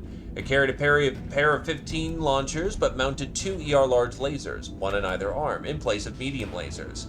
It also used Artemis 4 fire control systems to the launchers and utilized 12 double heat sinks to improve waste heat dissipation.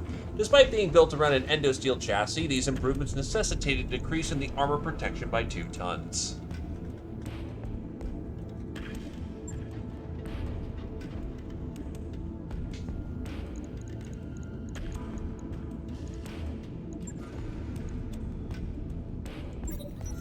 Kit Basha 4M Archer.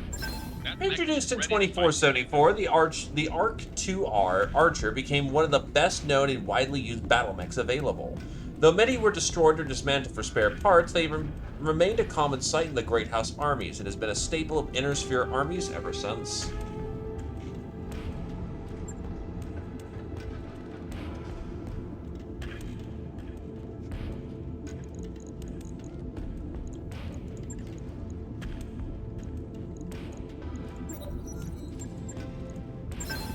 The Talos is an extremely old but reliable Taurian design. The original became a staple for a reason. The Talos 2 is a brand new rework, a modernized variant. This one is an LBX-10, 2 LRM-10s, 2 SRM-4s, and 2 small lasers, so it does the same job but slightly better if you don't mind the fragile engine.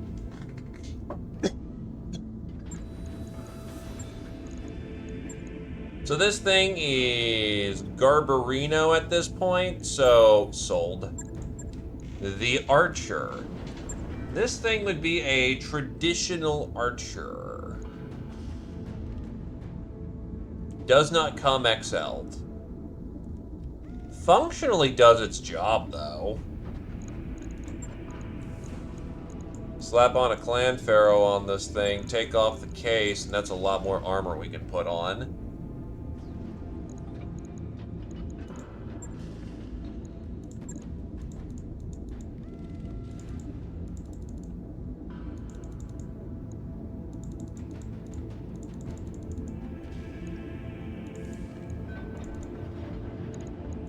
Honestly, regular Pharaoh putting on the...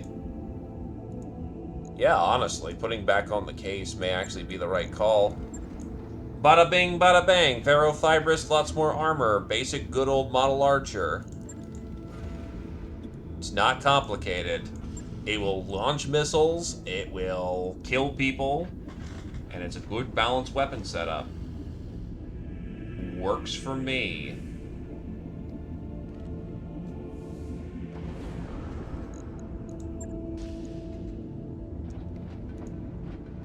Logged and noted.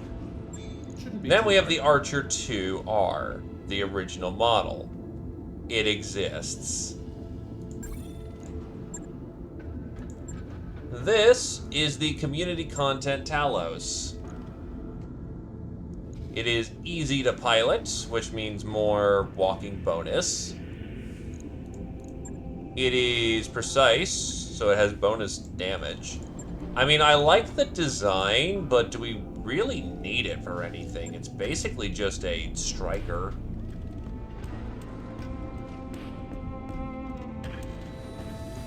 Yeah, as far as I'm aware of, if anything, I think the 15 weighs a little more.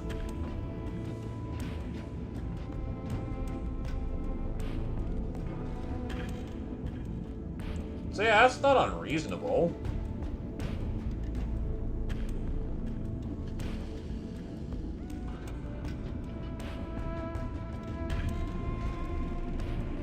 Still, why the 10s? Because the main problem you're looking at is hard points. Do I want to do anything with this thing, honestly? I mean, it's pre-baked with a light engine.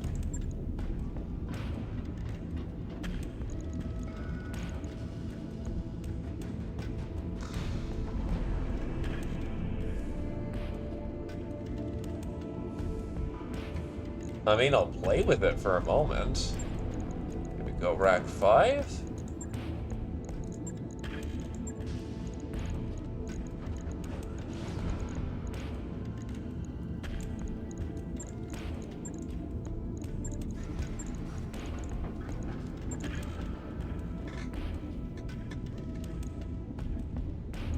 Archers usually have 4, so makes sense.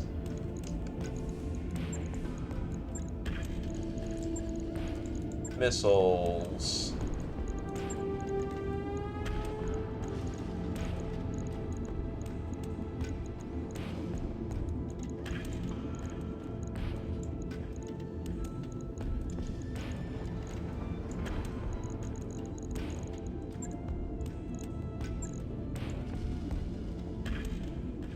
The heat sinks would keep this. Oh, wait, no. Yeah, with 2 15s to 4 10s, that's still... That gives us more chance for head taps, but it's going to weigh more in the end. You can't really get away with being cheeky like that as much as you would want to.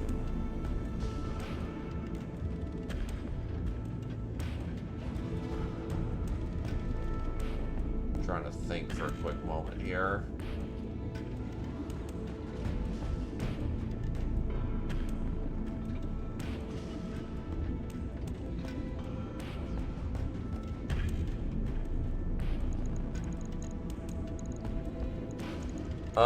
Let's see, if I'm gonna make this work. Those weigh a brick ton.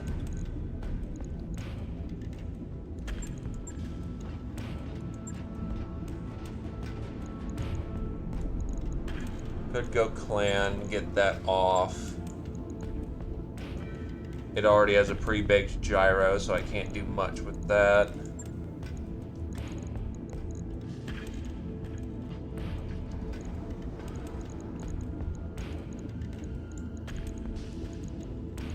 $30 rounds, 60 rounds of shooting.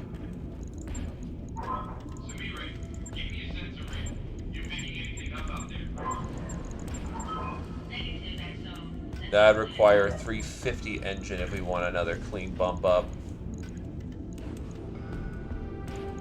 which is too heavy.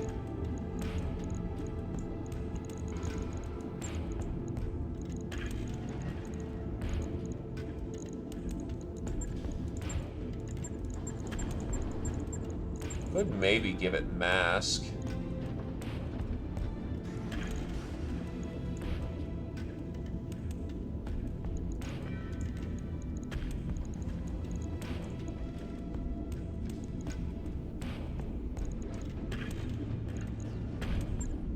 No.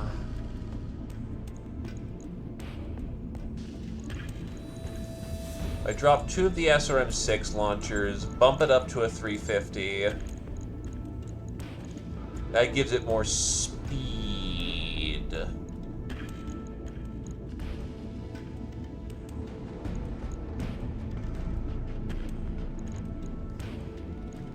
Dump off 2 tons of the ammunition to put on Artemis, not Artemis, to put on SRM-6 ammo.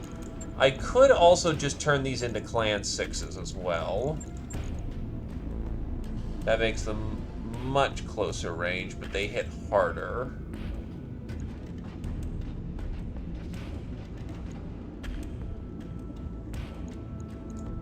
So 2 Clan 6s.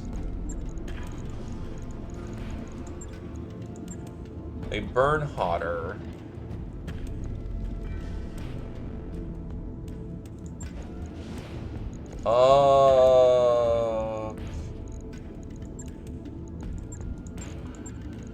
Make these Artemis to make them as efficient as possible.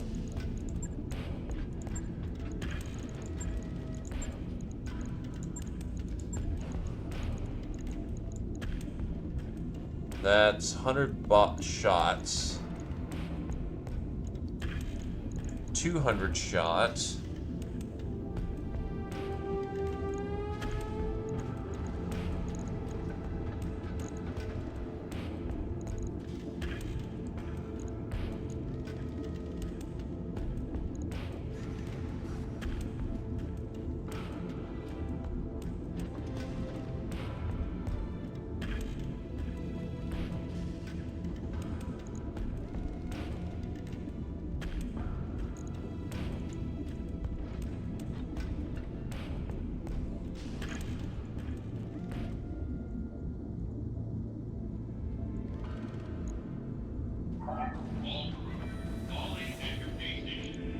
So that is essentially a Rack 5 with 3 tons of ammunition.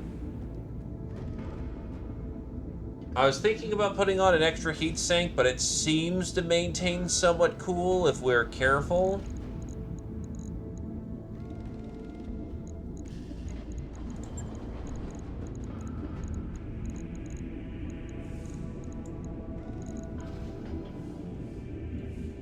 So essentially this thing, Doc, is very good with a Rack 5. Is there any way of making that jam less? Because I've got to mitigate the recoil somewhat.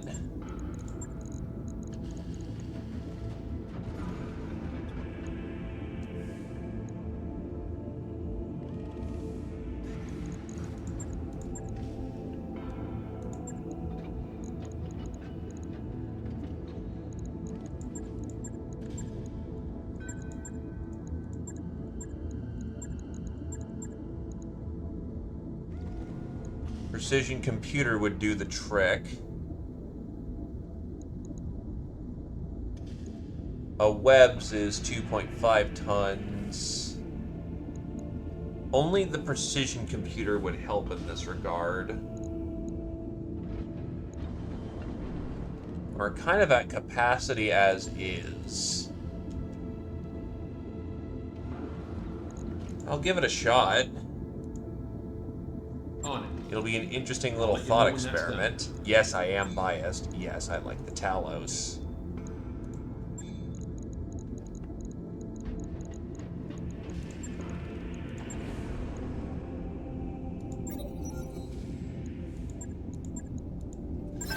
Designed by Victor Steiner Davian to bolster national pride in the Federated Commonwealth, the Jaeger Mech 3 is built along a similar philosophy as the original, keeping the enemy at range. To that end, it is a massive 225 XL rated engine to move it over 80 kmh, allowing it to reposition quickly. For armament, the JM6D3 is armed with a pair of ultra-auto cannons too that are backed up at range by a pair of PPCs and a pair of medium lasers up close.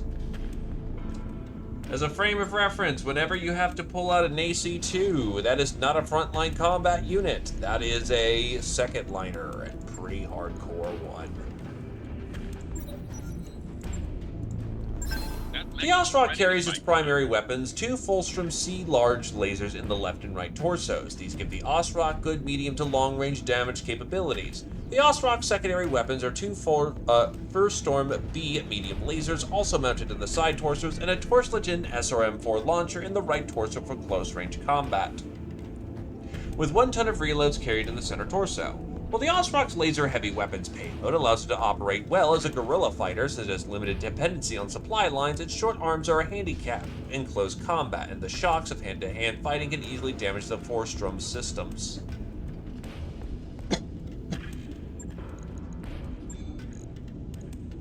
So, the D3. It's farrowed, it's endoed, it's interesting, but it suffers from a major problem. Goddamn, I already have one. It can be flipped. Next is the Osrock. Wow, that is an Osrock, alright. Flipped.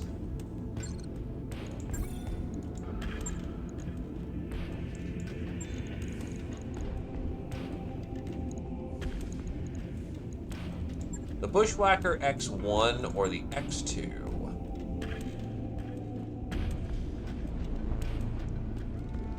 I'm gonna go with the X1. The Bushwhacker was originally a failed battle mech designed to have a smaller forward profile to make the mech a harder target to hit. The Bushwhacker's unique design caused problems with the engine shielding. The side effects, which manifested themselves as various gremlins on the mech's onboard electronics on the prototypes fielded.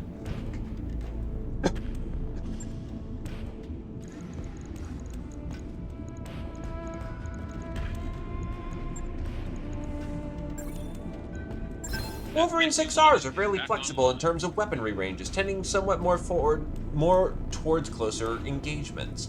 This is supported by their jump capability and pretty decent heat management. So the Bushy! Good mech. Comfy mech. Payload. The question is if we want to make this thing work or not.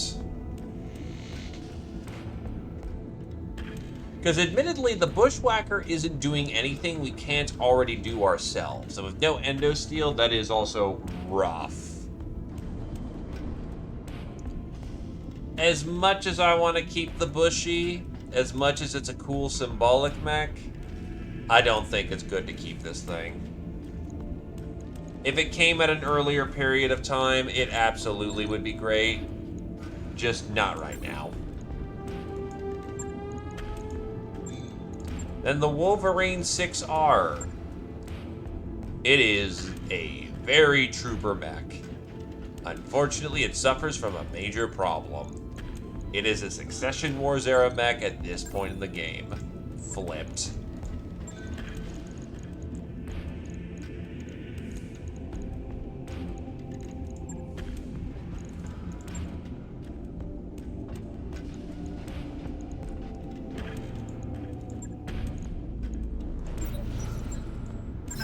Intended for long-range fire support, the A configuration of the Omni Blackjack carries 2 LRM-20 launchers. For close-range defense, 2 medium lasers and a small laser are carried in this configuration.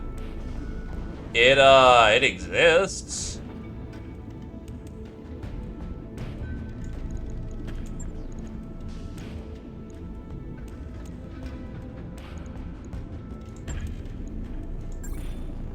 D. The D variant of the Centurion is the one we have, is the first of many upgrades using Starleague technology. The chassis was re-engineered to use endosteel construction techniques, the power plant was changed to the standard to a 300 extra light engine, and the weapons were upgraded. Fortunately, I think I already have one of the D models specifically. Yes, we do, so flipped. And flipped.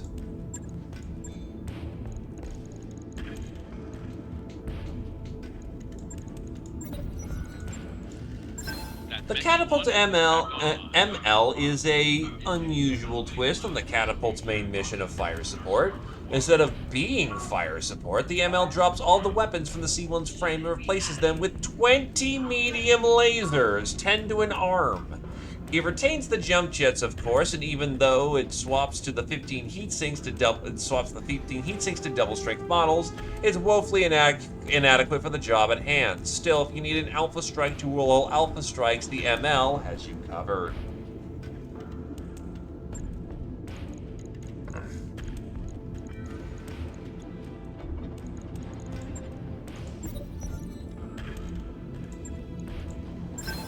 Enforcer 4R models combine the hefty power of an autocannon and massive blazer with the mobility of jump jets, a deadly combination.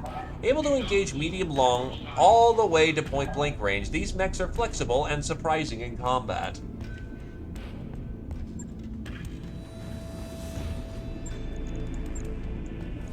So, by God, this is a mech, alright. It's all the medium lasers, and it only gets away with this shit because medium lasers weigh like fucking nothing. That being said, this thing won't keep cold. Ever. It's sinking 90. The Alpha Strike is 200. It will cook itself every time it Alpha Strikes. The best thing you could arguably do to this thing is slap on an exchanger. That thing might help keep it cold. Emphasis on might.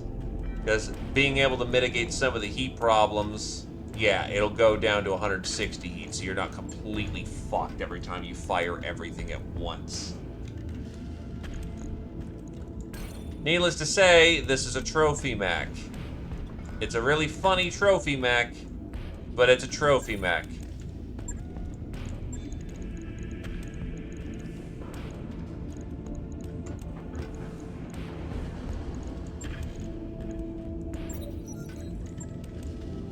Almost an entirely new mech, the Trench Bucket 7K moves away from its missile support to direct fire support, using a PPC and AC-5 along with some SR-2 for some close-in support.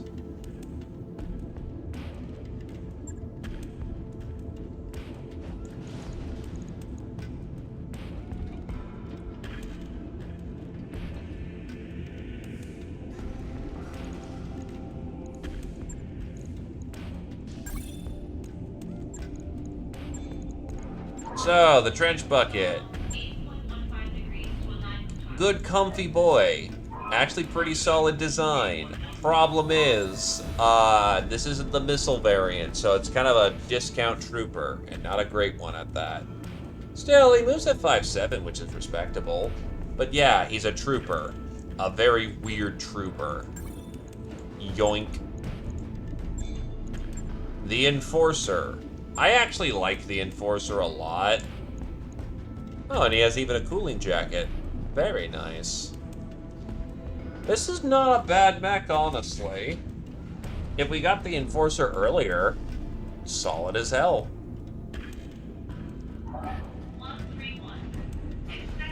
Oh, this thing actually cools AC-10, AC-10 Prototype, Ultra 10, Hyper 10, and LBX 10.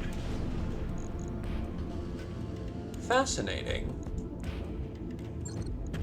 We'd need an up-tiered Enforcer before I'd really consider it, but I do like the Enforcer a lot, actually.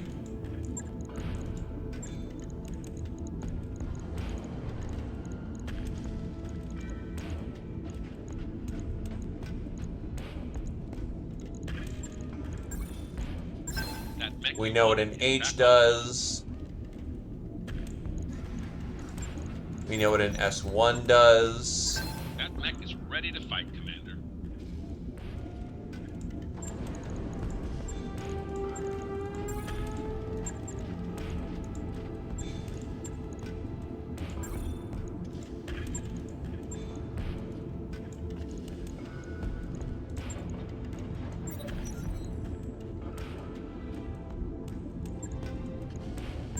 Don't let the stubby Irby fool you. It may look like a walking trash can, but it can mount heavy armor and a grown-up size autocannon. R60s aren't known for their speed, but they're very useful if you can draw the enemy into their firing range.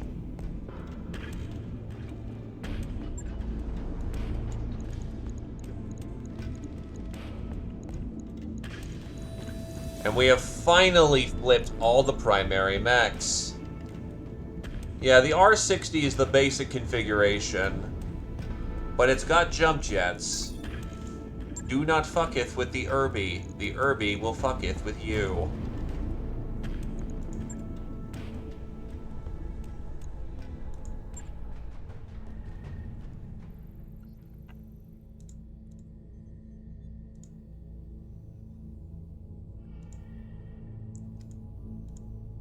Uh, 4 days till the fighting starts. We can make that and probably still win it, too. Roger that, Commander. Course plotted. Calculating escape velocity.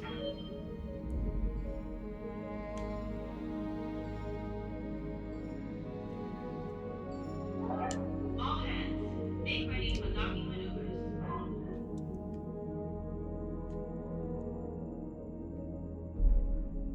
Ready to go over financials whenever you are.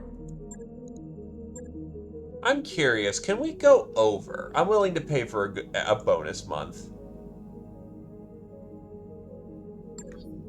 No, we cannot go over. But that was a good fight, and the rookies did good work. Job's done, Commander.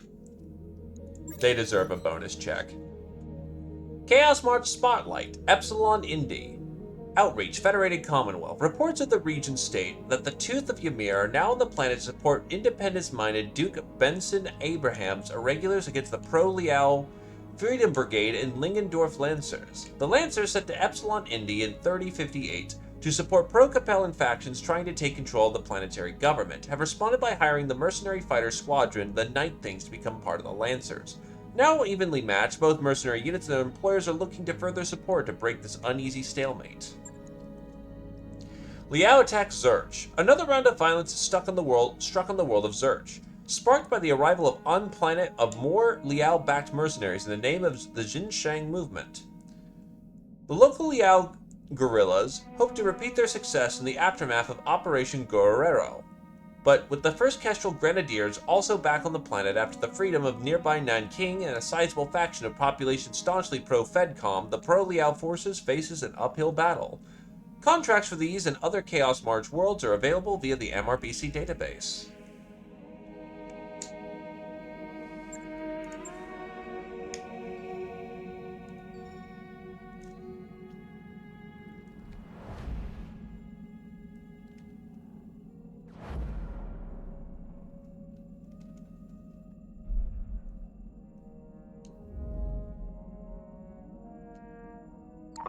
Hey boss, we've just completed those upgrades. On Fjordor, you get a message from the commander of another mercenary company passing through. After some formalities, the crew gets straight to the point. My boys tell me you have Hellion on your crew. As one commander to another, I need to tell you that Hellion is not a good hire. To be blunt, he's a thief and a backstabber, and only common decency had me fire him on a station. Leave him on a station instead of booting him through the airlock when I finally fired his ass. Be careful with your crew and keep in mind that a mech warrior with a bad reputation can bring down the reputation of your whole outfit. Hellion clenches his fist. I thought I finally found a place where I was trusted, but even I see that but I see even here an ex-conda can't even get a break. Whatever, I get it. You're watching me. Is that all?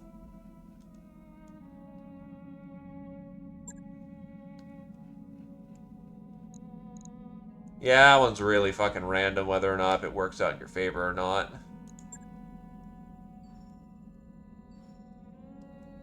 By the way, Jesus Christ, we were on that one planet for basically the entire day. We've arrived at our destination, Commander. Turns out, a lot of work to be done.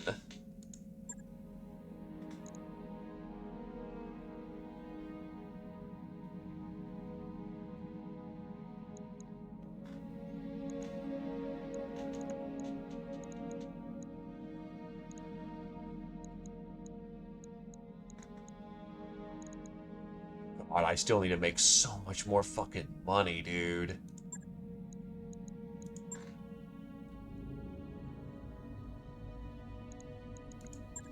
A Taurian mission. Interesting.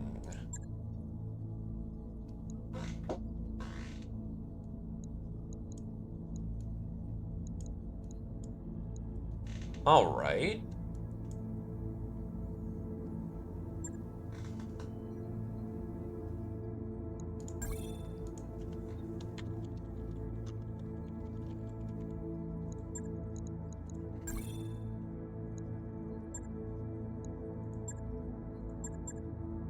There is no specification to the duel's weights.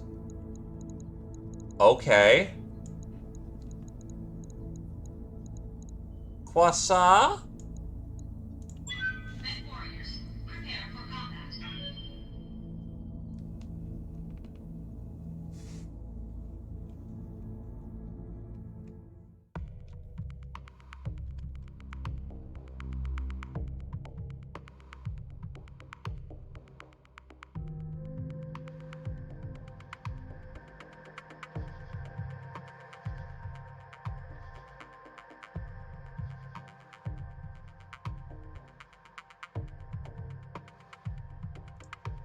Hey, look, you're still getting paid. Everyone got a big bonus today.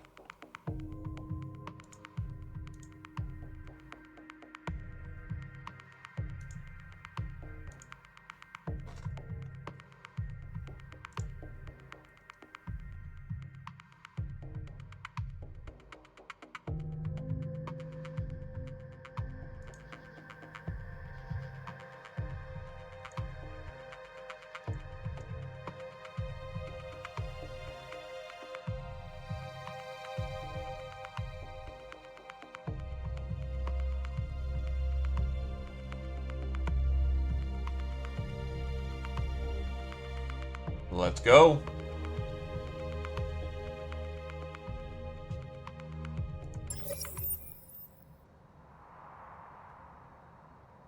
Command interface initiated. At least it's one drunk instead of a lance of them. Good luck, Commander.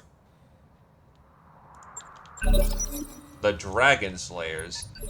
He's 90 tons, so unfortunately, assault tonnage, but not the engine we want. A fucking Emperor. Okay. Roger.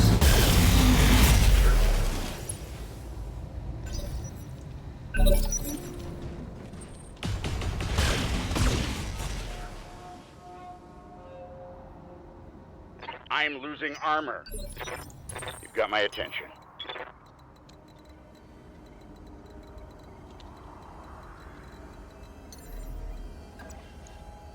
Boing. Taking to the air.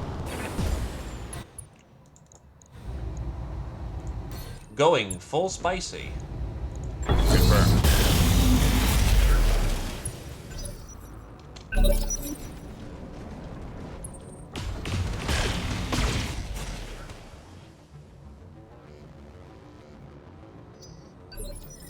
Orders.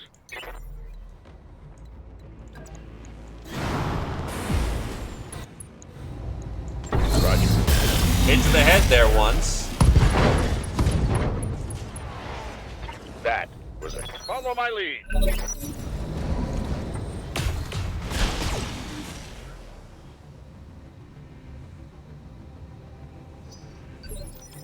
Talk to me.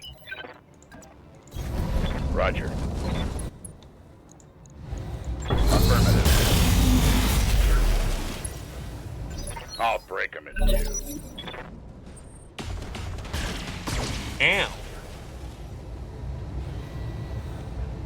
Better me than Lady Arana. Fall in behind me. Roger that.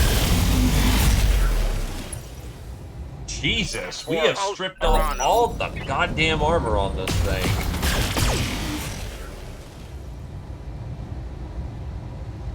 Just barely dinged my armor. Like, you almost have no actual armor left. Affirmative. Well, time to rip you to pieces. I'll break 'em in Good night. Triggering Alpha Strike. Follow my lead. What a waste. As I've heard the pilot say in the barracks, talk shit, get hit. Mission successful.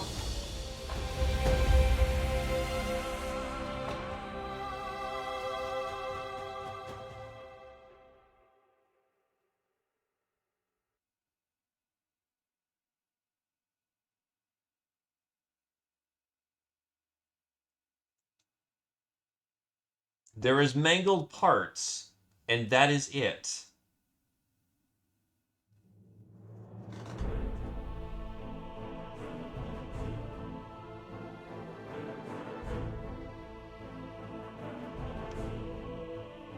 Good job, Commander. The Torian Concordat thanks you for your service. It's always refreshing to deal with a true professional when one hires mercenaries.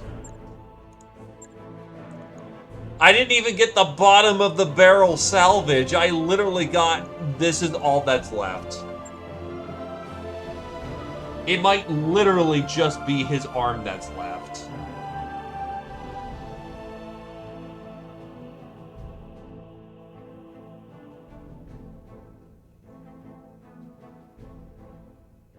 I mean, to be fair, I went full blaster on him. Like, if I slowballed it a bit more, I could have done it. Or if I was a little bit more precise what I brought to the field to try and not blast him into oblivion. But salvage for duels is also fucking shit. So why would you even ever?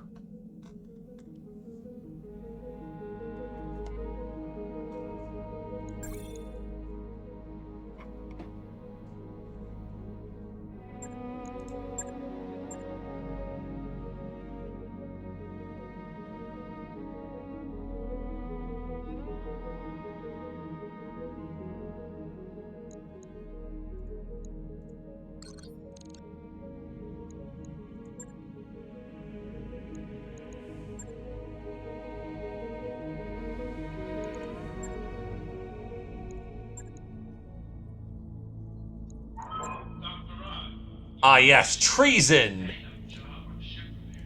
A convoy as we rob the Arugans! And then we'll do more work for them as a sorry, we fucked up, mate. No problem. And you do it means that I don't have to. So it's a double win for me.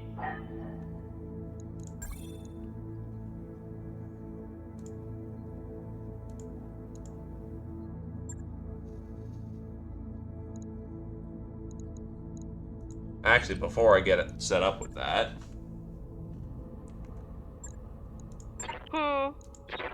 Badass is almost towards the big cannon. Commander. Orders? Orders? Kuratran going trooper. May as well just make him a secondary DACA boat. Training complete. What do you need? Commander actually getting some XP Mech warrior finally. training complete. Standing by. DDG will get Energy Master, as is their want. Training confirmed, Commander. What? No. Almost defensive formation. Aye, aye. Oh god. By the way, E-Star, fucking, if you're still around, what fucking were you trying to go for again? I thought you were trying to go for Master Attack. But I wouldn't happen to know off the top of my head. Confirmed. What can I do for you? Receiving you. Skipper? Orders?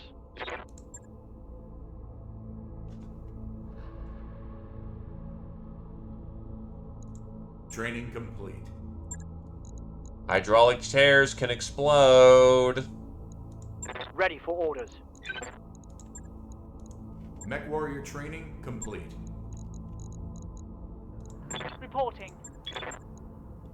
Squirrel Wizard wants to be a missile vomit, so we will go with... honestly, sensor lock and multi-target, because that's a neat little thing, and I can dump missiles in all directions. Training confirmed, Commander. I hear you. Commander? Commander. Orders? Valier will need some instruction on which direction to go. Don't know what the Azthron wants to do as a speciality. Receiving you. That's a question of what does Zephyr want to do? We can intensify firepower. We can do redundant components. Target paint is also useful.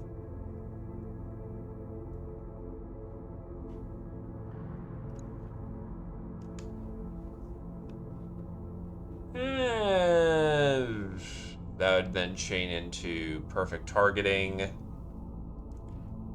and overwhelming aggression. Continuing on the piloting tree is damage for speed and spotter. Guts is reduce crits, reduce damage, and Pillbox for 90% DR.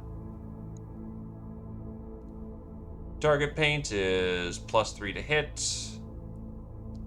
Perform a sensor lock in local area. And command and control. I think Zephyr was going heavy gun last time, so we'll do gun. Behold, gun. And try to put some points into health. Or guts. Training complete. Not as maxed as Commander? you were in the past. There's definitely a lot of room for XP growth. But you've got your 4th. Receiving you. I'm ready.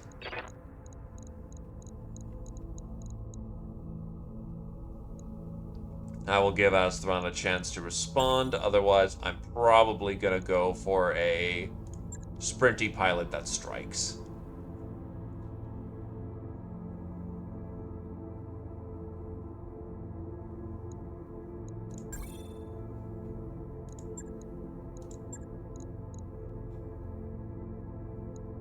Hey, DDG, welcome, welcome.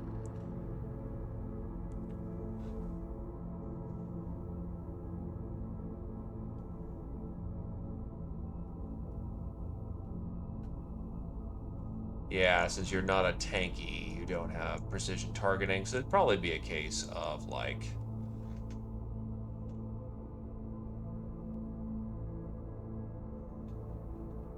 Actually, I could go with Precision Master. No one does that.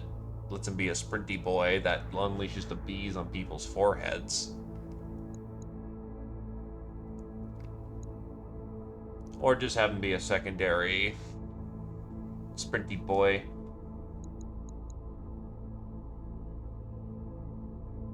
I think for right now we'll go with a piloting striker, so...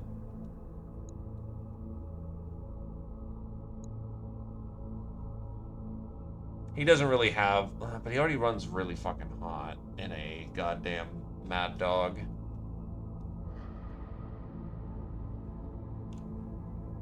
I think I'll go for... being robust. He doesn't need to hit harder, he just needs to have better options.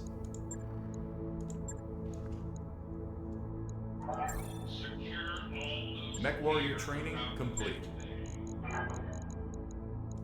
Standing. Waiting for orders. Also, poor Wolfbane's getting to do nothing. Receiving you.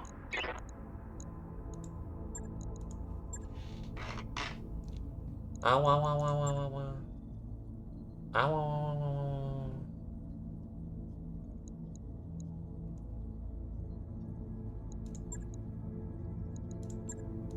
Anyway, we're about to do terrible things to a coalition convoy.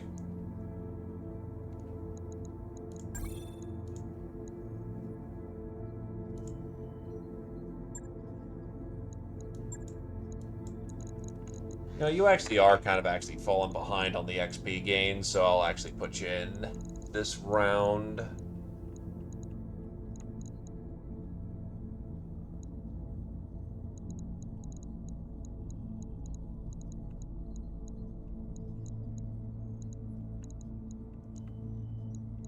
Where are my Phoenix Hawks? There they are. We're running Polar.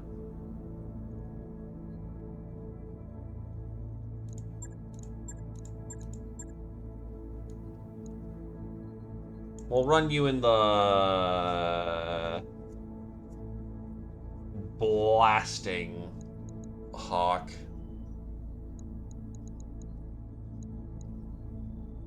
You have plenty of missiles for this one, so you know what? I'll be nice and give you a big steel claw. Unfortunately, you'll probably lose everything in the Charger, but fuck it.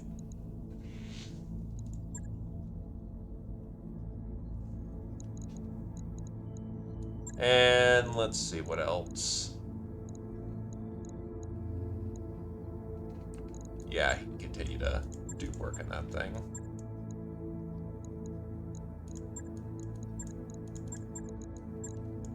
Valier, go there. We need to be dropping on assault tonnage before that happens, and I'm not on assault tonnage planets.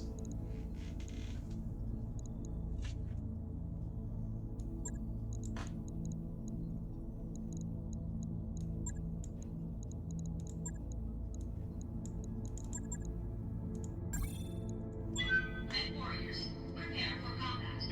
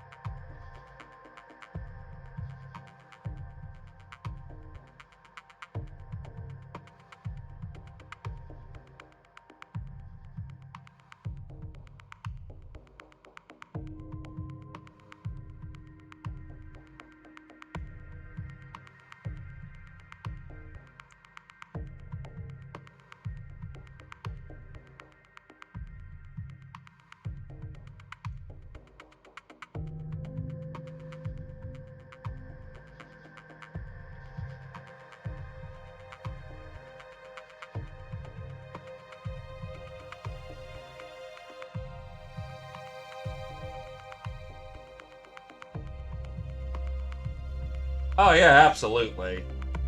We're being paid for a job. It's not personal, Miss Arano.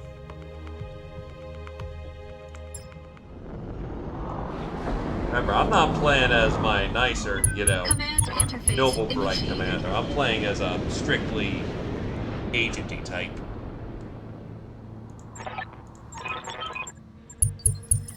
After Oh. this mission, let's make snowmen. Oh, goddamn. Oh, I mean, this works, thankfully. Yeah? The one time this would work. But I brought the fucking Right here. ironclad. It should not be on this fucking Yep. mission, my dude. It's too goddamn slow. Coordinates received. The fact that we can ambush Position these things confirmed. will work out nicely. Moving to position. Affirmative. I'm going. Moving out. I've got eyes on the target. They have to come up the way, so Waiting on you, they Commander. eventually can and will see the target. What can I do for you? Pedal to the metal.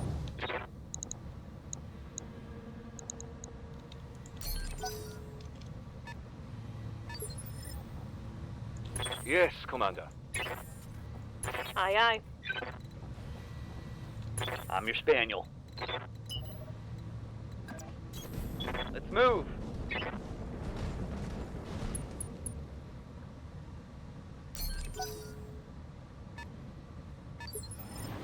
This would I be hear a ya. great time for artillery.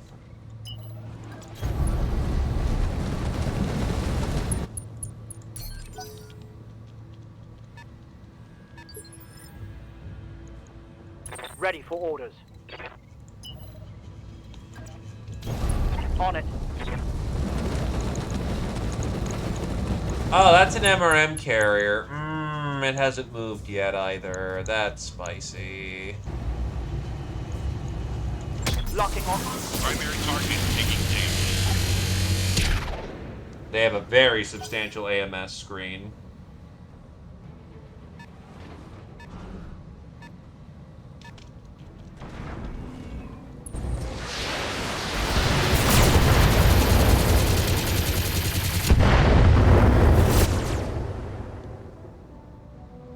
I'm showing minor damage.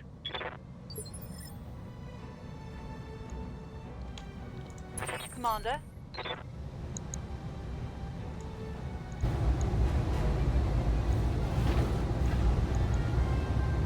That is a mortar. Goodbye. Engage.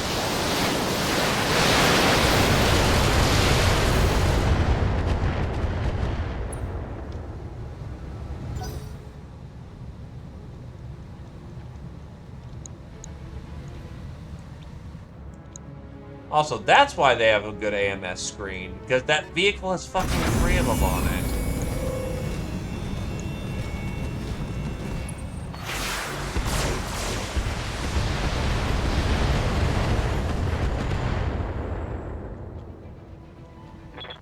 minor damage.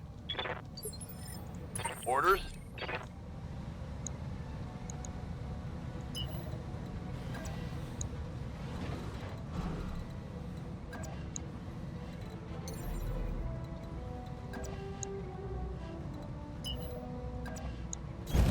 On my way. Double time. Yep. Copy that.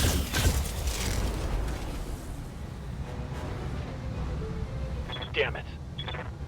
The local government. It's another ML catapult. here. Anyway, big steel claw, moving out. Okay.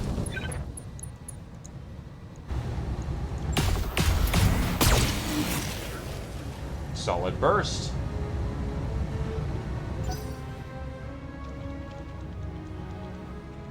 Which we did vibe check the schmuck. He did not enjoy that cultural exchange, let me tell you. Oh god. Are those Infernos? No, those are just MRM regulars.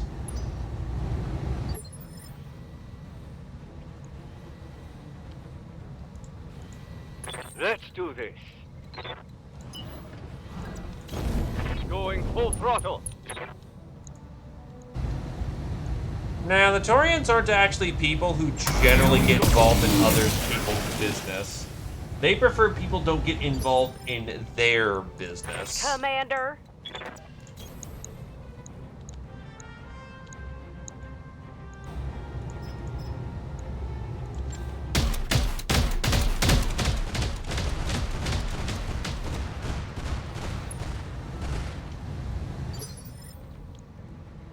Yes, Commander.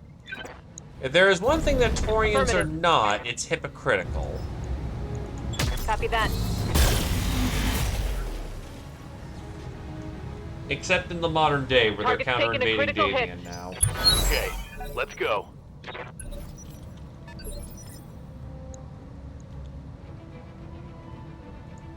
Waiting on you, Commander.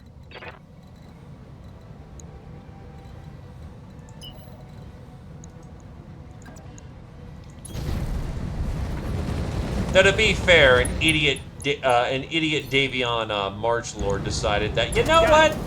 In this time of our greatest strife, I'm gonna go fuck with the Taurians. And stay down. And the Taurians were like, okay, motherfucker, let's see what you got.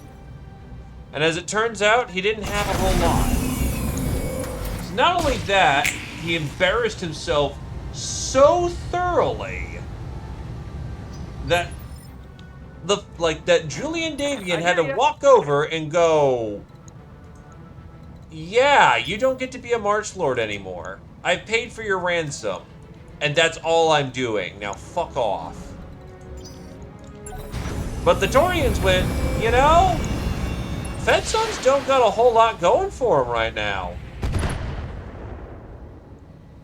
Let's go get them. Waiting on you, Commander. Standing by. Ad Fortuna. On it.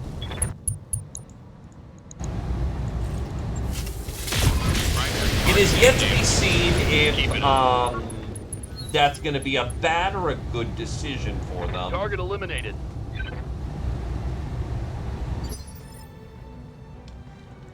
What can I do for you? The most unfortunately that we're going to get out of the situation is we will see.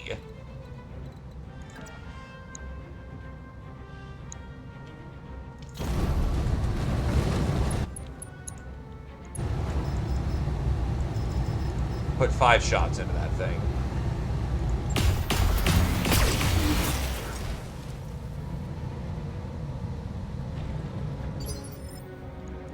Waiting on you, Commander. Thing is, Julian Davian didn't even want that shit. He's too busy dealing with his, you know, nation essentially shitting the bed right now.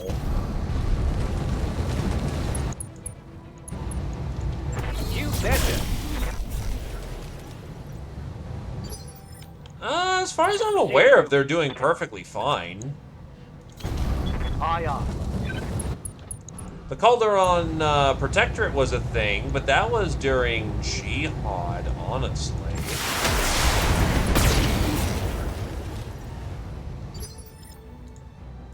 Awaiting orders. Affirmative.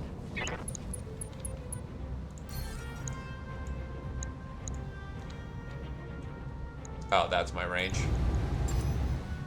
I've got a sensor lock.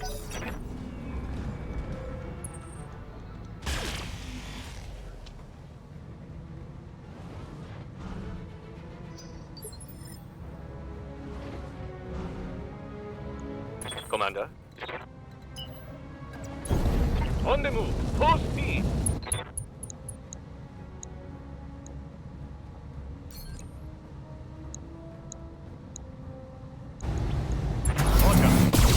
That's real. Oh, no, it's not. Inflicted some heavy damage. They lose a bit of land because it turns into the Calderon Protectorate, but nothing really happens. Oh, I know why he doesn't fire the fucking medium lasers. It's because the AI wants to fire all the medium lasers, but if he does that, he's going to overheat and die. So he decides he's not going to do that. Welcome to my house. That's funny as hell.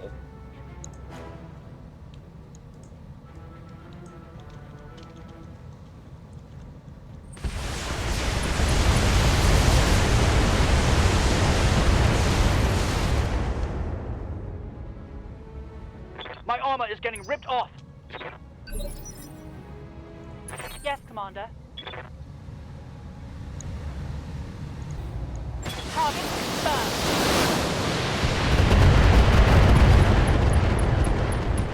Onward! No retreat!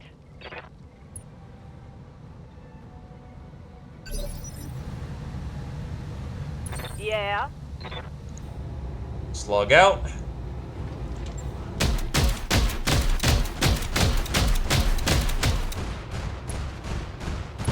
All right. I say we give them what for. Give him everything you've got. What can I do for you?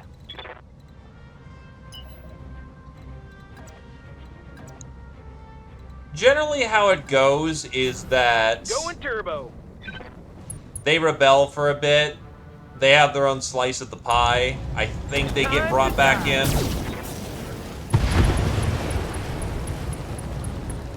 Did you see that? Did you see it? The Calderon Protectorate happens in 66.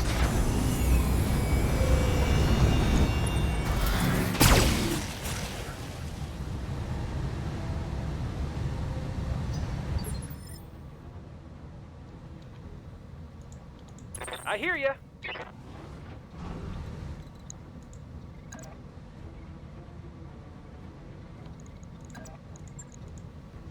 You betcha.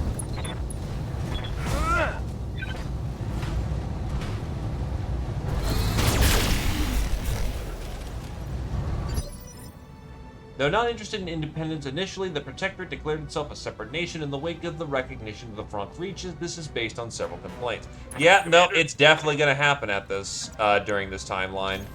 Acknowledged. Joining Concordat invested and lost a significant amount of resources in order to colonize the newly independent regions. Torian people were upset with Grover Straplin because of his entering of the Trinity Alliance. We can salvage that. And many people were outraged with Grover Straplin's refusal to recognize the illegitimate son of Jeffrey Calderon, Eric Martins Calderon, or any distantly related Calderon as the new protector. What now?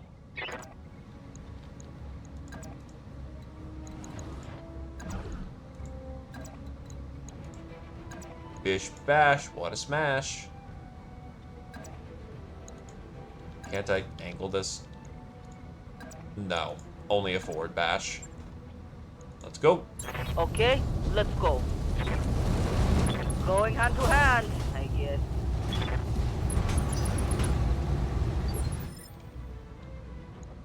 I'm here. Acknowledged. I copy. Let's go. Well, the Ghost Bear Dominion does do something in Ilcon. Standing by. Basically, the Ghost Bear Dominion infights with itself for a bit in a civil war, and then it decides, let's go fight Karita again. You. Understood. Moving fast. All because Daddy Alric Ward didn't love them enough and said they weren't being planned enough. Critical hit, Commander. Commander? You aren't committed to my Star League enough.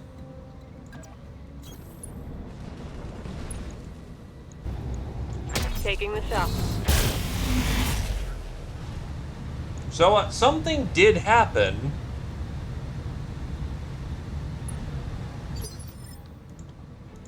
Ready for orders. We're rolling. Hit it with the beam.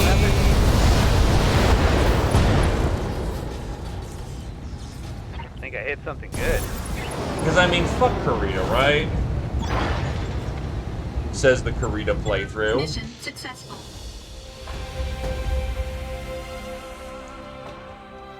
Me and my homies hate Karita.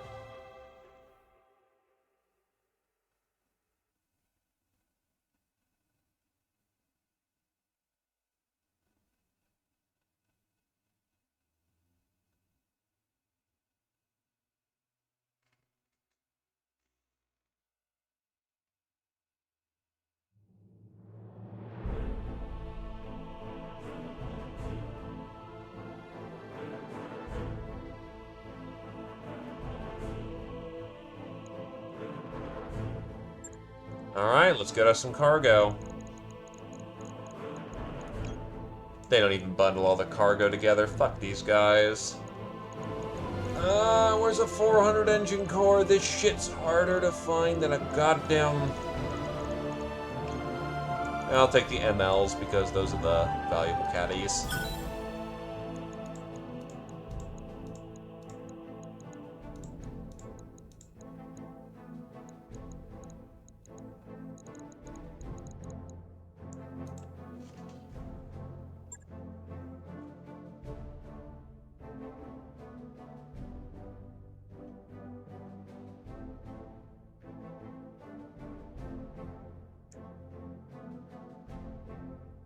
Well, I mean, there are quite a few people within Karita that dislike Karita. For instance, the Arabic peoples are not terribly fond of Karita, but get along anyway, because they have to.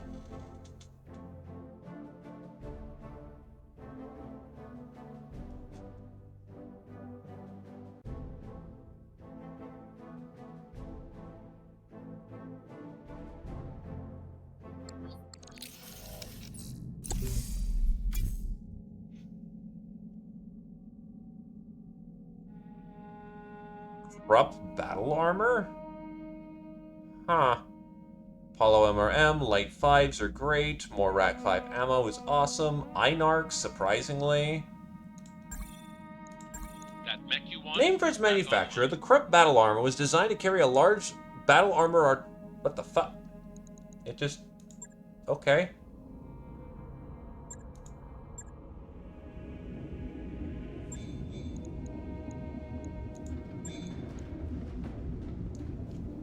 Was designed to carry a large battle armor artillery weapon into combat, the battle armor tube artillery. All other equipment on the suit is irrelevant other than the tube artillery. The group is slow, not particularly well armored, the backup weaponry is largely ceremonial, but given that it can lay down artillery fire at extreme range for battle armor, these were all deemed acceptable trade-offs to carry the weapon. You may be small, but you're beefy for your size, resisting even the most determined efforts to squish you. 35 damage reduction. So the tube. The tube is 450 meters to 750. It actually does 16 damage for an infantry scale thing, so that's not bad at all. The battle armor tube artillery is the longest range and most potent weapon ever designed for a suit of battle armor. Designed and heavily integrated into the Krupp battle armor set, the tube artillery carries a measly 3 shots per trooper, but does respectable damage at, for battle armor, high range. That it has recoilless rifles. Huh.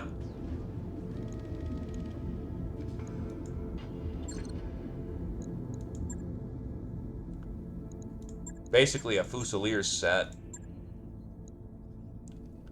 Anyway, time to go kill a cicada. Also, dump the fucking ironclad for this one. This is an assassinate mission.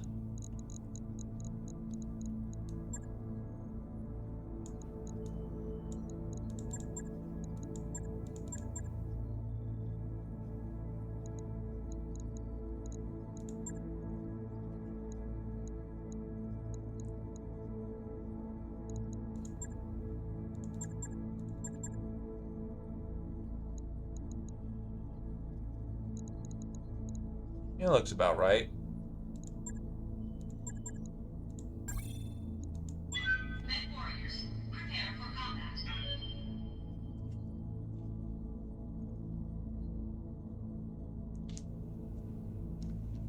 Ha ha, you cheeky bastard.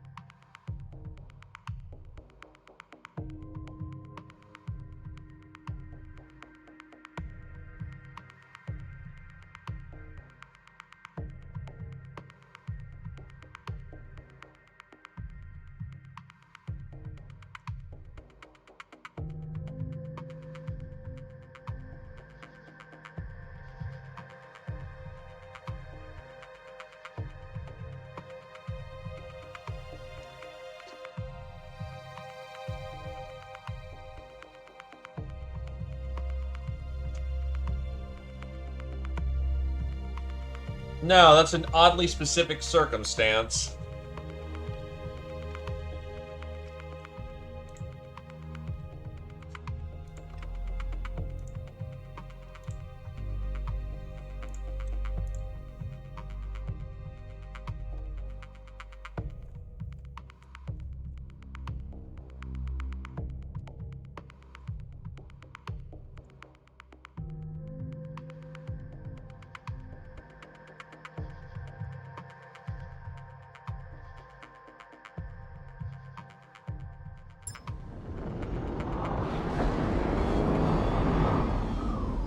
Command interface initiated. If you ask me, boss, anyone who sends their VIPs out into Cicada 2A is asking to be shot. Do you have any other? And do you have anything hopeful to offer, Yang? These little bastards are fast, so watch the VIP make a run for it.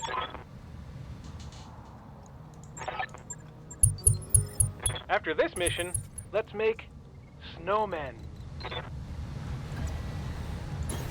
Got it. Got it. Advancing, I guess. Got it. Moving to position. Roger that. Copy that. Consider me there. You betcha.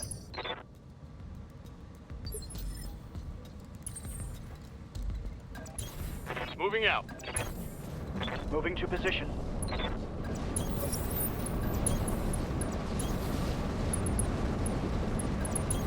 Affirmative.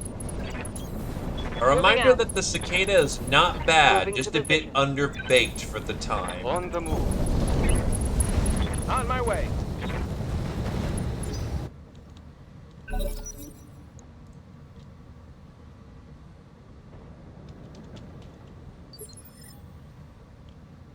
Oh, shit. What can I do for you? Going turbo.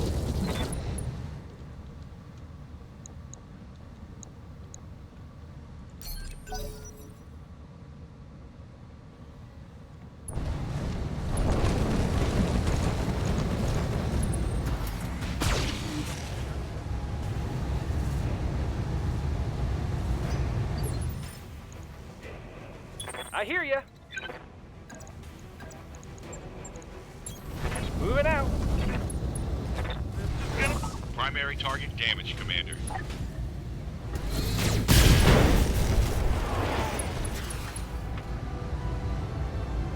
some more?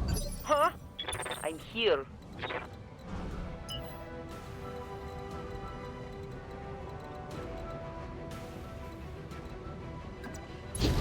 Oh boy, here we go. Yes, Commander. Lifting off. Now, speaking of that anti-material rifle, Engaging target.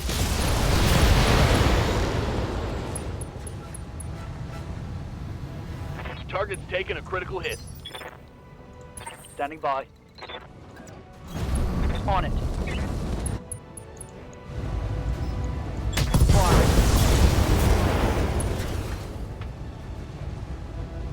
Target's taken.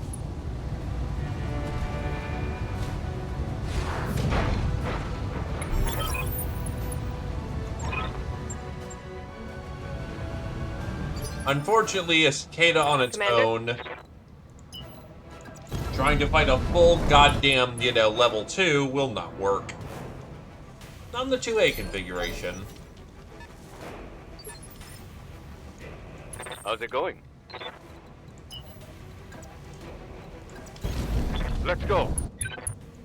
So let's go earn our mother flipping money.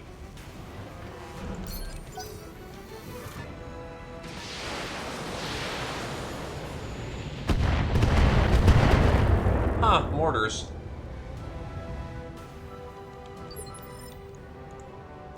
I'm receiving you.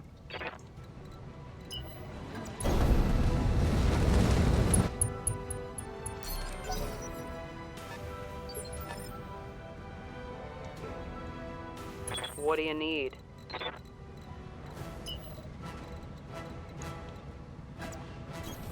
All right, full speed.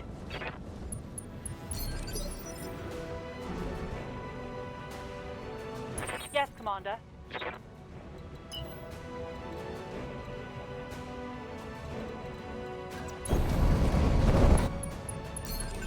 Let's get this done. Huh. Inferno sniper shell.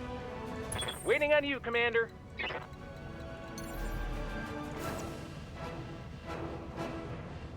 Here we go. What are we looking at? Oh shit.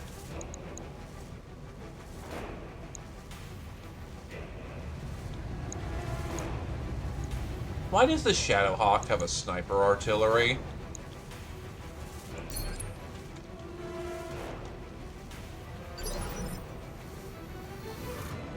What can I do for you? Who in the fuck did that? And for what reasons did they do that?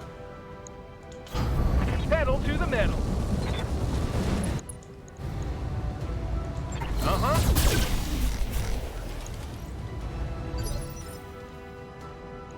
Receiving you.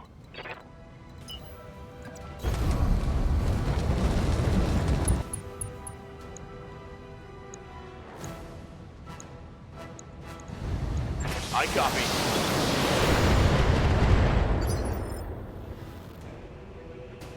Ready for orders.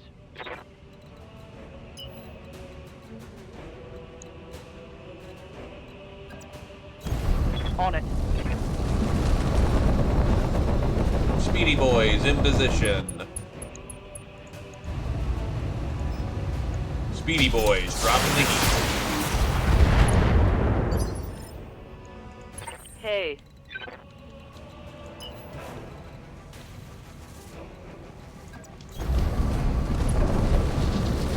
You had to go the long way around to avoid the artillery. standing by. Affirmative.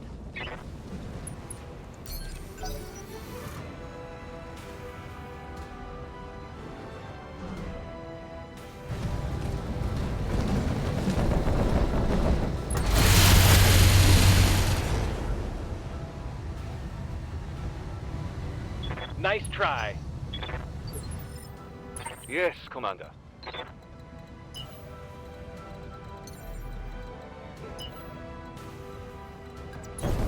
Roger. Full speed.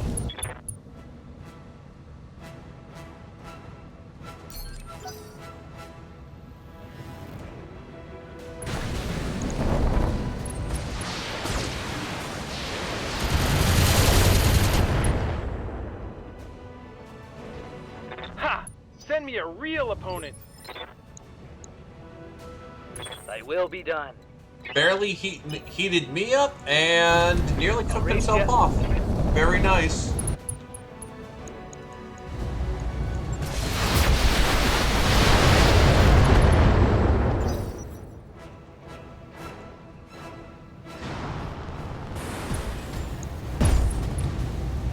Very nice. He whiffed. Yep.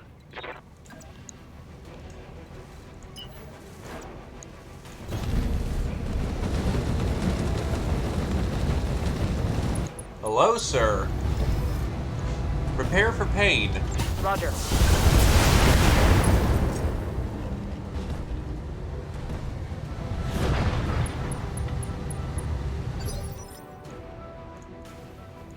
Commander. It gets worse from here.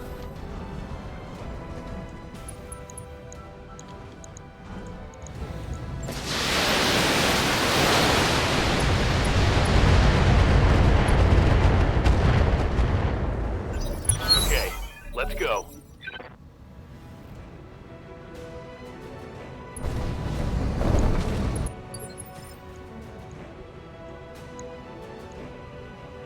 Waiting on you, Commander. I hear ya.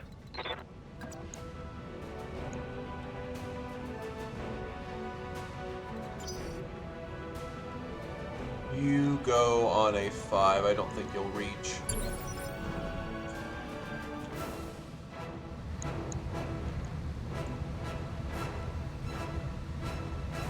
I'll wait here for now.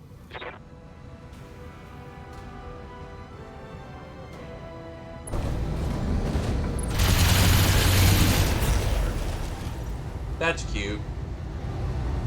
Is that it? I'm barely scratched.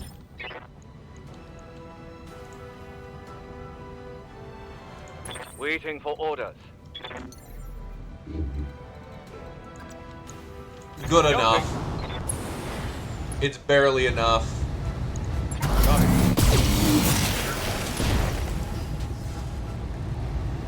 Critical hit, Commander. My armor is getting ripped off.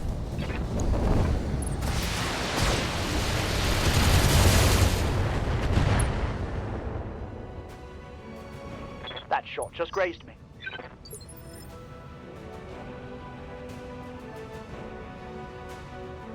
Waiting on you, Commander.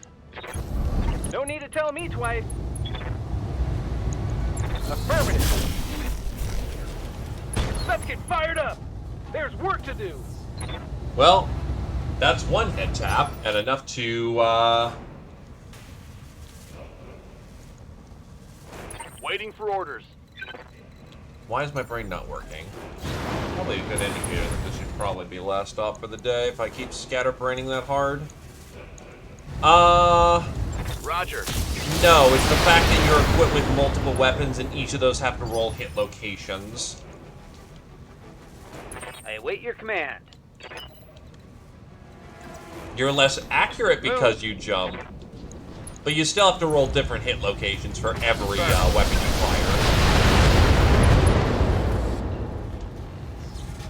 The Cobra strikes. What now? Throttling up, for what it's worth. This might hurt.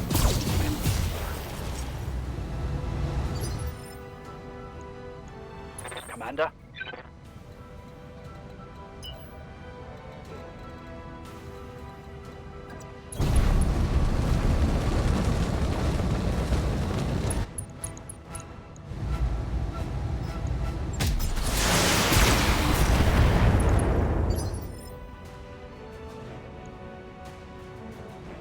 Aye, aye.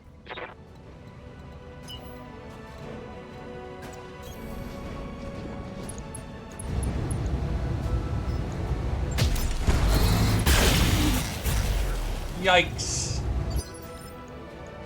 What can I do for you?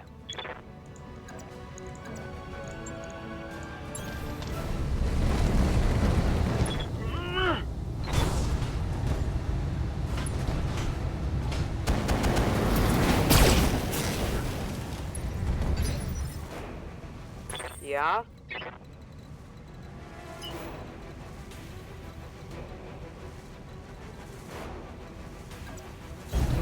Let's move. Should be fine, honestly. Oh, I didn't realize my rack was jammed. Not so fine. Copy that. Only has to have an Scored a engine light critical to hit. fit an artillery piece? Fuck. Orders.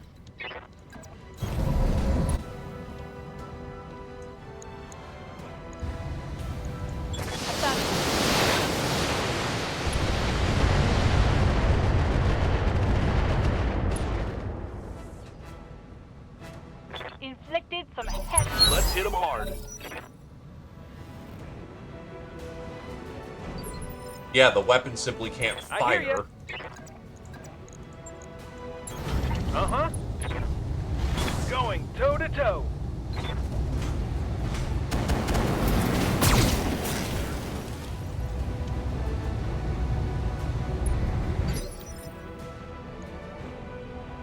What can I do for So you? he's frying like a pig. Affirmative. No sweat. We can do this. Let's go. When I shoot you, you'll take it and like it.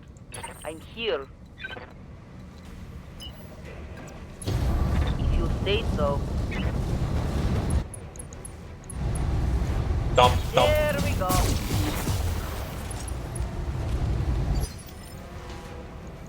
Orders. Acknowledged. Ah, damn. Let's do this. Goodbye. Up high. I'm here. I copy. Rocket. Let's hit him hard. That's most of that Shadowhawk. Tango down. It's all of it. Waiting for the right move. I'll let him have a turn. And he still went hot. Ah, no, he Waiting cooled for off orders. significantly.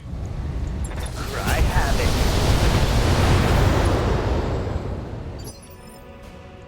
Standing by. Let it rip.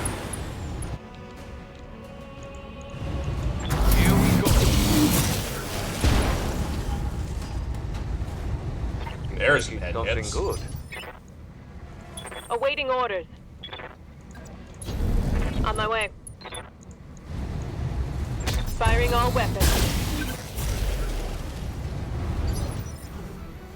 Yep. Show me your war face.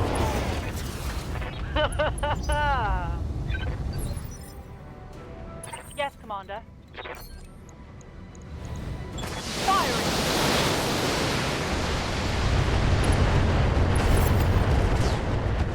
Yes! Give them everything you've got!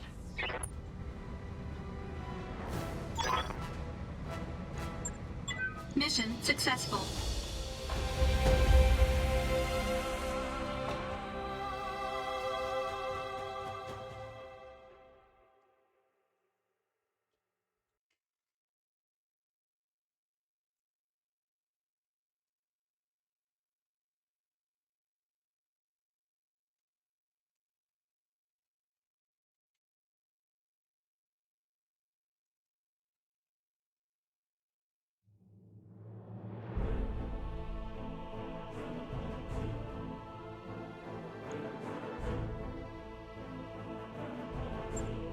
Just be aware that,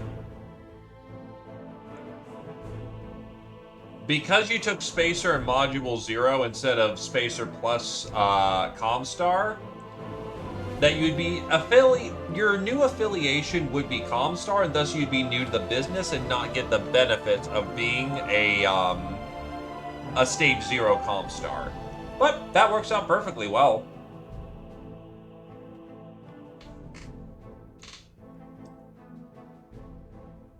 Not really. You can start off as Spacer and just ask your DM later, hey, can I change my affiliation to Comstar? Where you were born and what your current affiliation is are not mutually the same.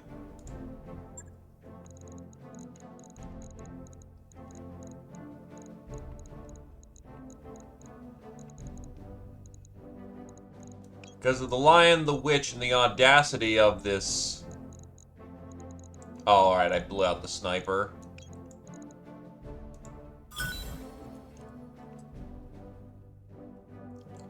Wow. Nearly full Grasshopper. Full Shadowhawk. And a piece of Cicada, because fuck you.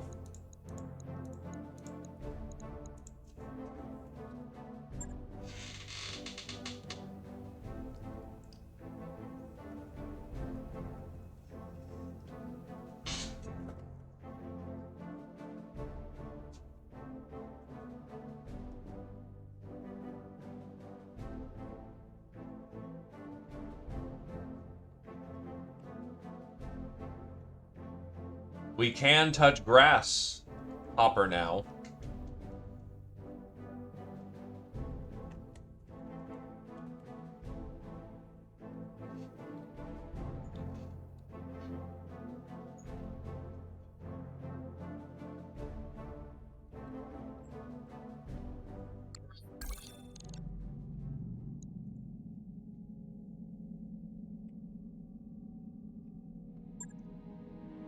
Still, good God.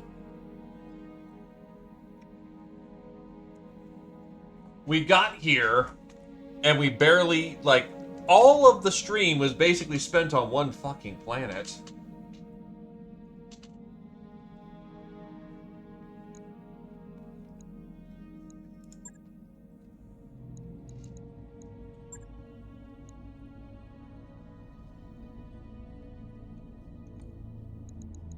Alright.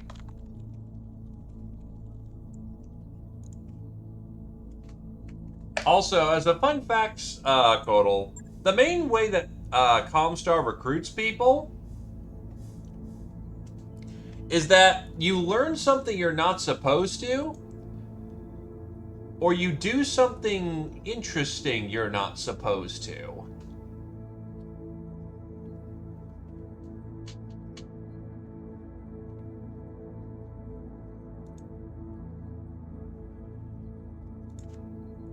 Comstar usually gets you out of the picture, and you basically join a secret society. A reminder that Comstar is not your friend, but they offer great dental.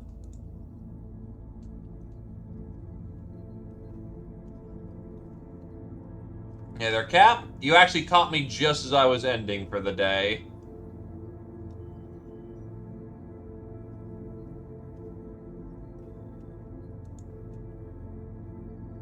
Actually, I was looking at some array, but I don't really got my friends going on, so might just be an empty day. But yeah, it is kind of join or die secret keeping.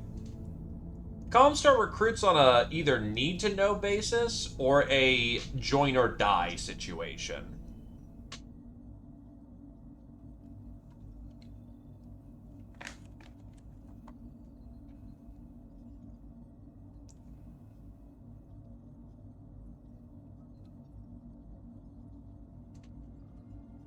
I mean, it's still a fun thought experiment.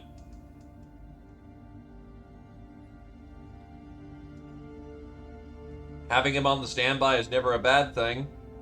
Look for a game and you'll eventually find one. But yeah, I don't really see anyone of my own roster that's going.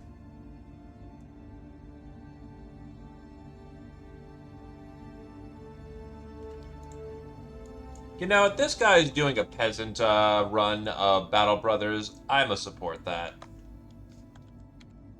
And actually true. Comstar worked with the clans. Because they thought that, oh, hey, these schmucks are just gonna go fuck up the great houses? Hell yeah! Here's some deets. Go fuck them up. Yeah, we're coming for Terra. I'm sorry, what? We're coming for Terra. We're here to reinstate the Star League, and we're taking Terra. Bitch, you ain't. Bitch, we are. Okay, boys, open up the armory. We're gonna go fuck up plans now. That's a meme version of it, but, yeah, no. That's basically how it went down. Comstar was fucking with the Great Houses by using the clans as a weapon against them. Then the clans flat up told Comstar, yeah, we're coming for Terra, and they're like, no, that's not something we can abide by. And thus, Comstar joined the fight.